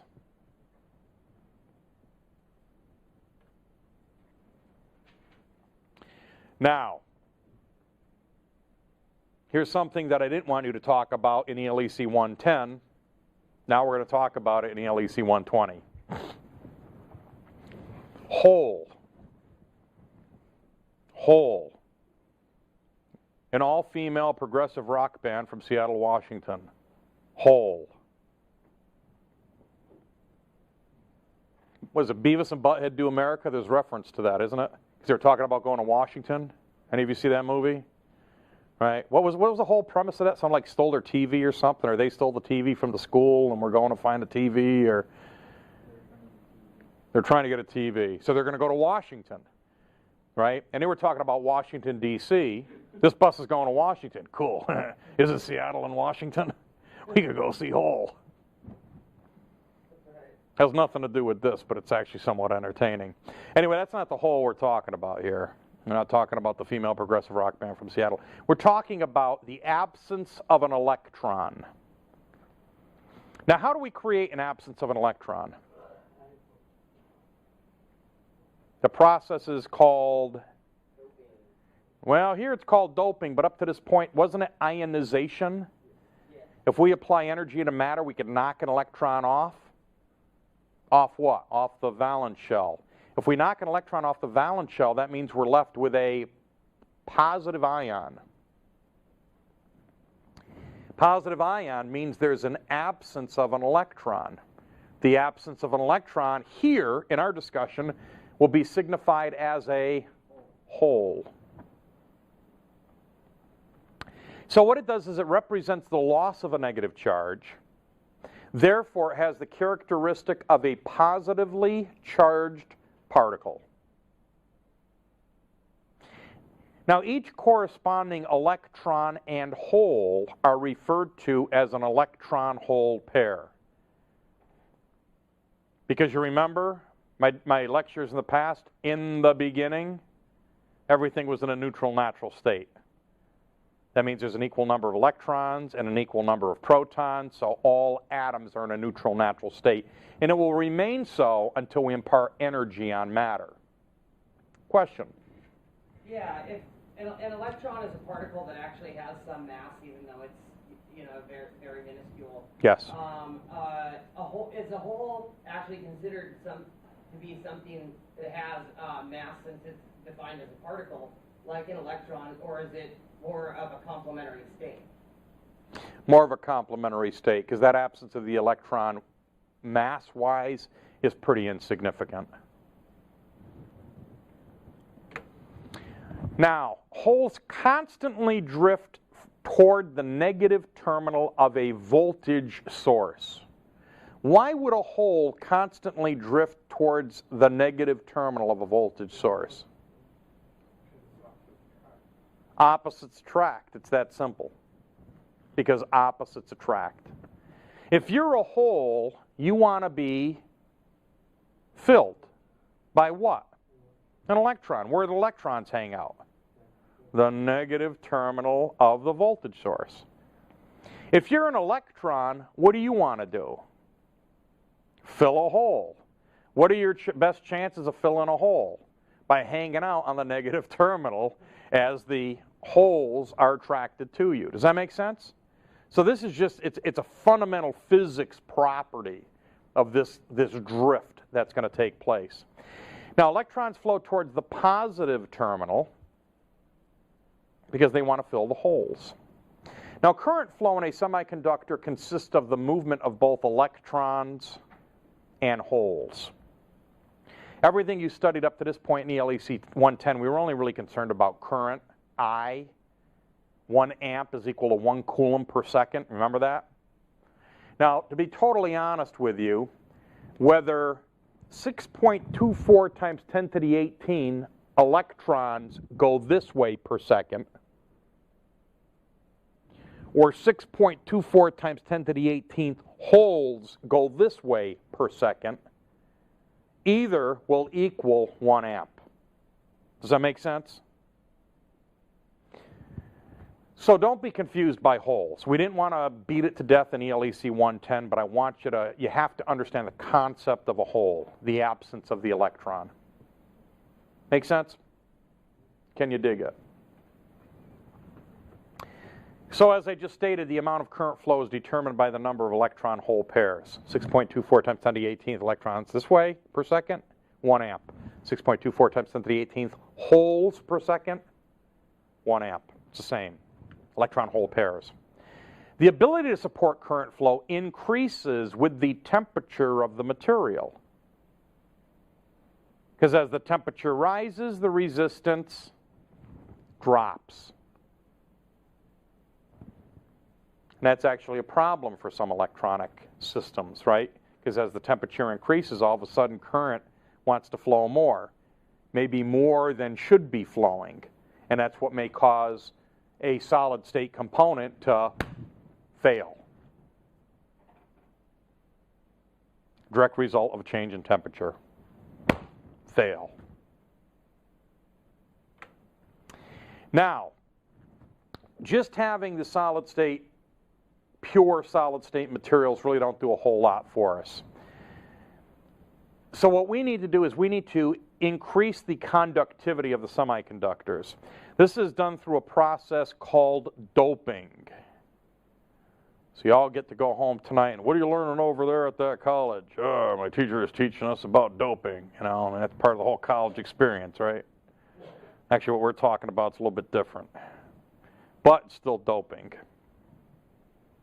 Doping is the process of adding impurities to a semiconductor material. Not just adding impurities for the sake of adding impurities, but adding specific impurities to change their behavior. Now, we're going to really use two different classes of materials as dopants. One of the classes is going to be called a pentavalent dopant, and the other is going to be called a trivalent dopant. Now, pentavalent, penta means 5, like a pentagram, penta meaning 5. You got a pentagram on your hand? There you go. Permanently? No. You thinking about it? You just doing a dry run? All right. I was thinking I got one for my forehead. Your shocking experience. Now, pentavalent made of atoms with 5 valence electrons. The two primary materials that are used in the industry are arsenic. That's fun stuff to, you know, break out at parties, all right? Arsenic and antimony. Arsenic and antimony. The trivalent dopants have 3 electrons in the valence shell, and this includes indium and gallium. Indium and gallium. What we did here is we got pure silicon in a molten state. Got one of those ladles stirring the soup. And then what we got is a pinch of arsenic, and we added a pinch of arsenic to our silicon. And then what we did is we grew it into a crystalline structure. No longer pure. Now we have a dopant, arsenic, introduced into it. When we begin to grow the crystals, the arsenic atom will develop a covalent bond with the silicon atoms, thus growing it into the material. So it becomes part of the permanent material, grown right in, part of the crystalline structure. Does that make sense? It's pretty crazy how they thought this stuff up. It works. In doing so, we have just created what is known as an N-type material. An N-type material. It has more electrons than holes. Why does it have more electrons than holes? It has more electrons than holes. Let me go back a slide here. Because arsenic is a pentavalent material, and we grew it in here. So we grew in an atom that's got an extra electron in its valence shell. Now it's sharing the orbit, if you will, with the adjoining silicon atoms, and it's grown right into the crystalline structure. So we're going to say that it has more electrons than holes. Negative charge is going to be what we call the majority carrier. Now this slide alone is probably about 15 different ways I could ask you questions from this slide. If negative charge is the majority carrier, what's going to be the minority carrier? Positive. Thank you. Positive. I always used to get these questions wrong when I was a student. You know, negative charge is the majority carrier. What is the minority carrier? Arsenic? You know? It's like, no. We're talking about charge characteristics. So how many charge characteristics do you know about? Honestly. What are they? Positive, negative, and neutral, right? Neutral's not a charge state, though. But we could consider it a characteristic, can't we? A neutral charge. That means there's an equal number of positives and negatives, so we could stretch it to that. Good point. They're complementary. Yeah. So again, look for stuff like that on my quizzes. And I'm not trying to trip you up. I'm just trying to prepare you for industry exams that are going to really make sure you got a grasp of this stuff. Because no longer we no longer are studying the history of electronics. You know who plays with this stuff on a daily basis? A company called Intel, because this is how they make their microprocessors. These are the materials that they use. A company called Motorola, right? The microprocessors they manufacture, this is what they manufacture them out of. So this is no longer the history of electronics. This is what's really going down. So in an N-type material, what we're looking at here is a series circuit. Here's our voltage source. This is N-type material. And what's going to happen is electrons are going to want to flow through this material. And the majority carriers are going to be these electrons. Why? There's more grown in. Where did they come from? We grew them in the doping process by adding a pinch of a pentavalent dopant. Make sense? Can you dig it? You have a question. What is the question?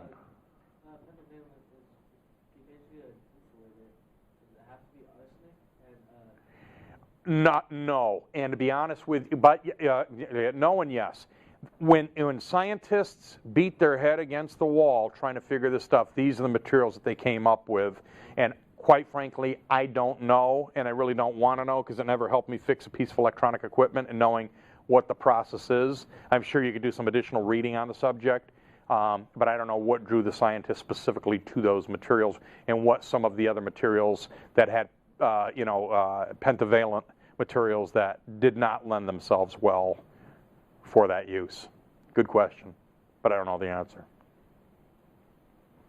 Hey, check this out. Indium. Indium, that was what type of a dopant?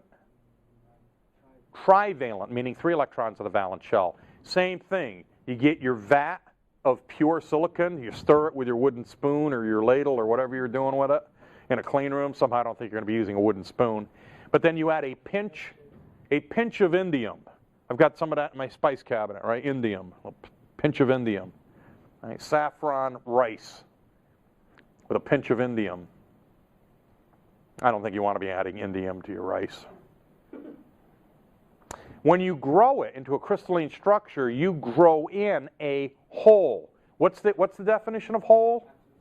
Absence of electron. You folks are like my best ELEC 120 students this quarter, by far. So we grow in an extra hole into the crystalline structure and create this covalent bond. In doing so, we create what's known as a p-type material. P-type material has more holes than electrons. Positive charge is what we call the majority carrier. If positive charge is the majority carrier, what is my minority carrier? Indium. No, what is my minority carrier? It's going to be the electron, right? It's always going to be the opposite. If one is majority, the other is minority. It's that simple. You've only got 2 things, electrons and holes. There's nothing else. No other moving parts. And those parts aren't even really moving, I guess. Maybe they are. I guess in a solid state they are. The holes move towards the negative terminal. Why does this happen? They want to get filled. Holes want to get filled. Electrons want to fill the holes. So in this particular case, that's why they're going to migrate. In summary, semiconductor materials are materials with characteristics that fall between those of insulators and conductors, literally, right? 3 electrons or fewer makes it a good conductor. 5 or more makes it a good insulator. I'm thinking of the number between 3 and 5. 4, 5, 3.2. That'll be a distractor on my quiz. 3.2. I don't know how half the stuff works. Pure semiconductor materials include the use of germanium, which you'll see out in industry. Silicon, absolutely, it's number one, the most popular. And carbon, I don't even know if in my life, my entire adult life, I've ever even seen carbon. I don't know. Don't know. Couldn't tell you. Beyond the scope. Silicon is used in most semiconductor devices. Valence indicates an atom's ability to gain or lose the electrons. Semiconductor materials have valence shells that are half full. Literally. That way you could add to them or subtract from them by the use of dopants. Covalent bonding occurs when atoms share their valence electrons. And that's how we grow crystals. Heat creates problems by allowing electrons to break their covalent bonds. A hole is the absence of an electron in the valence shell. Current flow consists of both electron flow, right, and hole flow. Doping adds impurities to the mind. No, excuse me. Doping adds impurities to a semiconductor material.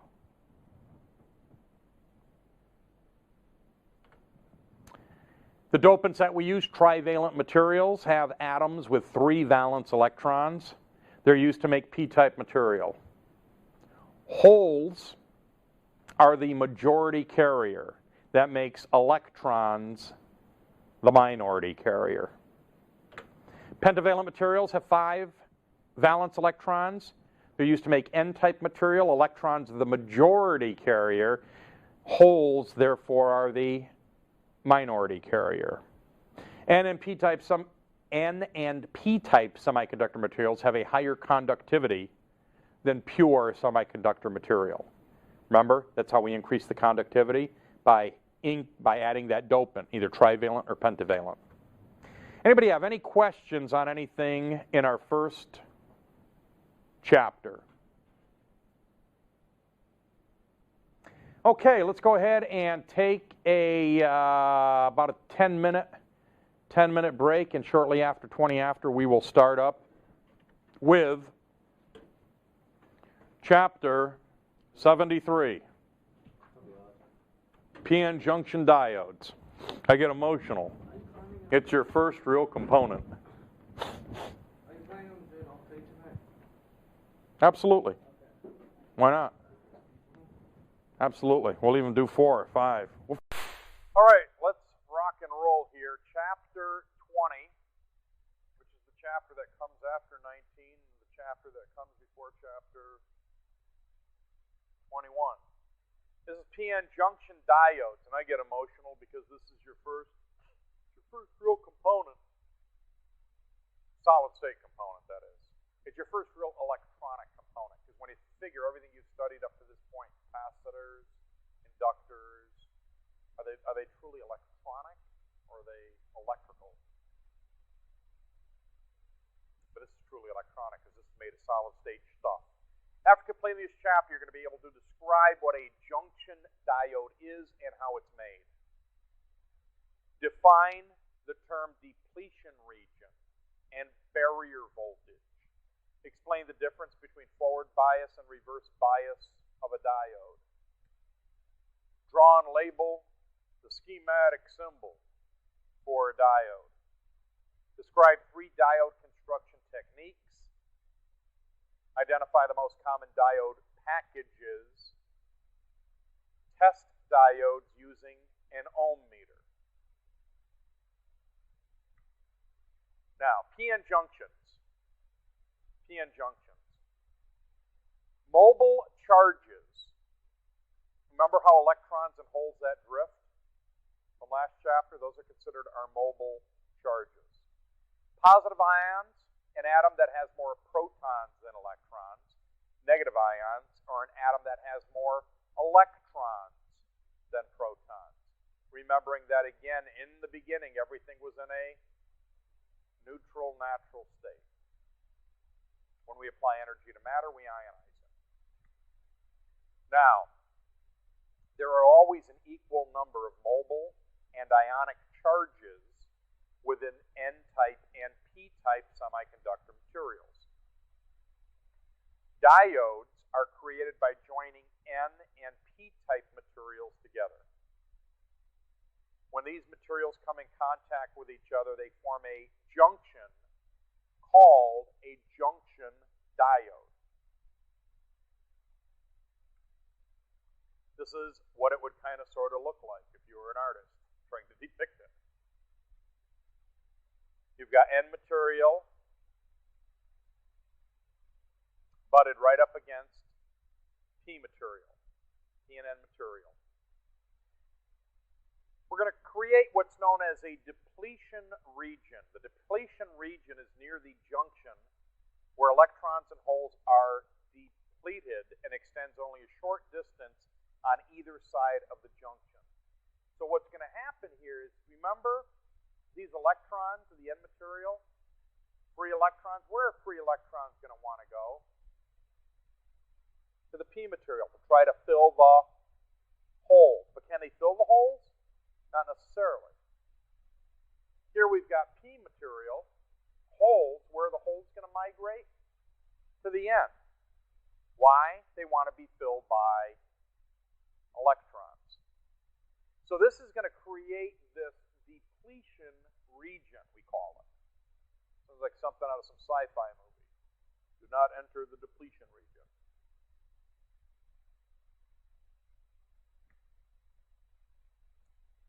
Also associated with the depletion region is what's going to be called the barrier voltage. Again, sounds like something out of a sci-fi thriller.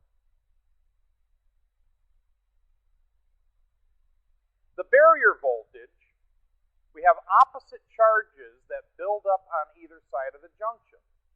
This is because of those mobile charges. It can be represented as an external voltage source.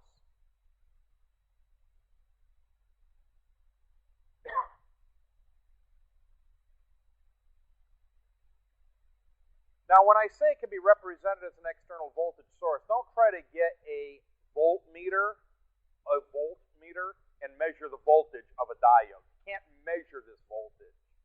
This is a barrier voltage. This is a voltage that must be overcome before you could get current to flow through this device. You get it? That's why it's called barrier voltage.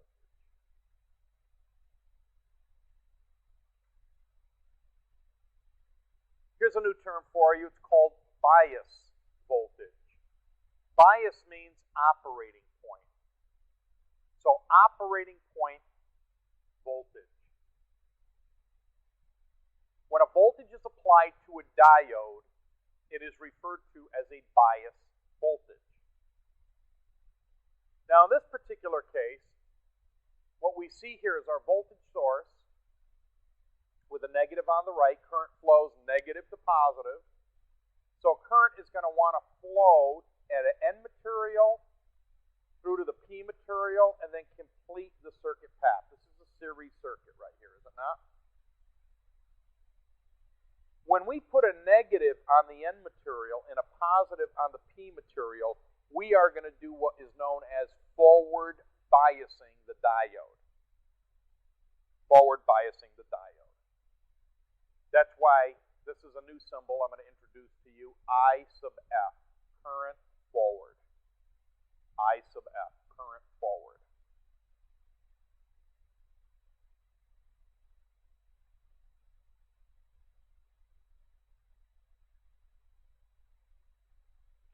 When we do this, when we apply forward bias to a diode, this is where the diode kind of does its magic. For those of you that come from a mechanical background, some of you may be familiar with what's known as a one-way check valve. A one-way check valve would be, envision a straw, if you will, with a little ball sitting on top of the straw.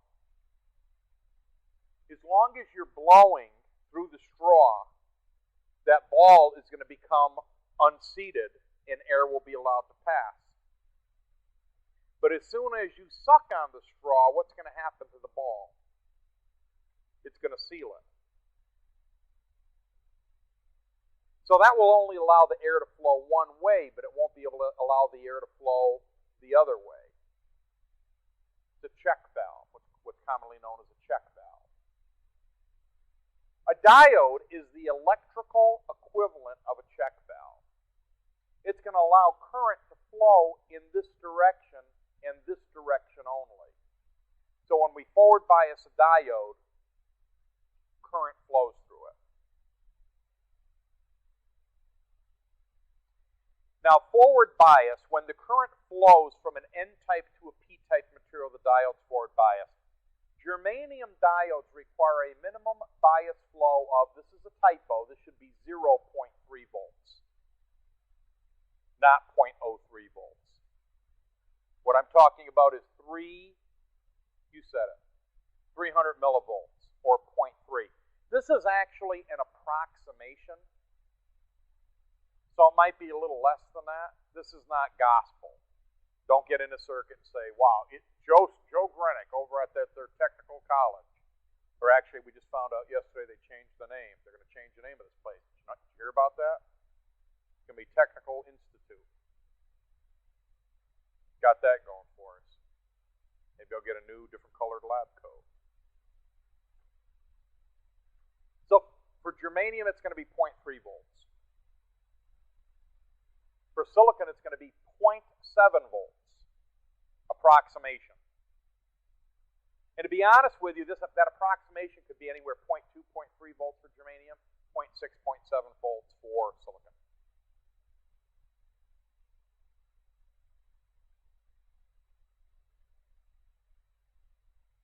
What's that? Yeah, some of it's the manufacturing, the design, what specifically the diode was designed to do. So there's going to be some variance in that number. So that's why we say this is just an approximation. So if you know the 0.7 and the 0.3 for this class, you'll pass okay. When you get to the world of reality in the lab, all bets are off. You'll be close to these, but it won't be exactly. Don't come banging on my door if you don't get 0.7 volts. Well, Joe, you said in class. Or, no, I didn't say in class. It's going to be exactly 0.7.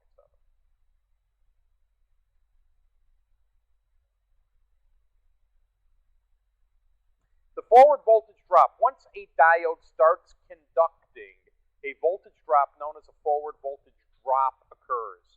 Again, for germanium, it should be 0.3 volts. For silicon, 0.7 volts. That means that voltage drop, it's kind of the voltage that is going to be the price of doing business with a diode. Follow what I'm saying? You're always going to get that voltage drop across the diode when you forward bias it. Because that's what I'm talking about right now. You know what I'm talking about, all right? What's up, Mr. Graham?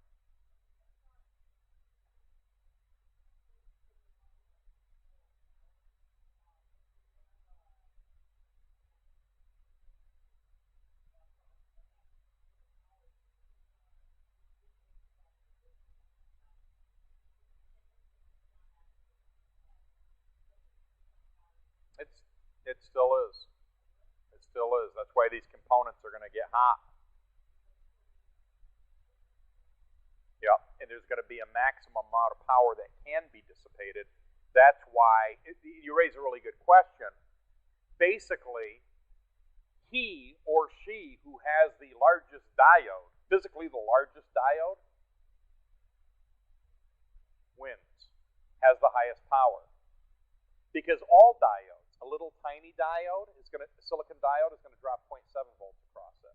A really big, huge diode is going to drop 0.7 volts across it. What's the difference between the two? The amount of power they can handle. Yep. And you could always, generally speaking, go bigger, but you can't go smaller. So if you've got a big diode that explodes and you're going to replace it, you need to replace it with a diode that is at least as equal to the original size or larger physically. If you go smaller, the smaller one will probably explode rapidly. Next thing we're going to talk about is reverse bias. Again, the magic of a diode. When you reverse bias a diode, the terminals are going to be reversed, meaning we're going to put a positive on the N material and a negative on the P material. When we do so, what's going to happen is we end up where the diode will not conduct because we build a larger, what did we call this? Remember from the sci-fi thriller? Do not enter the depletion zone, the depletion region. So when we reverse bias the diode, we physically increase the depletion region. So there's no way an electron trying to complete this circuit path is going to be able to make it through the depletion region. So therefore, the diode will be shut off. In this condition, I sub R, current reverse, it's going to act like an open. It's going to act like an open. There is going to be a small amount of a current that flows, and what we're going to call that is leakage current, but it's going to be really, really, really small.